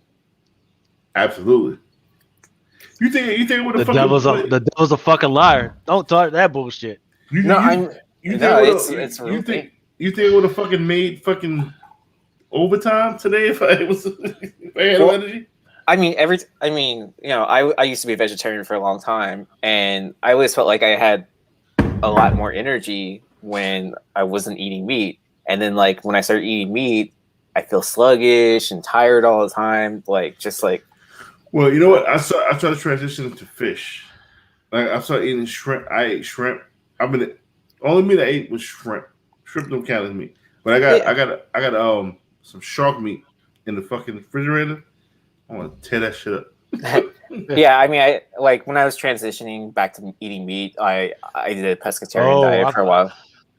You say transitioning, man. That's not the first word I'm thinking when you're saying transitioning. I was like, oh shit, Aaron. This would be Ari. Oh shit. I had that. I'm gonna tell you what tastes like shit. The Beyond Meat sausages, like breakfast sausages, taste like shit. Terrible. Beyond Meat burgers is good. Beyond Meat sausage is okay. It's tolerable. But you got to put a whole bunch of cheese and eggs on it. Now, I eat dairy. But I haven't had like steak and none of that bullshit. I haven't had that like 4 weeks. Remember, every week I was eating fucking shrimp and steak. Yeah. Yeah. I always remember Morningstar food. Do they still make that? Mm-hmm. Okay. It's too fucking expensive. It's too expensive. Yes, black bean burgers is amazing. Yeah. I got a recipe for you. Once eggplants become back in season, right? You're taking yourself a nice big freaking eggplant. Yep. You fucking cut it fillet size, right? So don't cut it cut it long way, right? Mhm. Take that motherfucker, put it in a fucking Ziploc bag, and then marinate it in some type of like meat sauce, whether it be Mhm. like jerk sauce or freaking barbecue sauce or whatever. And and do that for like a day, right? Once that's fucking done, either freaking cook it or fucking grill it. That motherfucker will taste Grill it. exactly like meat, Grill like it. fucking meat. Listen, we went to me and my wife went to a vegetarian restaurant, and they were like, we got the steak. I was like, steak? Get the fuck out of here. Let me get the steak. It was a fucking mushroom. Oh, portobello probably. Bro, it should taste so. It should taste Salisbury steak. I was like, oh, this shit is amazing. But for $17.95, yes, let's get it. That ain't too bad. Well, That's yeah, too those bad. portobellos are pretty expensive. You know. What you mean? Don't cut the eggplant? I'm not like, who the fuck eat a whole eggplant? You gotta school me on this one. I think he's Go to- talking about the emoji. Oh, I was about to say, man, you need to go to fuck bed, man. I was like, I couldn't imagine myself sitting up like a grown ass fucking man, fucking sitting up there eating like a old fucking eggplant, like a No, fucking. he's talking about the beast. emoji. yeah. I ain't stayed up to 5 in the morning in a long time. Yeah. Well, I tell you what, man. Since I'm hearing fucking birds fucking chirping in your fucking backgrounds, man, that means it's time Yeah. to go fucking break it off, man. I appreciate Mighty Mel V for coming through, man. I appreciate all you guys are coming through. I thought it was this shit by myself. Oh hell no, man! Fucking especially, I mean, it was the perfect time, man. Just as some of those other shows were fucking ending, you know, fucking we had the meats, we had the content, you know, it had some good stuff. We didn't hit 100, so I'm happy. I'm kind of happy with that because the book I was gonna go with was Bitterroot #1.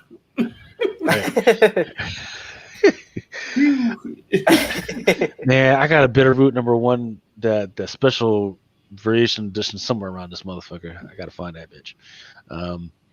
Aaron, thanks for stopping by, man. I know the fucking hardest working man in freaking comic books next to fucking Brian McClay. Aaron, you need to get some sleep because you keep wide awake too. Like, I'm probably gonna start editing in a little bit, so just so I can like. Yeah, that spec test show that was. You guys need more energy on that show, man. It I feel that. It sound like drones and shit. We need more Mighty Mel B on the show. That's what we really need. Yeah, you lucky. You lucky. My wife let me have the cage on Saturday because that's wifey night. So I was there for that. But yeah, y'all need some more energy, man. Y'all need to pep that shit up, man. All right. You know what it is? You know what it is? Motherfuckers is too wound up. Everybody worried about what kind of spec they're gonna put out. Have fun with it, man.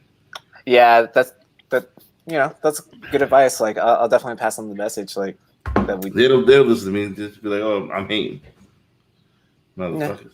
You know, I mean, anything to improve the show, right? Like that's what it should be about, instead of like having to worry about this and that. Right. I mean, because the big thing is once you get your numbers, where are you going after that, right? So exactly, yeah. I mean, we got to keep on, elevating, and it's, if we get to a point, it's just going to plateau if we're not improving. Yeah. You're gonna if you don't. Yeah. Matter of fact, this is me from another show talking now. If you don't change the criteria for those books, is under $50. I think we've already started lifting that. The idea is not to overload the list with just books over $100. You see what I'm saying? Like, right. There needs to be some sort of balance between that, where it's not just like a report on like, hey, these are all books over 100. And Cobra Commander Gal made me this shirt. She's on Instagram. I don't know if she's gonna make you the same shirt, but Cobra Commander Gal. Tell me you're a friend of Mel. She probably, now mind you, before you follow her, she's gonna probably tell you to fuck off because she's real like that. So just forewarning you, don't get mad at her because she don't play no games. You know what I mean? But it's a great shirt. Shout out to Cobra Commander. That's my girl right there. That's my digital. That's my digital love. Digital wifey right there. Digital wifey. Digital wifey. Oh, keep thinking away. Oh, nice shit. Yeah. Is your first? I don't know. She might have sent it to somebody else, man. I don't trust these broads, man. It might have sent it to somebody else. Ooh. What? No, they're calling for the resignation of the CEO of Toshiba. You remember Toshiba, that the computer joint from back? Man, wait till the SEC gets the whole AMC. Wait till that happens. Wait to see where these naked shares are coming from. I know you know about naked shares. Yeah, well, there's nothing they can prove, right? Because you only have to report those naked shares, like depending on your schedule, either every 2 weeks or every month. They haven't reported naked shares in a month. May 12th. Yeah, May 12th. What do you think AMC is really worth? The numbers you've seen is not real numbers. What do you think AMC is really worth?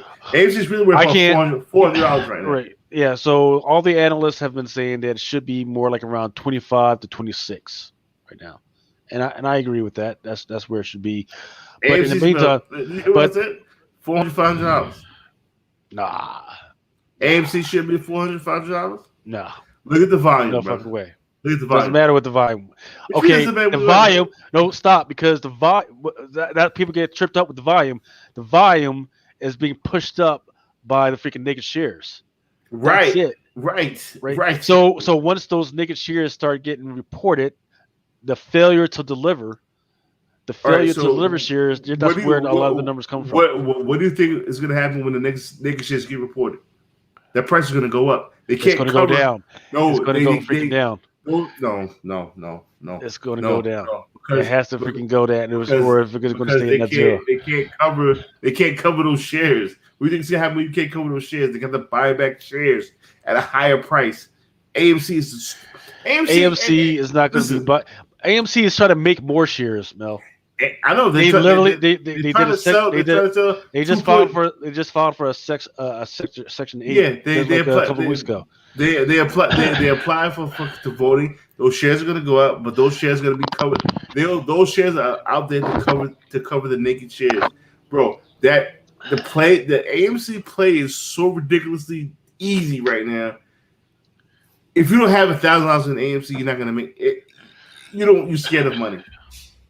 Buy AMC. If you don't buy AMC right now, you're scared of money. You buy, not at no damn fucking $50. Yes. Buy it at $50. Yes. No. 27, 26. Let me tell you something. Let me tell you something. You know what's crazy, Aaron, is that he's saying buy at $50, but just like literally an hour ago, he was like buy it at 27. Okay. I bought it. I bought it at 27. When was the last time I was at 27? 2 weeks ago, like you said. Right. What's the cycle? What's the cycle pattern for stocks? 2 weeks. Every 3 months. Listen. Every 3 months. Let me tell you something. Let me tell you something. I'm Charles Barkley. Let me tell you something. and then what's the next big date for AMC? The failure to deliver June 18th. Right. Look it up. Right. Yeah. That is the next. Well, that's the next option chain. Right. And that's the next option chain. And then what do you think? What do you think? Then on the 22nd, that's when they have to freaking deliver. Don't answer any more questions. I'll be right back at the beat. Yeah, I don't have any shares in AMC, but I don't think I would pay $50 for it. Like, that seems a bit high for me to buy into. Not when every single freaking analyst out there, the people that do that for a freaking living, they're saying, nah, it should be a close one. Right. It should be a lot lower. Yeah, and especially as they're trying to make more stock out of that too, like as soon as like more shares become available, right? Doesn't the price tend to go down? Right. Mm-hmm. Exactly. Even AMC is saying, hey man, don't buy a whole bunch of our shares because the price is going to freaking go down.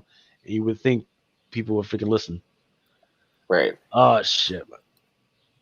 Well, E-Trade's down, or is it? 49, 40.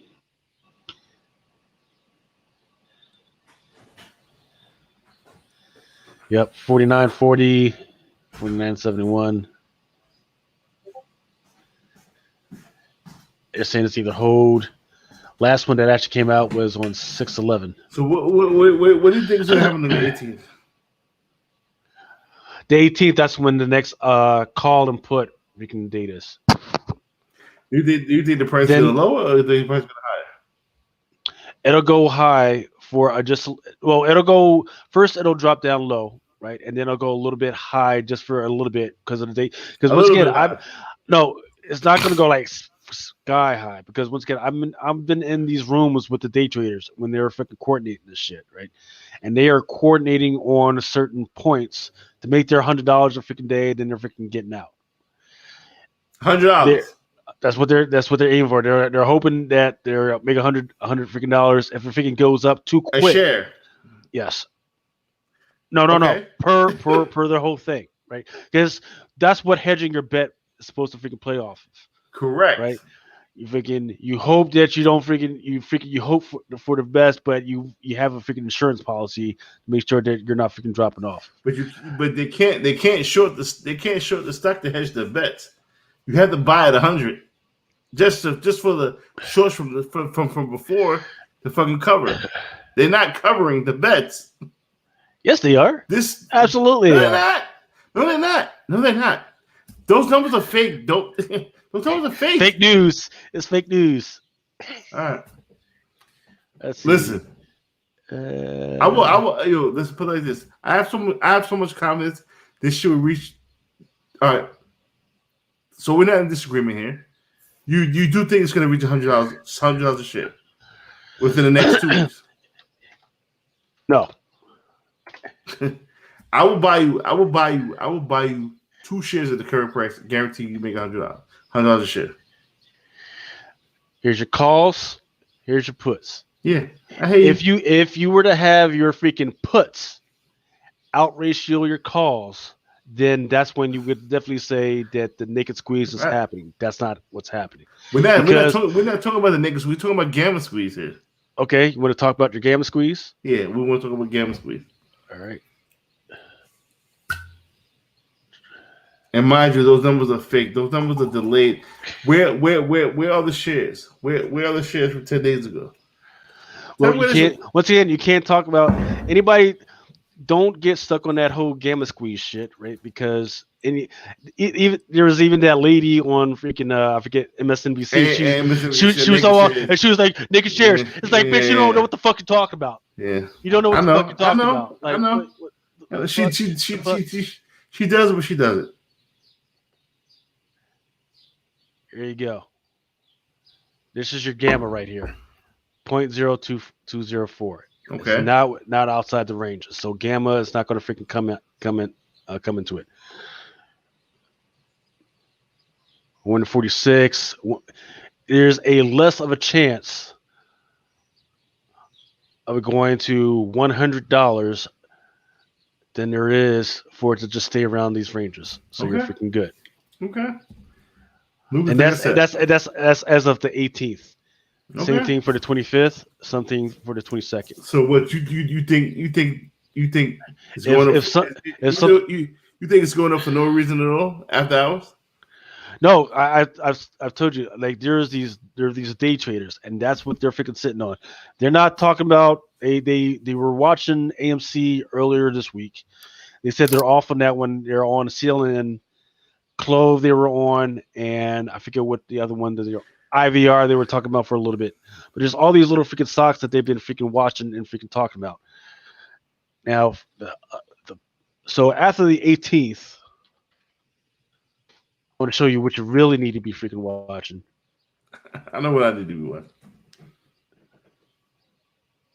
Because if people are really talk about naked shares, this is what you freaking really need to be freaking looking at. This is the fail to deliver chart, right?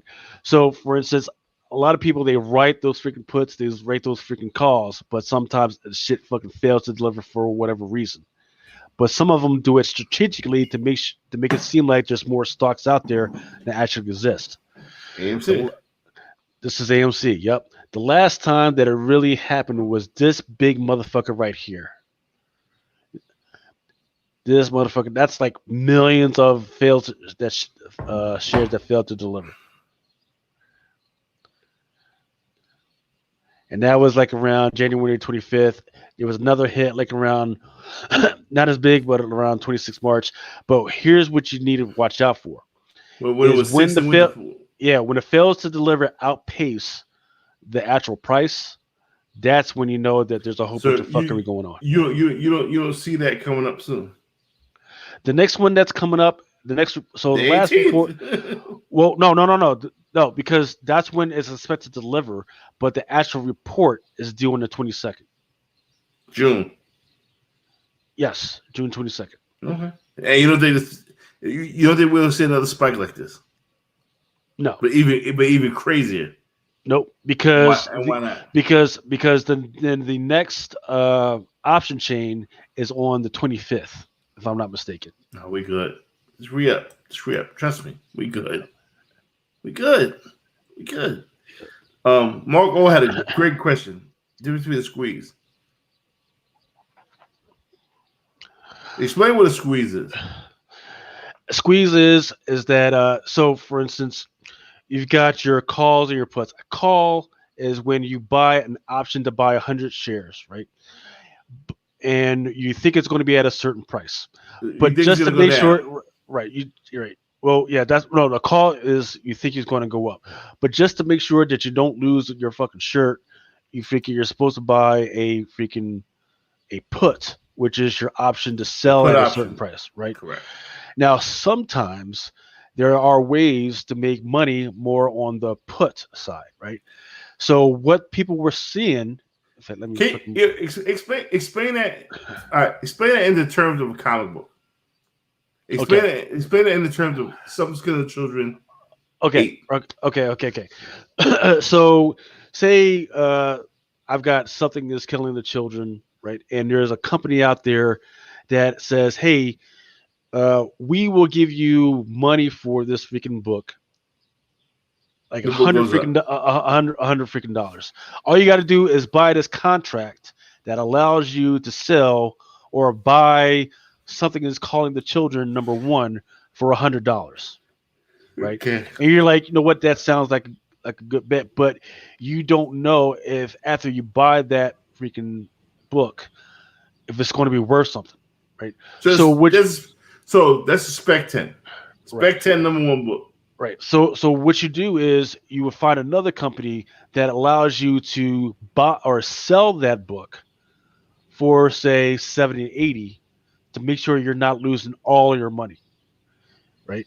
Now, so that's like undercutting on eBay. Right.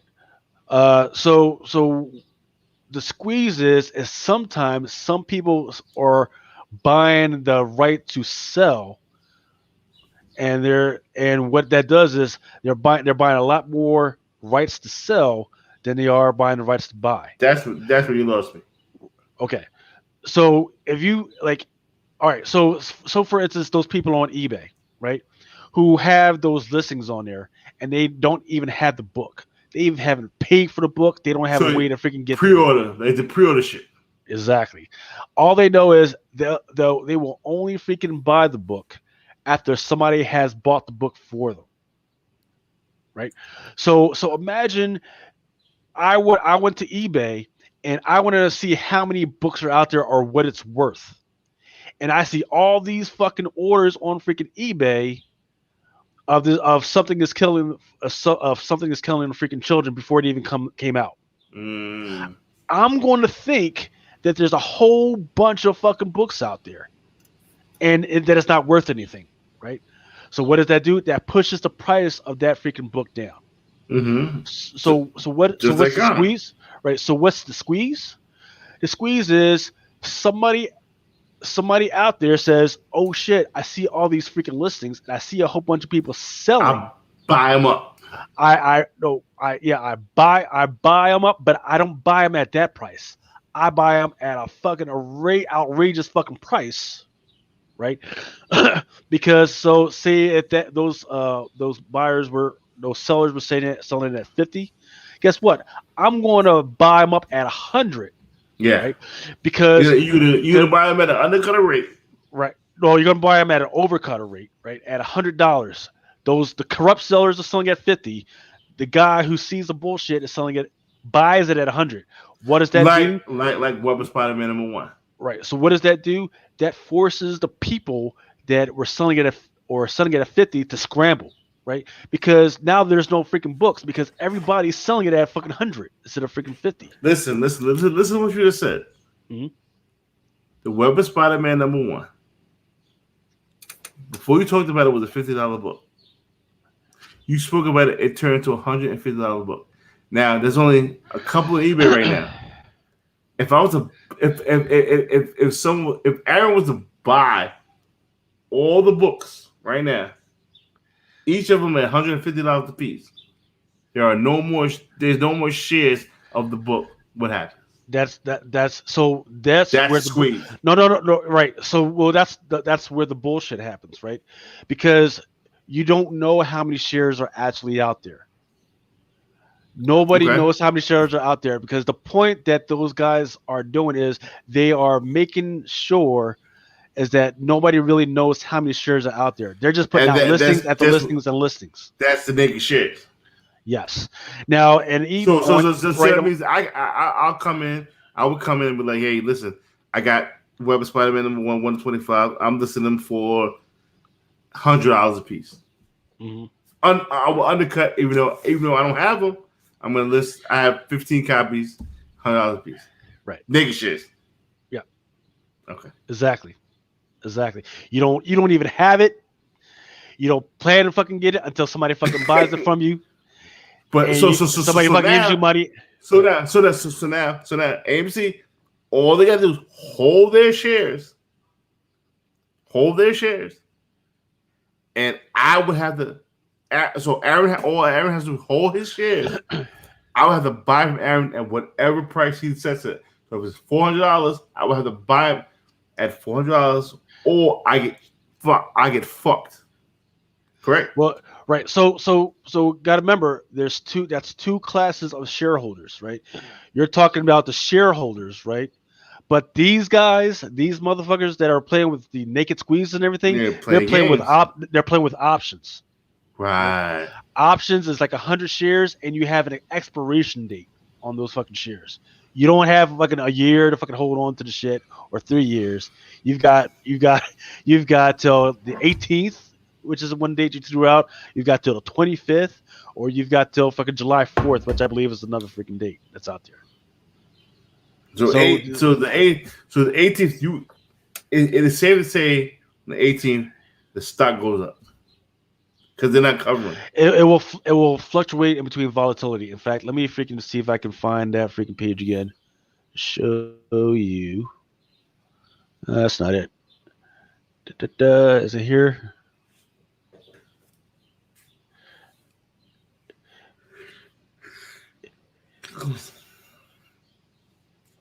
Again, I'm saying buy AMC now.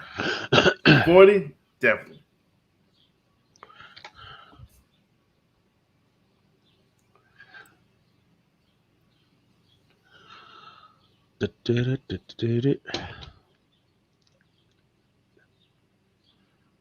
This is not a short-term game.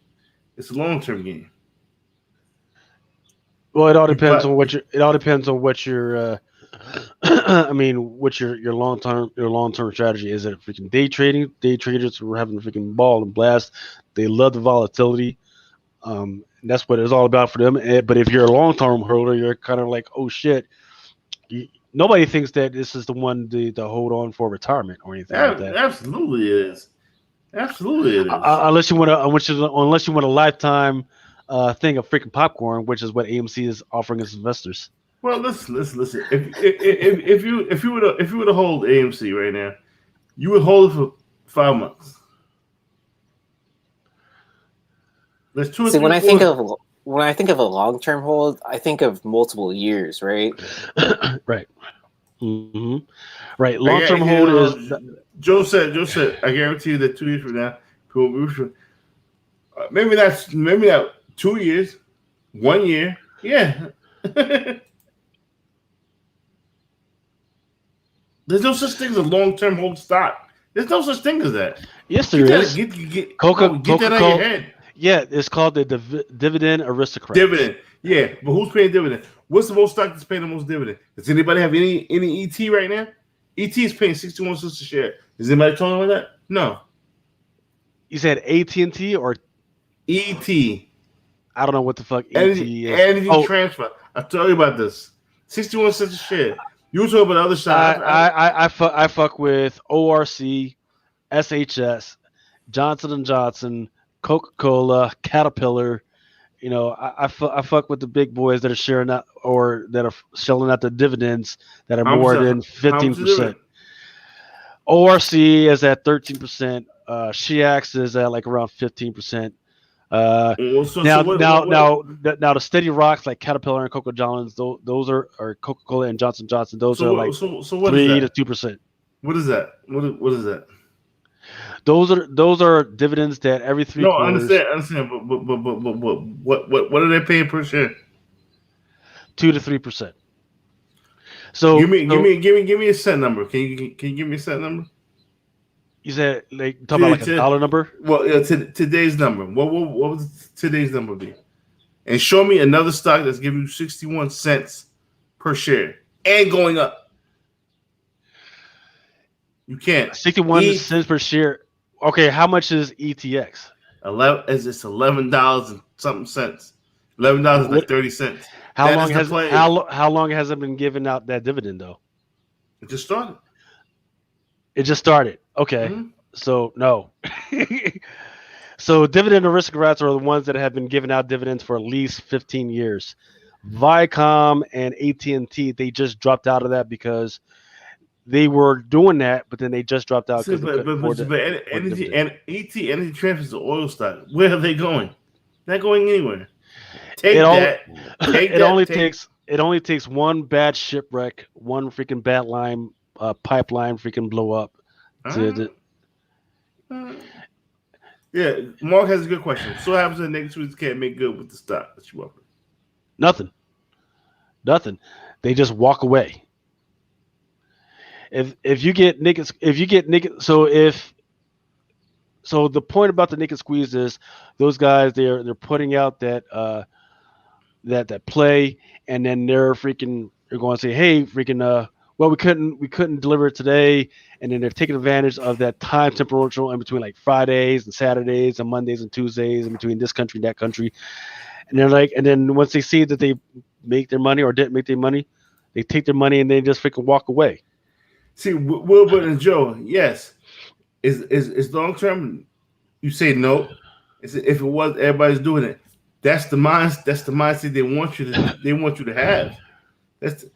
Put it like this. Put $1,000 in it. If you have $1,000, put $1,000 in it. See what happens. Just put it there. What do you have to lose? $1,000? If you're hurting over $1,000, you don't need to be playing the stock game. But you two sound like you know what you're doing. You two sound like you know what the stock game is about. Put $1,000 in it. You cannot lose. If you do lose, you lose $1,000.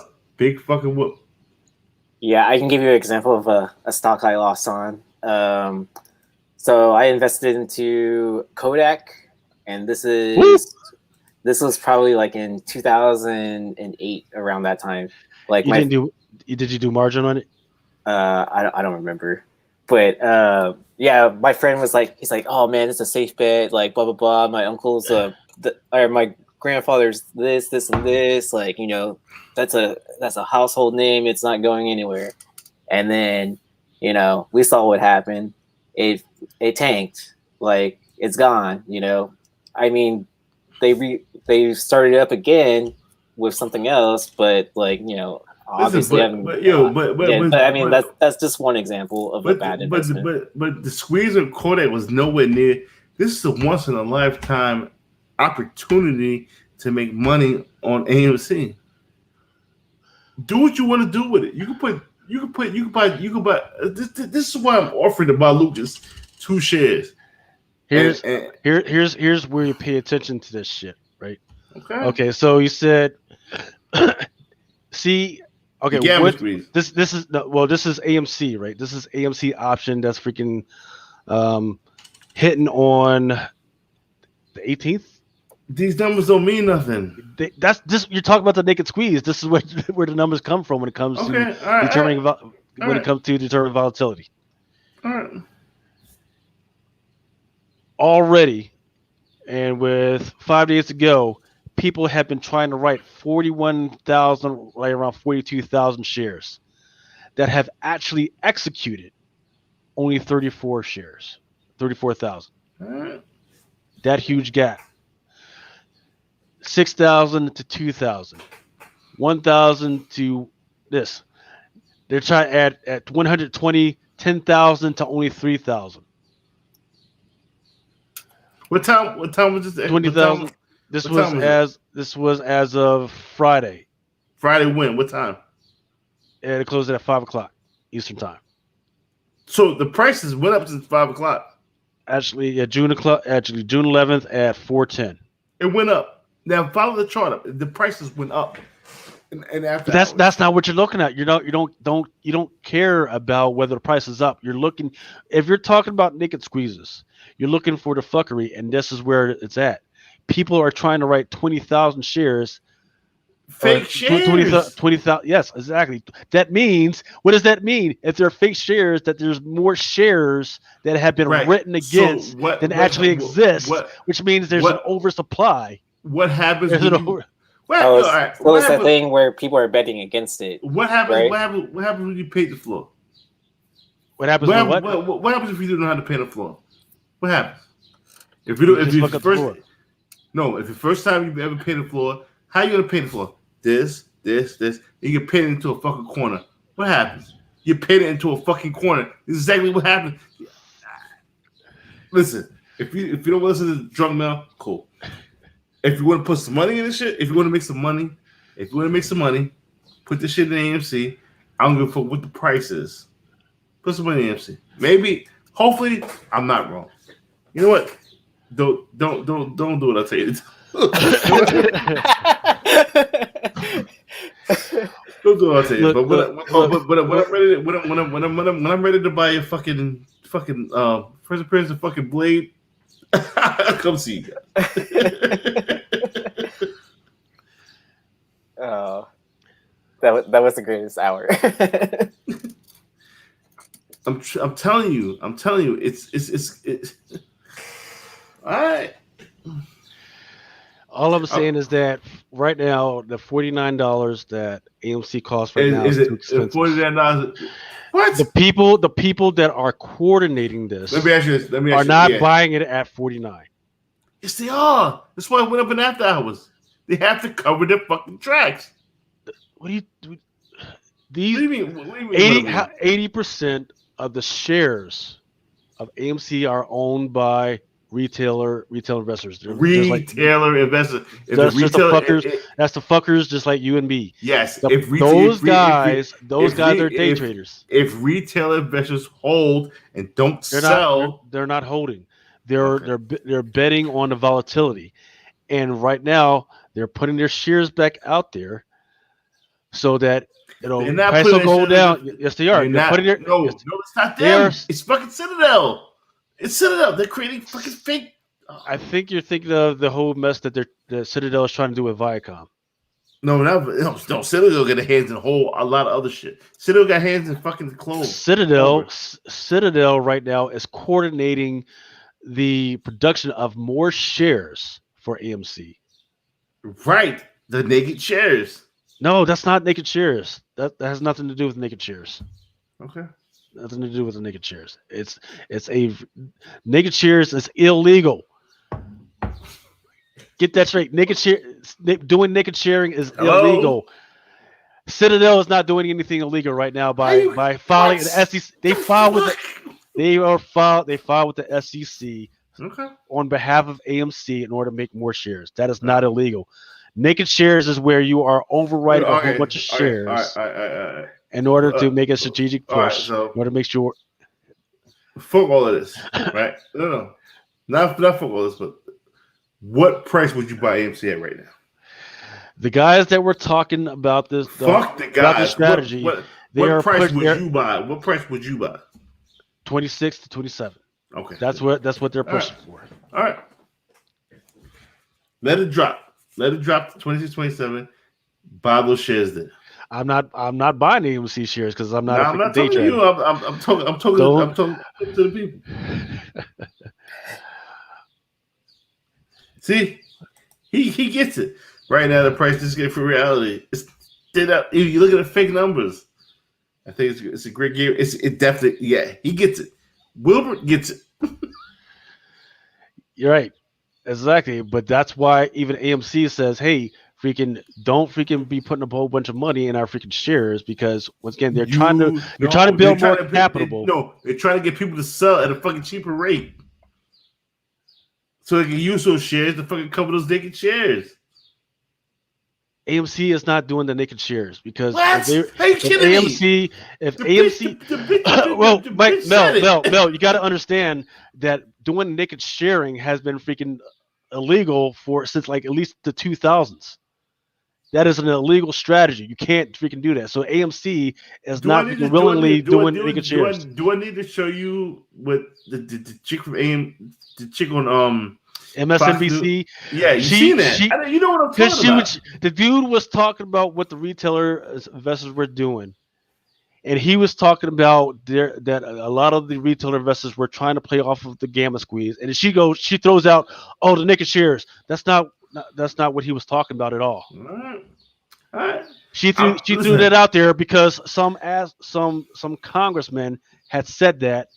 And in freaking TikTok, they were saying that, but that's not what the dude was talking about, which means she shouldn't have her fucking job. I realize. Now all of a sudden, there's going to be a congressional hearing on naked shares. Right. Something that's been illegal for forever. Not for forever, but at least since at least the 2000s. All right. Listen, I listen to you all day. So should I sell my property to AMC?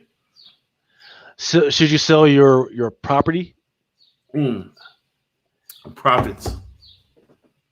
Why would you sell your profits to AMC? I've told you to get liquid. Get liquid. Just get your money up, and then freaking wait for all this freaking shit to freaking go down, and then freaking buy cheap. So what do we want to put in 1K in or diversity? Or diversify. Oh. Is he asking what's a stock to put it into? I would say AT. It is a dividend stock, but it's too high right now. $11. That's too high. When I told you to get it, it was $9.83. What's the analyst target for it? Not a lot. What's the symbol code for it? You said AT? ET.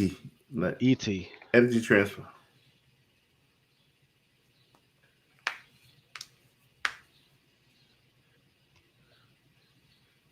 I sold my Clover. I sold that at a loss. So I can write that off. 1130 previous close. 52 reach range was at 498. 1132. Monthly range. Go to the 5 day. Go to the 5 day when I told you about it. The 6-7. When I told you about it, 6-7. 5 days says it's at 1095. If I go back to 1 month, it's around 1049, 1078. 1 year. 531 is at 990. I mean, it's at its peak right now, but again, 61 cents a share. This is a safe stock. Morgan Stanley has no rating for it. Tip ranks analyst consensus has it as a strong buy. Yeah. Drunken chat. Put drunken chat has it as a strong buy. 13. Average price target among the analysts is 13.50 in the last 3 months. 8 in the last 3 months. 8 ranked analysts set 12-month price targets for ET. Average price was 13.50. Low was 12. 1250. Middle was range was around just under 15. Some were saying that it could go up to 1750. Yeah, by 18. And it's 61% of shit. 61% of share. Quarterly dividend is 15. It's lying. 15. They're lying. 15. They're lying. It's 61% of share. No, 15 cents. It's 61% share. Fucking 15. They're lying. Lying. I don't know. I guess you'll find out. And I guess we'll all find out. Everybody should buy this fucking ET shit. it's the ex-dividend date was May 10th. Next payable date is 5/19/2021. Next earning date is August. Yeah. So you're not going to find out for a while. Get your fucking money. Yep. Get your fucking money. So what do I suggest? I am a dividend chaser, right?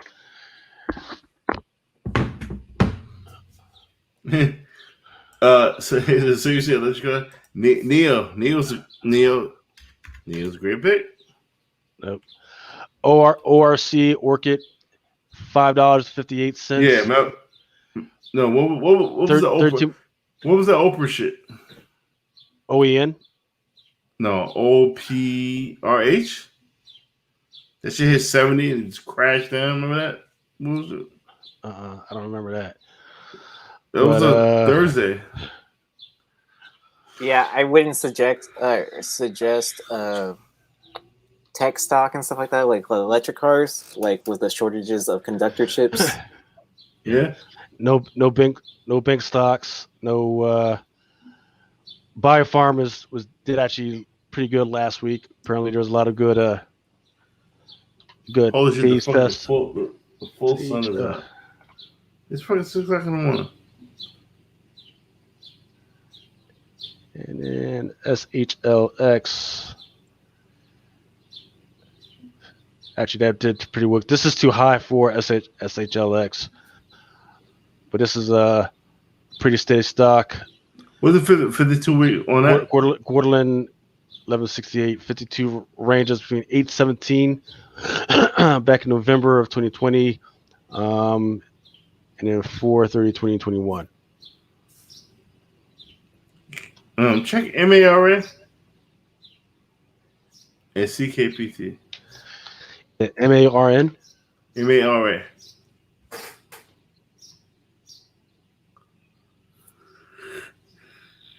That shit is 40 right now. 26 not bad. Not bad at all. 52 week high is what? 57? It's not bad. It's not bad at all. And CKPT.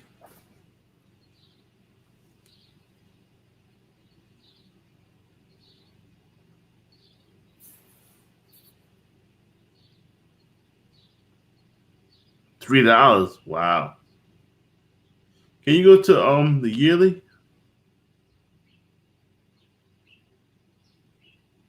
Go to July of last year.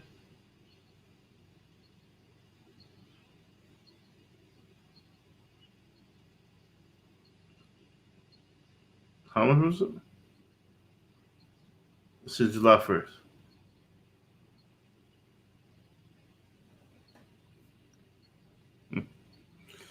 Interesting. So that big peak right there was in what, March?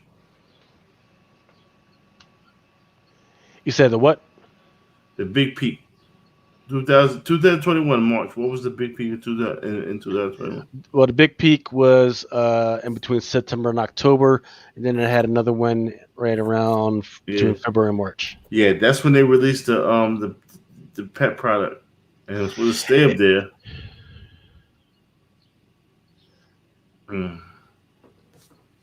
Oh yeah, shit. Yep. All right, I'm out of here.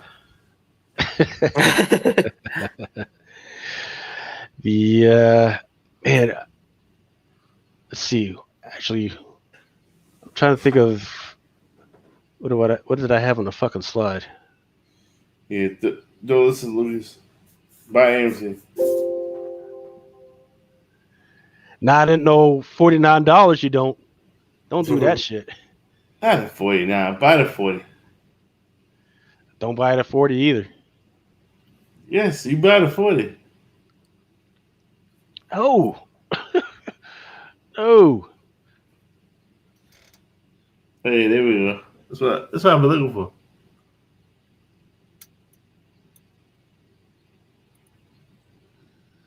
Yeah, Microsoft did well. JP Morgan and Bank of America and freaking Citigroup, they freaking did horrible. You know why, right? A lot of fucking motherfuckers couldn't fucking pay. A lot of companies couldn't fucking pay the fucking bills. No, So they had to borrow. Yeah, they had to borrow a lot of money, and there was a lot of the bonds that they tried to sell came due, and they didn't freaking sell them. They couldn't cover AMC. A lot of people couldn't cover. Yeah, but I mean, most definitely, we'll see what happens with the freaking option freaking joint. I saw. So once again, looking at that chart that I showed you, there's just as many freaking calls out there as there are freaking puts that are being written, but have actually executed already. There's a huge freaking gap going on right now. So people are going to be guessing what's going to happen, but you won't know till the 22nd of what the hell was actually going on when it comes to the fail to deliver. And another thing that's significant is people think it's significant of what's going to happen, but I totaled up all the written calls and freaking puts. That's not even freaking close to that freaking high peak that I freaking showed y'all on the failed to deliver. It's not even close. So this is purely driven on Reddit bullshit right now of what people think is going to happen. Yes, Reddit is the meme stocks. The meme stocks is crazy right now.